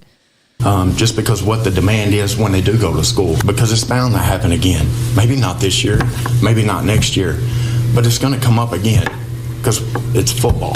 But parents of I want to do an experiment. There's a white one. Good. All right. I want to take like the 6A state champion football team from Minnesota, and I want to have it play like the 2A state champion from Texas. And just see how badly the 2A team kicks the living dog shit out of the 6A team. Our team gets creamed. I want to have Texas's 9-man football champions play our 6A football champions. And they're like, oh, you guys want to put 2 more on the field? No, we'll spot you. Telling you, it's like an NFL team playing college. Just fucking crushes them. Not going to be good. Hospitalized players say their kids were in fact pushed too far. In the days following the workout, some started showing symptoms of rhabdomyolysis, a dangerous medical condition where muscle tissue breaks down too fast. Also, Holtaway Oko. Now, wait a minute. Anybody else thinking of asking the question that I'm thinking about these kids that went to the hospital? Yes, I've never heard of this happening before. That's really interesting. They must have gotten Botox recently. So, out of a team of about 50 to 60 football players, they all went through this arduous cardiovascular experience, and 3 of them wound up in the hospital with some rapidly degenerative tissue condition. I'm sorry, but I don't think running a lot of sprints and doing a lot of push-ups gives you a tissue deterioration condition. It doesn't. Typically, kids end up puking when they're overexerting. I'm just saying, it sounds like maybe this coach is being scapegoated for something else. OJ's son was in the hospital for 7 days. He could not lift his arms, could not brush his teeth, could not lift his hand to wash his face. You know, he had swelling in his muscles. I've spoken to military folks, and they haven't done that level of workout. And these are children. Question. Like you just kind of brought up, why didn't the rest of the kids have that then? Right. I would always look at that like, okay, that's 3 kids. 3 kids out of an entire football team. Yeah. It's not adding up at all. So like the 3 parents whose kids went to the hospital, they're upset they want the coach fired. Literally everyone else goes, no, we love the coach. We want him to stay. How about, look, if he pushed those kids too far, all right, I made a mistake. But also maybe this sport isn't for you. Like, you can't have a world. Like, if this is how you're going to be, ban high school football. Just ban it. Just be done with it. You can't have it halfway with a sport like football or a sport like hockey. If you don't train them hard, if you don't get kids in good shape to play that sport, they will get hurt. I agree. They will get seriously injured. Because when you're out there playing a game of football, there's no, hey guys, on this play, we're all going to go at half speed. You're going to get hit by a guy who wants to run through you. You have to go hard at each other. So the practices have to be difficult. Maybe for these kids, maybe they shouldn't play football. I remember back in high school, all the boys complaining about their like 2-a-days during the summer and shit, getting ready for fall. But none of them felt like quitting because they knew that's what they had to go through to get in shape for the season. I stopped playing football in 10th grade, I think. And I remember the 2 summers where I didn't have to do football practices, 2 or 3 summers where I didn't have to do football practices. Oh no, because I wasn't going to play sophomore year. Because I hated the time commitment and all that shit. So I didn't like it. When did you play? 6th, 7th, organized football. I played 6th, 7th, 8th, and 9th grade. Okay. Before that, it was like your community flag football leagues and shit like that. But I played and I was done because I was like, here's my thought process. I hate being an offensive lineman. I hate being a defensive lineman. And you're big, so they weren't going to have you do something. But I wasn't. But here's the problem. I wasn't big enough. I was my whole thing in football was I was too big and slow to be a wide receiver, but I was not quite big enough to be a lineman. I was like in this weird halfway point. Okay. So they had me be center, and I was really good at like pull blocking and shit like that, you know, where you snap the ball and then you run out and you get out and you hit people with a full head of steam. But like in the trenches and shit like that, you have a nose tackle line up over me, he's going to run right over me. He's gigantic. Yeah. I'm talking about guys who are like 260 pounds, and here I am, my freshman year, I think I got up to like 200. Like, you're just going to get fucking steamrolled. And I remember sophomore year, my buddies were like, because like we treated... It was kind of fun, like my high school. We always had like a slightly above 500 football team. Okay. But at least my friends that were on the team, we all kind of treated it like it was beer league softball. Oh, God, that was not my It was so much fun because we were like, they came to recruit me sophomore year. They're like, Aaron, you got to come back and play center. We got this freshman playing center. He sucks. And I remember because when I played in 8th grade, that kid was in 7th grade and he backed me up when I was the center. And he's not very good. If I'm starting over you, you're not very good. And they're like, you got to come back and play center. And they're like, well, we'll have fun. We'll hang out. And I'm like, how about you guys keep going to practice? After practice, we'll all have fun and hang out, and then I won't have to do the practice. Because it's like, in high school, you got to decide, am I going to do anything more with this shit? And is it worth pounding my body away to do it? I get that. And I think for me, I was always like, once a sport stops being fun, I'm going to quit. Because I'm only playing it for fun. I'm never going to make a dime doing this. You are the minority of men I've been around. See, I think, well, football players are apes. I mean, that we know for a fact. Babe. I mean, come on. I played football for long enough. They're retards. I've spent more time around football than I should have. I was always more cut out for baseball because it's a leisurely sport. We're having fun, whether you're winning 8-1 or losing, 6-2. You're having a good time. You're on the bench. You're playing pranks on your teammates. You're fucking with people. It's just a fun game. It's a not serious sport. It is a serious sport, but it's a sport for gentlemen. It's a sport for smart. Oh God, you just listed everything that's completely opposite of gentlemen. I mean, we're scumbags, yes, You're but like scumbags. not gentlemen. It's a sport for like smarter guys. It's a smarter guy's sport. It's a fun sport. To me, that sounds like golf. That's a smart no. guy's I sport. didn't say gay. I said smart guy's sport. But it's like football. Why would you stay on the football team if you're a backup? You know what I mean? Like unless you're willing to put in the time and effort to get better and not be the backup, I don't know. Right. And like just for the glory of it, maybe saying that you're on the team and then you get girls for it. I don't know. Then you know what? Because I had a few more friends that would drop after sophomore year, and then we had 6 or 7 friends of ours that were still on the team for varsity years. Mm-hmm. But varsity years, all of us who quit football in the years previous, we would all sit out, in the parking lot tailgating before the game going, I don't regret leaving this fucking sport one bit. This is way more fun. You're sitting there throwing a football around, sneaking booze, eating, drinking, sucking, fucking. And then you're your friends are just beating the living dog shit out of themselves. One of my buddies clearly has CTE at this point. Oh God, yeah, that I can confirm for sure. One of my friends was the quarterback of the football team, and he broke his arm. And I'm sitting there going, I was so glad I quit when my buddy broke his arm. I was so glad that I hadn't played for a year or two, because I was like, now he has to sit around with a broken fucking arm for the next few months. Okay, but that sucks a dick. That's no fun. A boy in my grade got hit by a baseball in his jaw and had his jaw wired shut for 3 months. It's one of the risks of the game. That's a tough one. I wouldn't want to do that. I'd be so pissed. I gave up my shoulder to the game of baseball. And it's totally, I would tell everyone else, it's not worth it. You hurt your shoulder once, quit playing baseball. Look, so in my hometown, football and hockey, boys hockey, of course, and girls, whatever. But hockey was super important, both very physical sports. Everyone took it seriously. And if you dropped out, you were kind of a quitter. Yeah. But then because of things I've seen in my 5 to 6 years helping manage a semi-pro football team with college-age men, hurting themselves for no pay, no reason other than glory and pride of playing the game. It's I would advocate all day long. If you're hurting yourself for no good goddamn reason, fucking quit. There's something else you can do. By the way, and it's a huge time suck too. Yeah, you got to tell some of these the whole summer. Some of these dipshits who play football in high school and shit like that. You got to go to them and explain to them because they think it's the warrior spirit that keeps people coming back from being hurt. It's no, these guys in the pros don't come back from being hurt because they're warriors. No. They come back from being hurt because if they do, they get $50 million. Money. Like, you guys, these guys who sit here and do it for free, they're like, oh yeah, that's why I'm like the NFL guys. They're doing it because they're soldiers. No, they're not. They'd quit tomorrow if there was no money involved. And then when you're playing like semi-pro football and you get injured, suddenly you can't go to your normal day job. Right. And now you're losing money, actually. And then, not only that, but like, take a guy like Tua.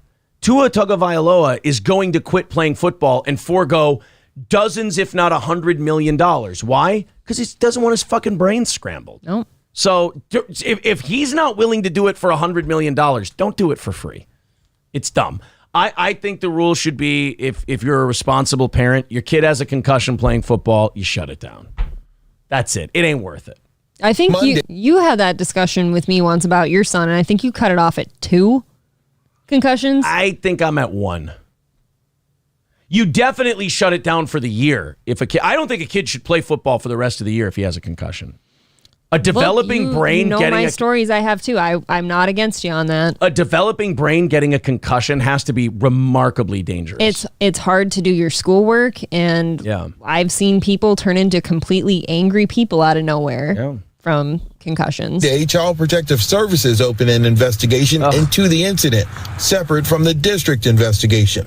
On Tuesday, the school board didn't have any action items on the agenda in regards to the investigation, only a private meeting with its attorney.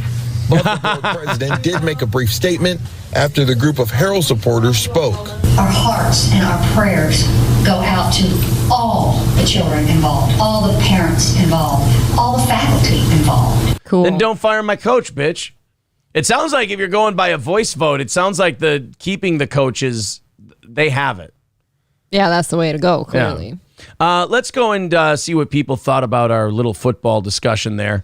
Binary Recoil says, this is how middle schoolers were trained when I was young. If you wanted to join the track team, you ran 10 miles or you didn't join. Yeah, exactly. I was in track too, and they beat the shit out of us in practices to make sure that we could make it in the meets. Yeah, I have no problem. It wasn't fun. I have no problem with that. I just don't like the people who do it and then complain. Do what I did. Quit when it stops being fun. I did. I got... God, I was in track since you could start like probably a little before middle school, but all the way up till my junior year. I got the worst case of shin splints you can have. It was me and another guy a year older than me, and both of us had to drop because we just couldn't run anymore. Yeah, see, to me, like my personal experience with football was, if you're not good at being an offensive lineman, fucking quit. It's not worth it. Yeah. Because you're just ramming your body into someone 50 fucking times a game. And for what? No girl comes down from the stands and goes, where's the center? You know? We don't. No. We do not want the center. Oh, I saw that pull block. Girls don't know what a pull block is. Sounds like cock block to me. They don't know what a trap play is. They think that's when they get pregnant. Ew. They're not going to be like, oh, Aaron. Nope. You know, that jet sweep would have never worked if you wouldn't have gotten out after the snap and pull blocked for it. Oh, but if you got a nice running back or a wide receiver, look at that touchdown. Exactly. Look at that touchdown pass from the quarterback. Oh, how about how I picked up the blitzing middle linebacker? Nope.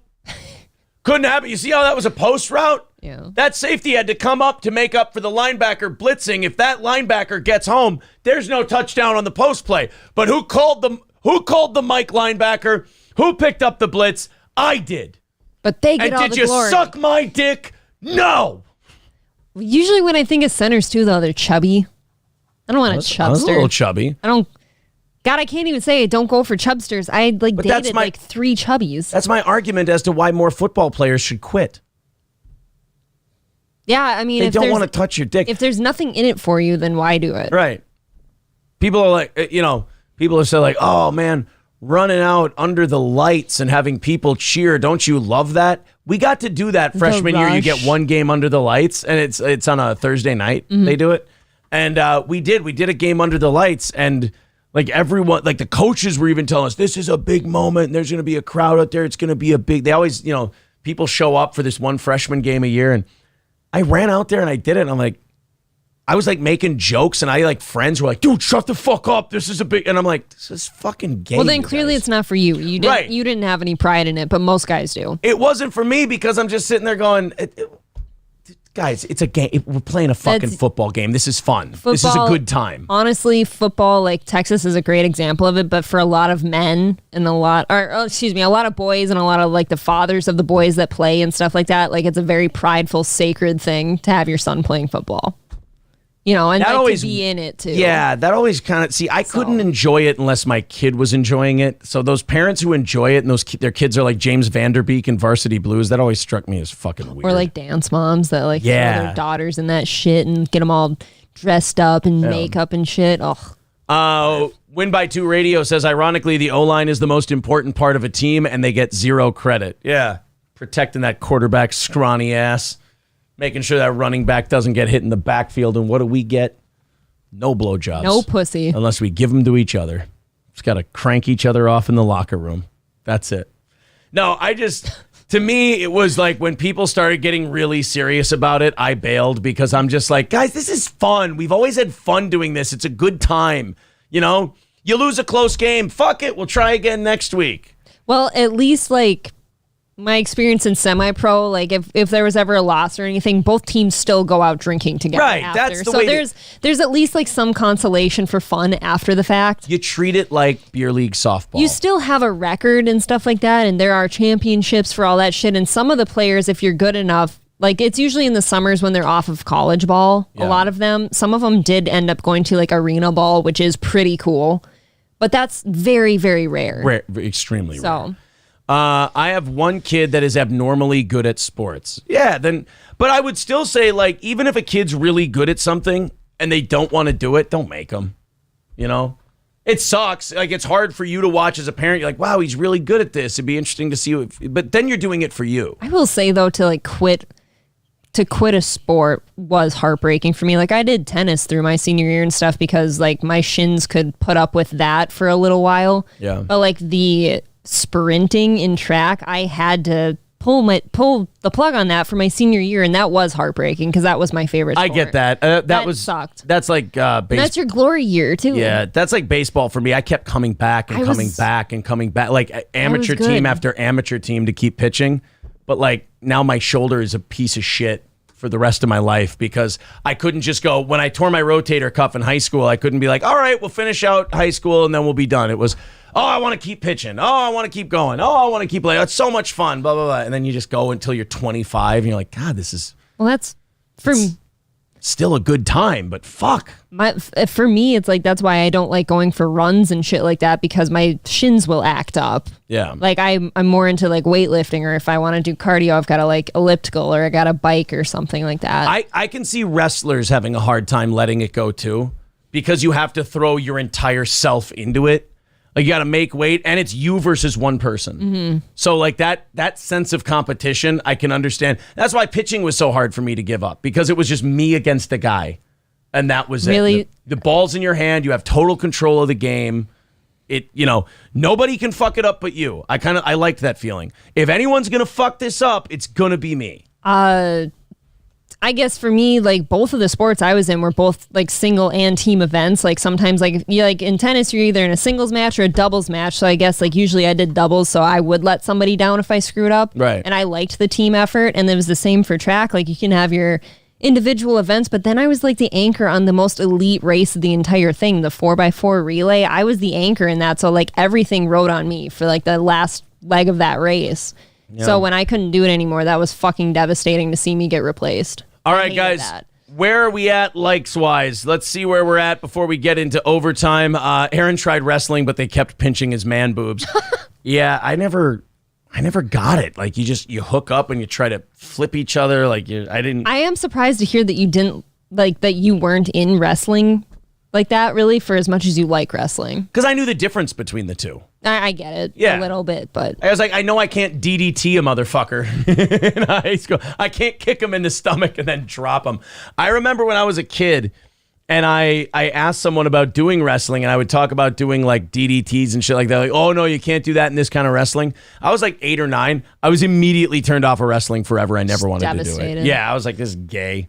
We got to grab each other and fucking go. We got to cuddle to the ground. All the positions that like high school wrestlers end up in all look remarkably gay. It's and, never like, sexual. It looks gross. Dude, it's never not gay. It's just, there's never a time where wrestling isn't homosexual. Where are we at? 339 likes. All right, everybody hit the like button. Oh, we're at 342 already. Everybody hit the like button. Let's see if we can get to 400 by 10. Then we're going to do overtime, and it's going to be Crowder responds to the Daily Wire, and I don't know how the hell his fans are responding to this thinking Steven is winning anything. Steven has ruined himself. He has shown himself to be what I've always said he was, what the ROTC guys, to their credit, said he was long before any of us did, what Owen Benjamin said he was, all of them. Just a psychopathic grifter. We'll get to it in just a second, but let's see. Let's hit the like button if you're enjoying today's show. Let's get her up to 400 and see if we get there. Where are we at? Keep me up to date on the like. Who's going to be my like refresher monitor person? Yeah, 'cause I don't know how. So I can see where we're at. I guess I could always do it myself. But that's no fun. Where are we at, guys? 346. All right, everybody hit like. Let's get to 400. I will go ahead and I will just open the story because I don't think we're going to get to 400. I know we're at 351 right now. But I don't want to sit here and wait to get to 400 because I don't think we're going to get there. But prove me wrong. Scarface says, what not gay Jared wishes he could say about Crowder, but can't due to an oppressive NDA. Yeah, that's really shitty. Let's check this out. Crowder made a little bit shorter video this time around. He didn't make it a 30-minute diatribe about how he's being treated unfairly and everything else. Well, thank God. But he did come off remarkably, in my opinion, laden with stimulants, perhaps Adderall. You pick up on that shit more than I do. The head movement and this, and I always just figure they're losing it a little bit. Both. I will give you that. It's both. He's losing it and he's an Adderall freak. But to kind of catch you, in my opinion, to catch you up with this Crowder thing, somebody offers him a deal after he leaves the Blaze. The deal is for, what Crowder puts in his video is that the deal, like, cucks to big tech, man. It makes them YouTube's bitch, man, and I don't want to do that. So he shows in the contract that he loses $250,000 in a year if he gets booted off of this platform, or if he gets demonetized here, he loses $100,000. If he gets kicked off of here, he loses 20% of his fee, what they called it. Yes. It was an initial offer by a company. Crowder did a 30-minute video tearing the company apart, accusing them of being in bed with big tech, accusing them of being in bed with YouTube, accusing them of being, not for the movement, calling them con artists, calling them Stop Big Con, meaning big conservative. It was a double little thing he was doing there. And then when you go to stopbigcon.com, April, what's the entire website? Oh, give me your email for Mug Club Forever. Sign up for Mug Club so that you can give me, Steven Crowder, money. So, Crowder fans actually bought this barrel of horse shit. We called it out right away. This is a Crowder staple. It is create boogeyman, pretend everybody's in this fight with you, and then charge them money to fight the fight. Oh, sure. It's not just, hey, I pledge my sword. By the way, Jeremy from the Quartering actually said, I pledge my sword to Steven. I didn't need another reason to not like him. Jeremy is a fucking baboon. So anyway, Crowder makes that video and then uses it to grift for Mug Club money. I don't know why this wasn't a 100% to 0% vote, that Crowder looked like a fucking idiot asshole who doesn't understand how business works. But his fans stood up for it. Wow, Crowder's great. Tim Pool sucked his dick. Jeremy from the Quartering sucked his dick. So then people start going, well, Steven, if you're this brave, tough guy, why don't you name names? Well, he didn't want to. He didn't want to burn any bridges. He just wanted to shill for his Mug Club and make up a crisis for it. Well, as if the company doesn't know which contract that was. And as if anybody didn't know who it was already. Yeah. So then Jeremy, the CEO of the Daily Wire, Jeremy Burning, I believe his name is, he comes forward and he basically blows up Steven's spot right away. And he goes, yeah, that wasn't even a contract we offered. It was a deal memo. It was just like, hey, these are the starting points for a negotiation. Some opening thoughts. Yeah.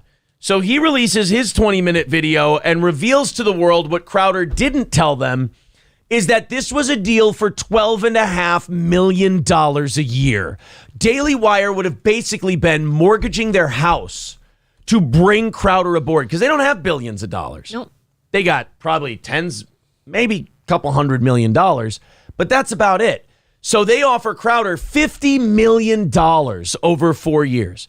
And in exchange, then what Crowder said about the contract then started to make sense.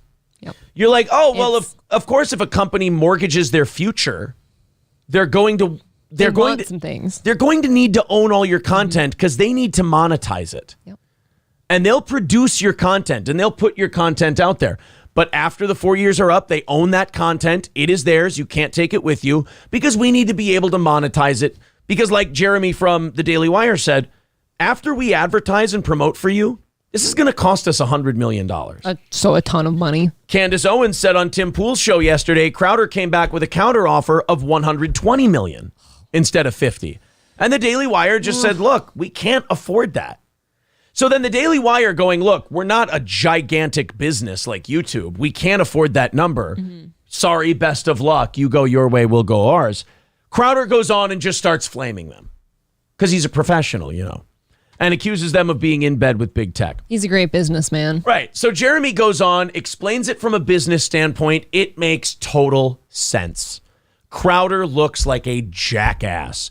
Candace Owens goes on Tim Pool's show, makes Crowder look like an even bigger jackass, brings up how shitty he's treated his employees in the past, and says, oh, Crowder's all of a sudden now starting this movement where he wants to treat people better. How about Sven Computer, asshole? How about not gay Jared, dick for brains? How about those people? Good for Candace Owens. And again, I'm in a weird position now where I have to defend people I don't like.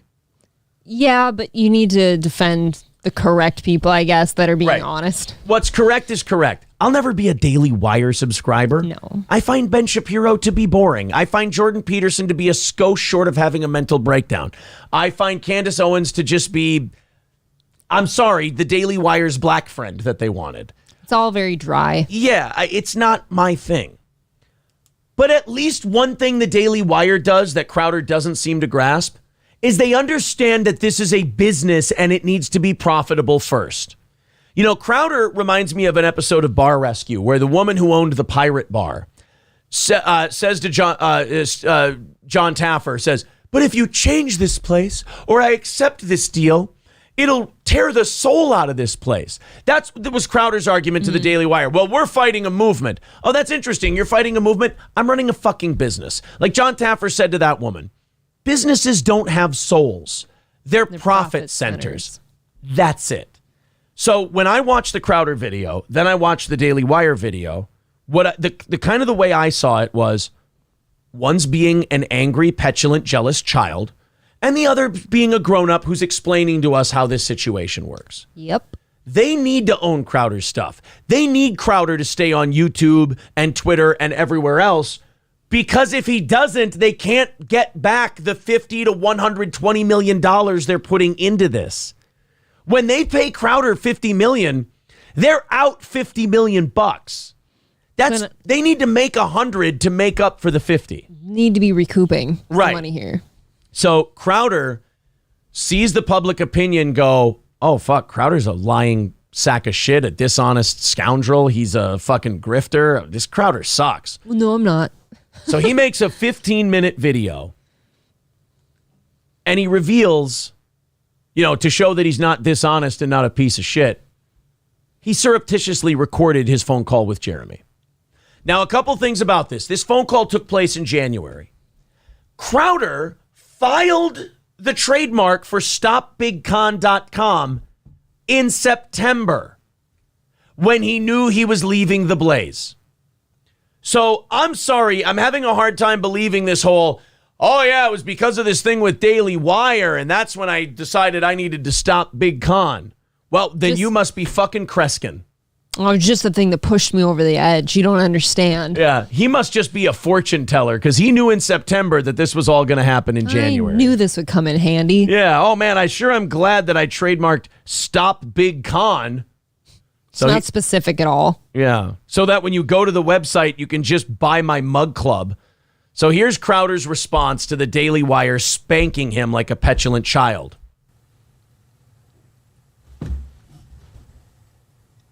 Again, Adderall, anybody? He just looks shitty from the word go. Can we play that 5 seconds? This is a guy losing it. I'm going to tell you, this is a guy who has nobody around him advising him, and he needs someone around him advising him.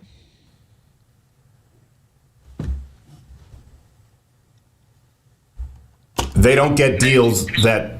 They can be wage slaves for a little bit, come over and make a salary and grow their brand. They can be wage slaves for a little bit. They can be wage slaves for a little bit.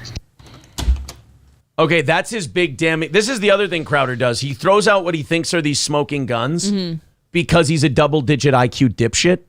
And the rest of us hear it and go, yeah, that's kind of how business works.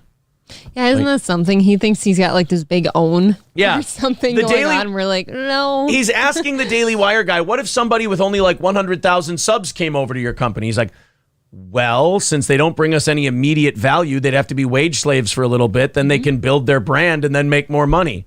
Hey, Crowder, that's how it works for everybody. Yeah, that is everything. That's like anything from any blue-collar job with seniority or anything. Come on. If you open a restaurant, you ain't taking home a paycheck for a while. It takes some time. What is it? Like rule of thumb, like don't expect to make money for like 2 years or something like that? I love how Crowder takes his lack of ability to understand how business and the world works, and then he puts it out there on YouTube and expects people to go, oh, this guy's good. When in reality, people look at each other and go, this motherfucker doesn't get how the world works. This motherfucker doesn't know anything. He's dumb. Well, and he is. I think it's because a lot of people... That's why I think, I've said it before, he won't go off and do his own thing, although he complains about everything else. He's too lazy and scared and dumb to do it on his own. That's what the Daily Wire guy said. The Daily Wire, he was nice about it, but he goes, when Steven started, he was working for PJ Media, owned by a billionaire. He moved to The Blaze, who at the time was owned by a billionaire. Started did CRTV, run by a billionaire. And they're like, so where does Crowder get off thinking he can tell people how they should run their business? No. He's never run a business. He never has, and that's it. He's too dumb to do it himself. God bless the talk boy. Those things are worth like $5,000 now. It's an expensive gag. So didn't want to have to do this, but Daily Wire outed themselves very, very quickly. As if they had a fucking choice. You went and waved the... I hate this guy so... I'm going to get so mad during this. I hate him so much. I didn't want to do this. Where's the contract? They went, look at the contract. Look at it. See how I redacted the 2 words? And they're a big conservative company? That's 2 words? What conservative company do I know? That's 2 words. Daily Wire. That could afford to pay Steven Crowder. Daily Wire. Daily Wire. I thought it was HuffPo. Clearly HuffPo. So Crowder does everything about him is a lie and disingenuous. And I'm glad I'm not looking at the chat because I don't want to see the repugnant Crowder fans trying to defend this. Guys, we've already turned one Crowder fan. And that to me salves my soul. And we'll read it a little bit later. We will, yeah, because it's pretty honest. But you guys are being conned by a fucking carny and not even a good one. If this was Vince McMahon pulling this shit on you, I'd go, look, I get it. I understand. He's good at his job, you know. But Crowder is tricking you? You're a dunce. So Crowder waves a contract around, says everything but Daily Wire, and then Daily Wire goes, yeah, that crazy asshole that was yelling on that half-hour thing, here's the deal we offered him. It was pretty good. And not only that, it was just the initial offer. He could have come back and negotiated. He didn't. He's a fucking psycho. And then Crowder goes, I didn't want to have to do this. Crowder is the guy who threw the first punch at a bigger guy, and now the bigger guy's knocking his teeth in, and Crowder's going, why are they doing this to me? Dude, that bigger guy was even, like, he started out, he's like, what can we do to make Crowder happy? I know he's not happy with some things, so what can we do to make him happy with us? He literally said that to Crowder, too. You heard that part of the video where he goes, how can we make Steven happy? I don't know. Be a trans person. He seems to really love those. And sure enough, if you see all of the people who work there, some of whom I have relationships with, they immediately tried to make this all about money. Here's the problem. There are a few problems, and I'll go through with some receipts. Everything that was said about negotiations, how they transpired, beyond the numerical value, which is true and I'll get to, everything else is untrue. I don't really want to get into that. It's completely irrelevant. Here's why. It's completely untrue. I don't want to get into it. It's completely irrelevant. Show it isn't true, fuckface. You can't just say, you know what it is? He disagrees with it and it makes him look bad. So he just goes to his dumb fuck audience and goes, well, it isn't true. I'm not going to prove it to you. I'm not going to show it isn't true. I don't have to. Not even going to talk about it, but it's not true. But I'll bring it up anyways. Piece of shit. Ugh. Why? Go back to the 20-something minute video, 30-minute video. Do I have You've to? never heard me say or write anywhere online that these offers weren't paying enough money. Why? Because it's not about the money. It's kind of unreal to me that the only thing these people can still talk about is the money, the conversation. Okay, again, this is a guy who's never run a business. This sounds like a spoiled 6-year-old. That is the only thing that matters in business. It's the only thing that matters. Hey, Steven, your little fucking movement you want to have, I don't know how doing a Billy Joel parody song or a shitty movie trailer is fighting a movement. All you do is whine and then use the thing you whine about. So I'm sorry, I don't buy your movement. But there is no movement without the money, Steven. Daily Wire is not going to do this for fun. They're going to do it because it pays their bills. Mm-hmm. So for you to go, can you believe that all they talk about is money?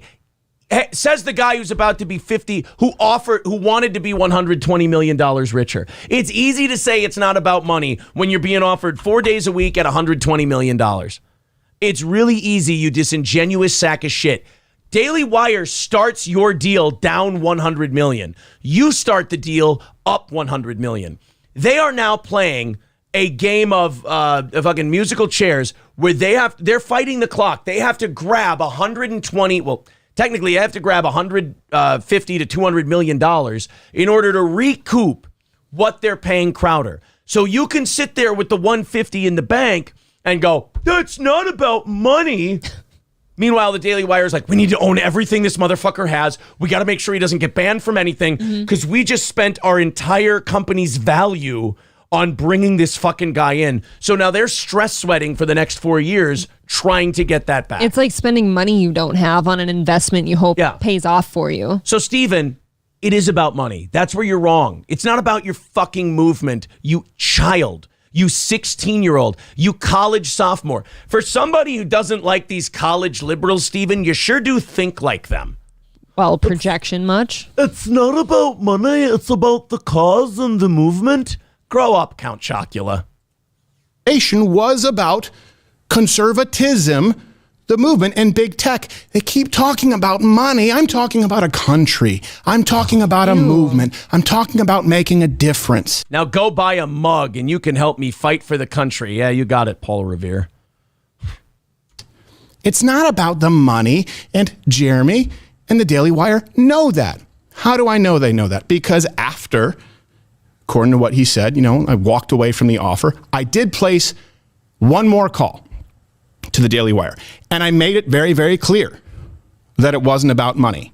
That was not the topic of conversation. There was zero, as they've tried to portray this, miscommunication.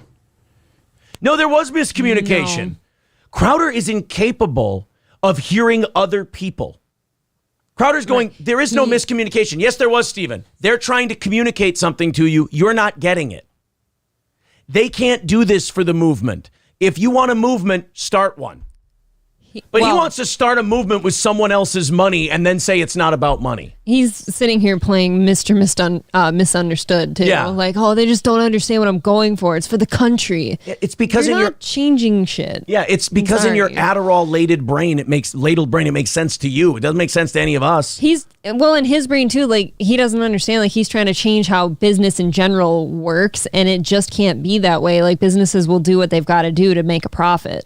It was one last call where the only thing that I asked for, my only demand, was their word, and not even for me, but for other people coming up facing these kinds of contracts.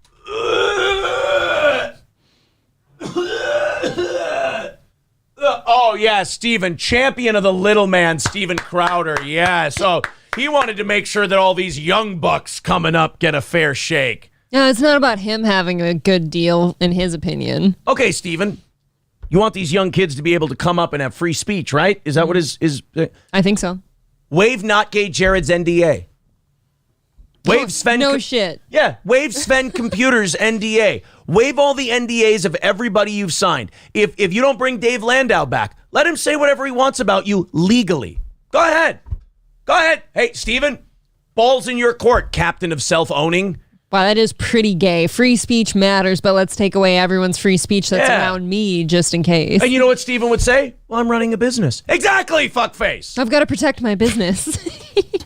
Let's say it's a kid who comes in with 500,000 YouTube subscribers or something like that, 100,000. Let's say it's some other kid you're paying six figures to come in and do it. There's not the penalty of the demonetization or if they're removed from iTunes, Apple, YouTube. Yeah, sure there would be. I love how Steven gets to go on this big, long diatribe in the phone call he recorded against Jeremy's knowledge. But then Jeremy gets one little sentence. Yep, he clips it how he wants. And by the way, yes, there would be that deal for someone because any money that the Daily Wire pays out to that person with 500,000 subs, they have to get back. Mm-hmm.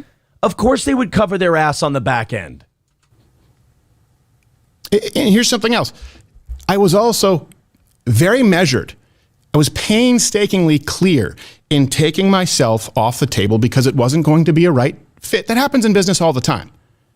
You know what doesn't happen in business all the time? The party who decides it's not a right fit goes and rats and tattletales and tries to make money off of it and waves it around for really the dumbest fan base in the world. Honest to Christ, if you're still with Crowder after this, I don't know what to tell you. You're the dumbest, fucking most gullible fan base in the world. You probably still fall for the, hey, look, it's my thumb trick. I don't even know how to fucking do it. Well, and then just like... I got your nose. You're like, oh, God damn it, that guy's got my nose. Oh. After every stupid comment he makes, too, it's like, oh, and I'm not doing this for me. It's for all of you so that you have a better time with this than I ever did. That's Crowder's greatest problem, is that he can't admit. He doesn't understand. None of us would fault him if it was about him. Yeah, why don't you just say, no, I want a good deal for myself, and good as in, like, my parameters. Again, you want to say this is for the young guys coming up. I throw back at you, Sven Computer, not gay Jared. You're full of shit. Address it. But that we weren't talking about me. We were talking about the futures of other people who could potentially be in that position, that very disconcerting position. No miscommunication. Mersch pointed this out last night on Nightwave when he was going over this. He said if his staff found out that him and Royce turned down $50 million from the Daily Wire because the movement wasn't right, they'd kill them. Yeah, I guarantee you nobody agrees with him. If I'm Dave Landau, I want to beat the living shit out of Steven Crowder. I bet they're not even in his studio with him. Remember when he did that first one, we noticed that nobody else was there? I think Landau's gone because he started a new sketch thing on YouTube. He's doing a shitload of comedy tour dates. I think he's gone. Your boss is cutting you out of money. Yeah. So, but yeah, if I didn't tell April that we got an offer from the Daily Wire for $5 million, and I just said no to it, April would go, are you out of your fucking mind? I'd be a little mad, yeah. You should be angry violently if you find it. And I said, well, April, it's because they would have had to play ball with big tech. She'd go, hey, retard, we already do. Yeah, we're on YouTube. We are on YouTube. and the Daily Wire pointed this out. Jeremy pointed this out really well, basically calling him Peter Pan. He goes, hey, Steven, YouTube has billions of users. Rumble has millions. Okay? We have to use YouTube. There's no way in this world where the Daily Wire can monetize its content the way it can with YouTube. It has to. He goes, we're investing in things so that we don't have to use it eventually. Yeah. But that tech isn't ready yet. What I'm talking about is you're describing a model for everyone, not just, let's get rid of me here. Good, we will. Everyone, if there's a penalty for being demonetized on YouTube, because your business model requires that be a huge component of it, you need to change your business model or this movement cannot work, Jeremy. You need to change your business model. Imagine a guy without a gig goes into a place that's running just fine right now and successful and making money and goes, hey, you guys need to change your business model. Yeah, I hate how condescending Steven is to people like this. But the problem is the Daily Wire doesn't need to change their business model. It's working just fine. Right. I know it's been working for us, and I'm going out on a limb trying to make you part of it, but you're not, working with me here. I can't imagine my show trying to come up and be beholden to YouTube advertiser guidelines, let alone, honestly, being beholden from a conservative entity with hard strikes, right, being removed, but let alone being advertiser friendly. We know how broad those guidelines are. They might as well just read, don't say anything offensive, and they change them at the drop of a hat.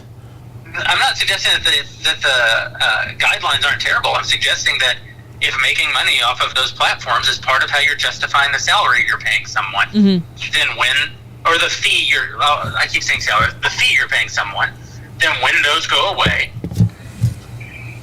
everybody loses money. You can't pay the same amount with less revenue. That made perfect sense. I don't know why Crowder's showing this. I mean, it's self-owning. Because, okay, Crowder, fine. We'll take away all the YouTube shit. How's $1.5 million a year strike you? Sure. There you go. That's it. Maybe that's what Jeremy should have done. I mean, he probably didn't know this piece of shit was going to record him and play it. But he should have said, all right, Steven, fine. We'll waive all the punishments for YouTube and everything else. All right? We're going to stick to your movement. How's that sound? Because remember, Crowder said it's not about money. Then the Daily Wire can go, all right, Steven, you know what? It's not about money. Good. We're not going to punish you if you get banned from anything. We're going to let you say all your conservative beliefs and fight for the country.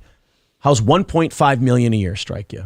Right. I think that would have been a great solution. Would he have signed the deal? No. Fuck no. Because he needs the money. He wants money. No. He wouldn't have signed the deal. Oh, I can make more money doing Mug Club. Then fucking go ahead. Go. That is always the answer, too. Like, if you can do a better job at something, why aren't you going to go do it? He's so full of shit. That whole it's not about money thing, it's the biggest nail in his coffin. How about you create a different business model? Now, I know what some of you are thinking. Of course, telling... You're on Adderall and you're losing your mind? You don't know. You're a big old crybaby. Yeah, you're a fucking bitch who didn't get his way. Man-child. Yes. Oh, my God, he does know what we're thinking. Someone else, hey, change your business. You're secretly gay? I'm sorry, you said you knew what I was thinking. Your wife's a beard. What? You love dressing up like a chick. It actually turns you on. You don't really believe free speech matters unless it's yours? You fucked your bitch in that dress you wear? Whoa. She actually is into girls. You're sexually attracted to Sven Computer, and that's why you let him go, because you couldn't stop getting boners around him? You were actually wishing not gay Jared was gay? Yeah. You actually made that an angry nickname because you were pissed at him for not being a homosexual? It's fun. We might go over a little today. Oh, no. Business model. I get it. I'm in no position to say that unless, instead of Monday morning quarterbacking it, here's the thing. I didn't just offer criticisms. I offered a guide on how to... Here's the deal. I want to sit at the table with people who, granted...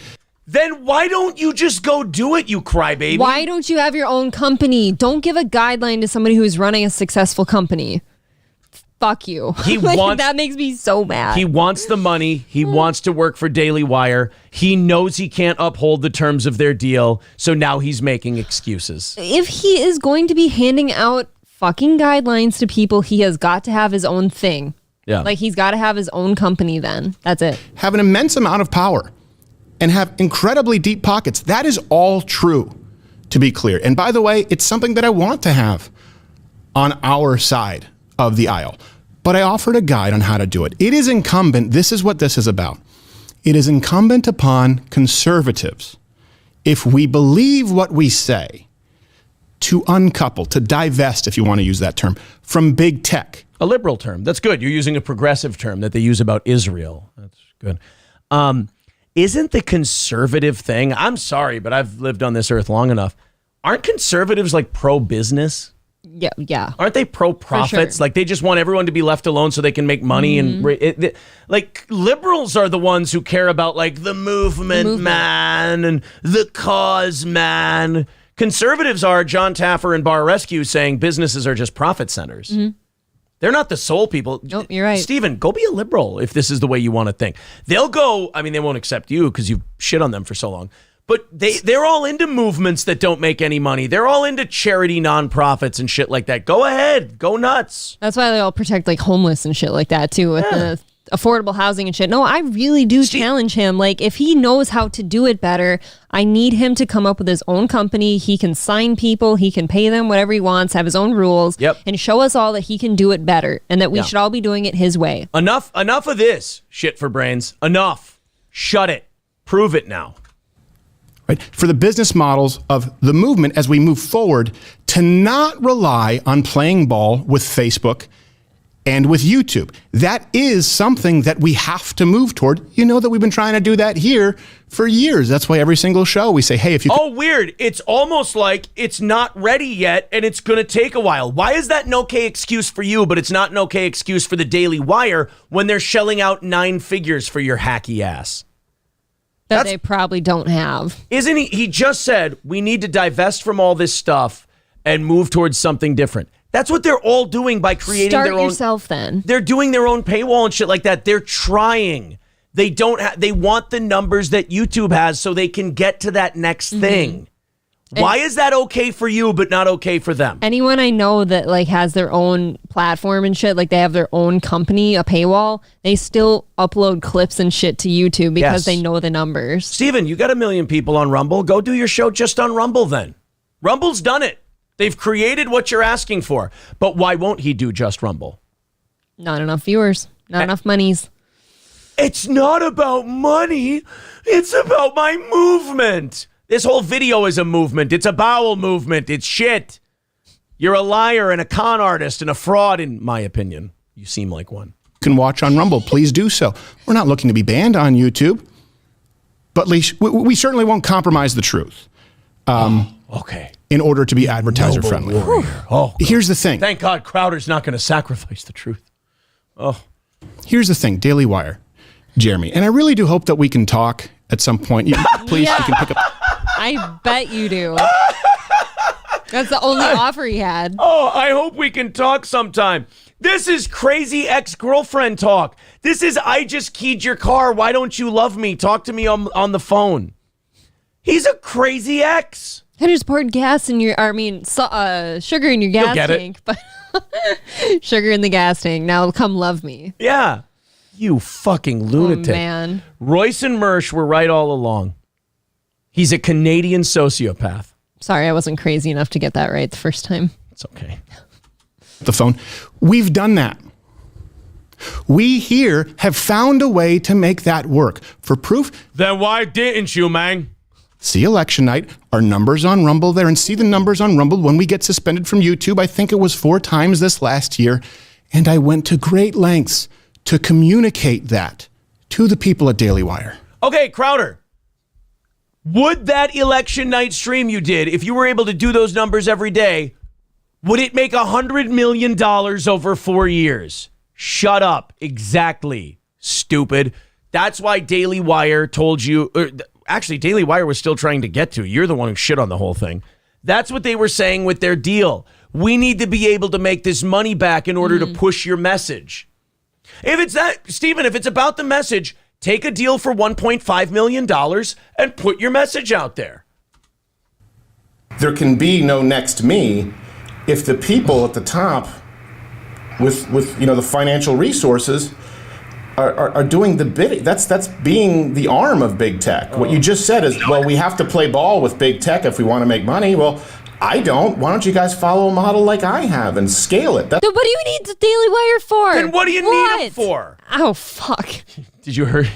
You're so mad at Crowder. I strained myself doing that. You might give yourself that fibromyalgia disease he had. What do you call his boxer's elbow? What is this fucking shit? It's actually tennis elbow. Tennis elbow? Yeah. Fuck. Isn't it funny you played tennis your whole life and only now did you get tennis gay. elbow?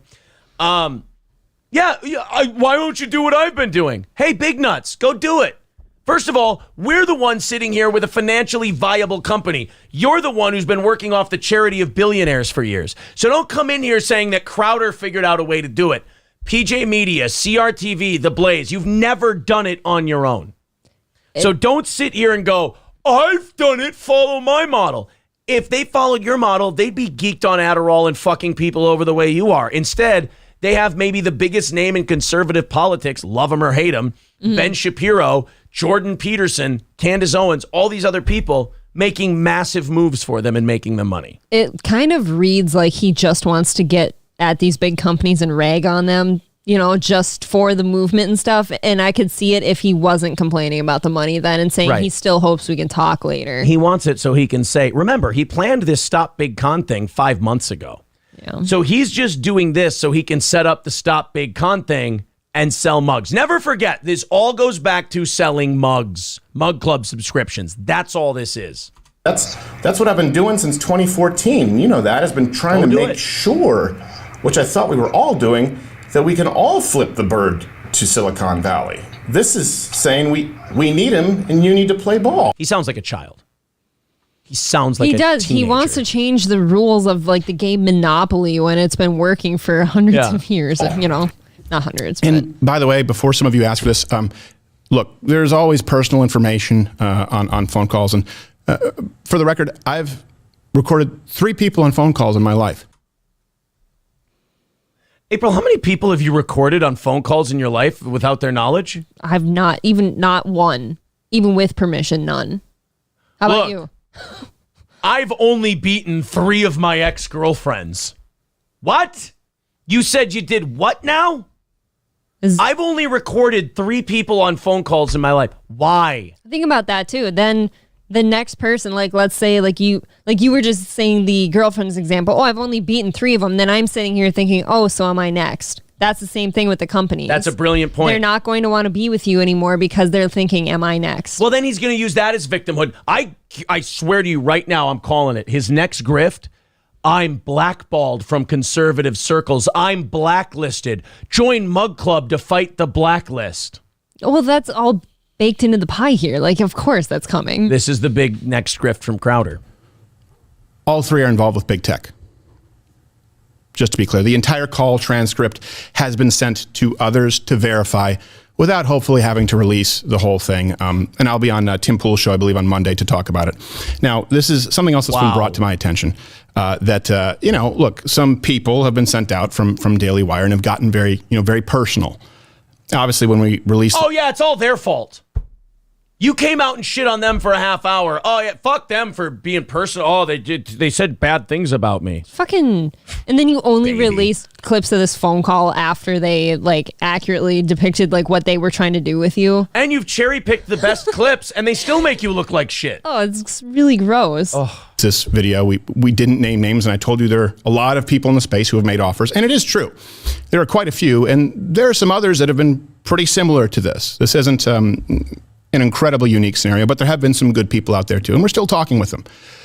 So I do know that some... You know what I love imagining? I love the fact that he turned that camera on himself and then ran behind the desk and then like he's like Howard Hughes in a hotel room. I can picture that. Yeah. Some people from Daily Wire have have come out, maybe been instructed to. I have no idea. I don't care. What do we know about I don't care? It usually means you care a little. Cares quite a bit. They've gotten very personal.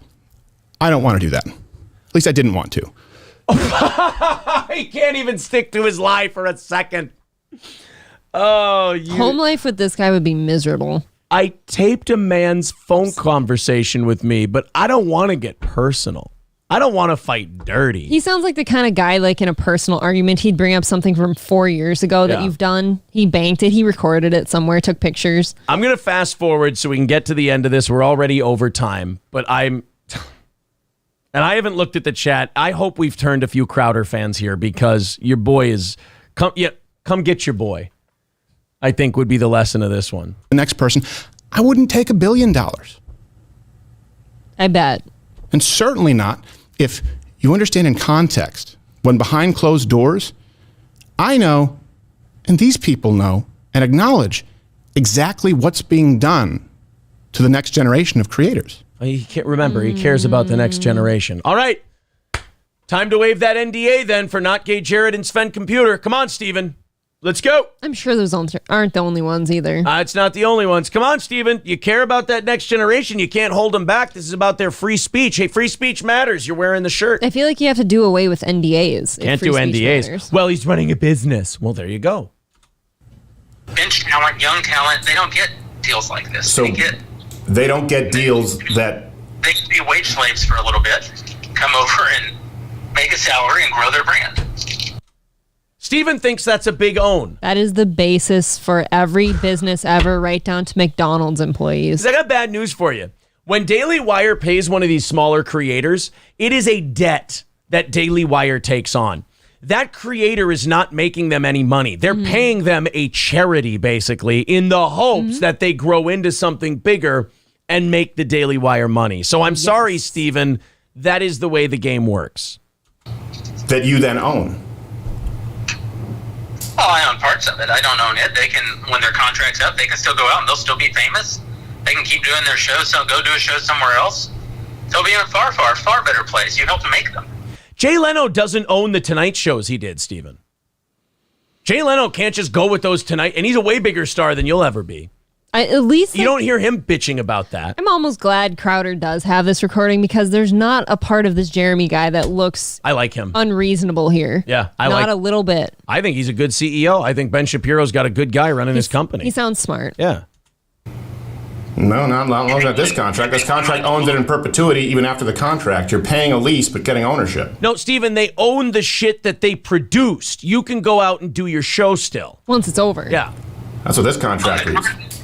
On the content that we paid to produce, yes.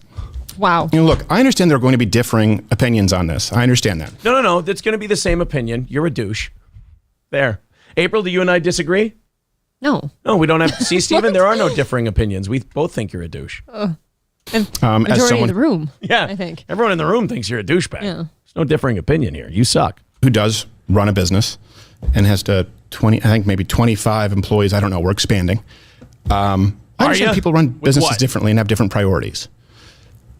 Here's the thing. I would genuinely still, Daily Wire, Jeremy, love to sit down at the table and explain to you how you can make all of this work.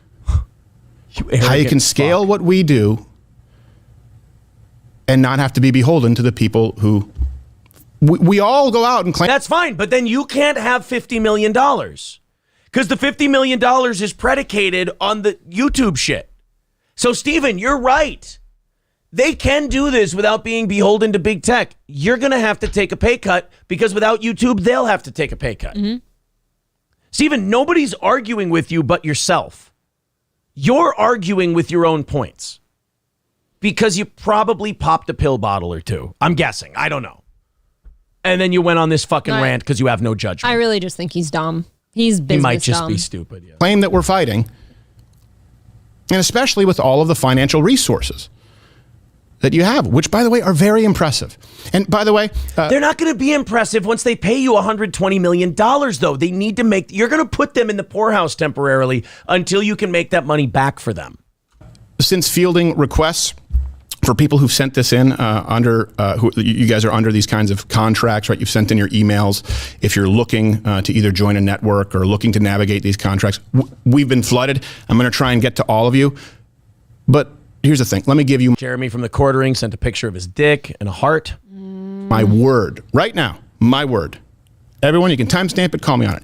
Here at Mug Club, we will never take any ownership over your social media platforms or your channels, and I don't want a dime ever of your YouTube revenue.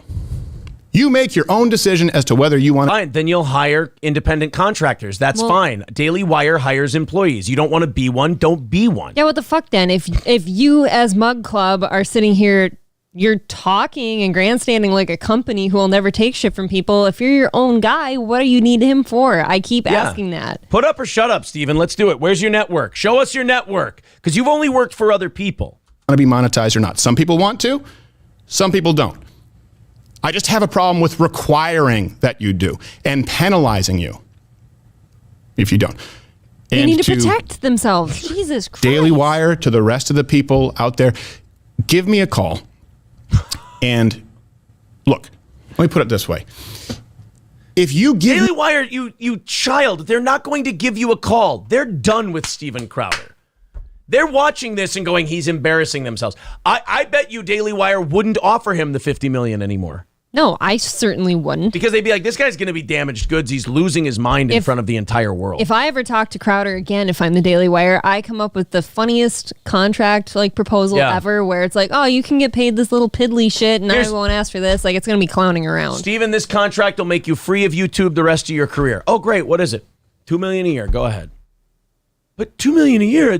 No strings attached, Steven. No strings attached. Just take a pay cut. Steven, you said it's not about money. Here's your movement. Take it.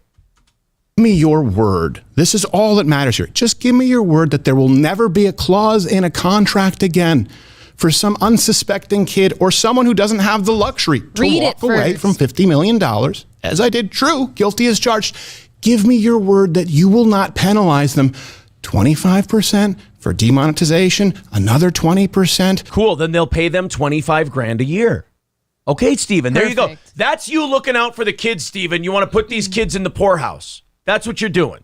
For a strike, another 20%. Facebook, Spotify, Apple, up to 80%. Just give me your word that that clause, that spirit will not be in any contract sent out to anyone else who's at the front lines fighting for this country, and we're done. All of this stops right now. You will never hear from me again. I will go out and sing your praises. They don't care anymore. If Crowder ran this country, we'd all be broke. Jesus Christ. You know what's funny? For a guy who hates liberals so much, he has the economic knowledge of one. Yeah.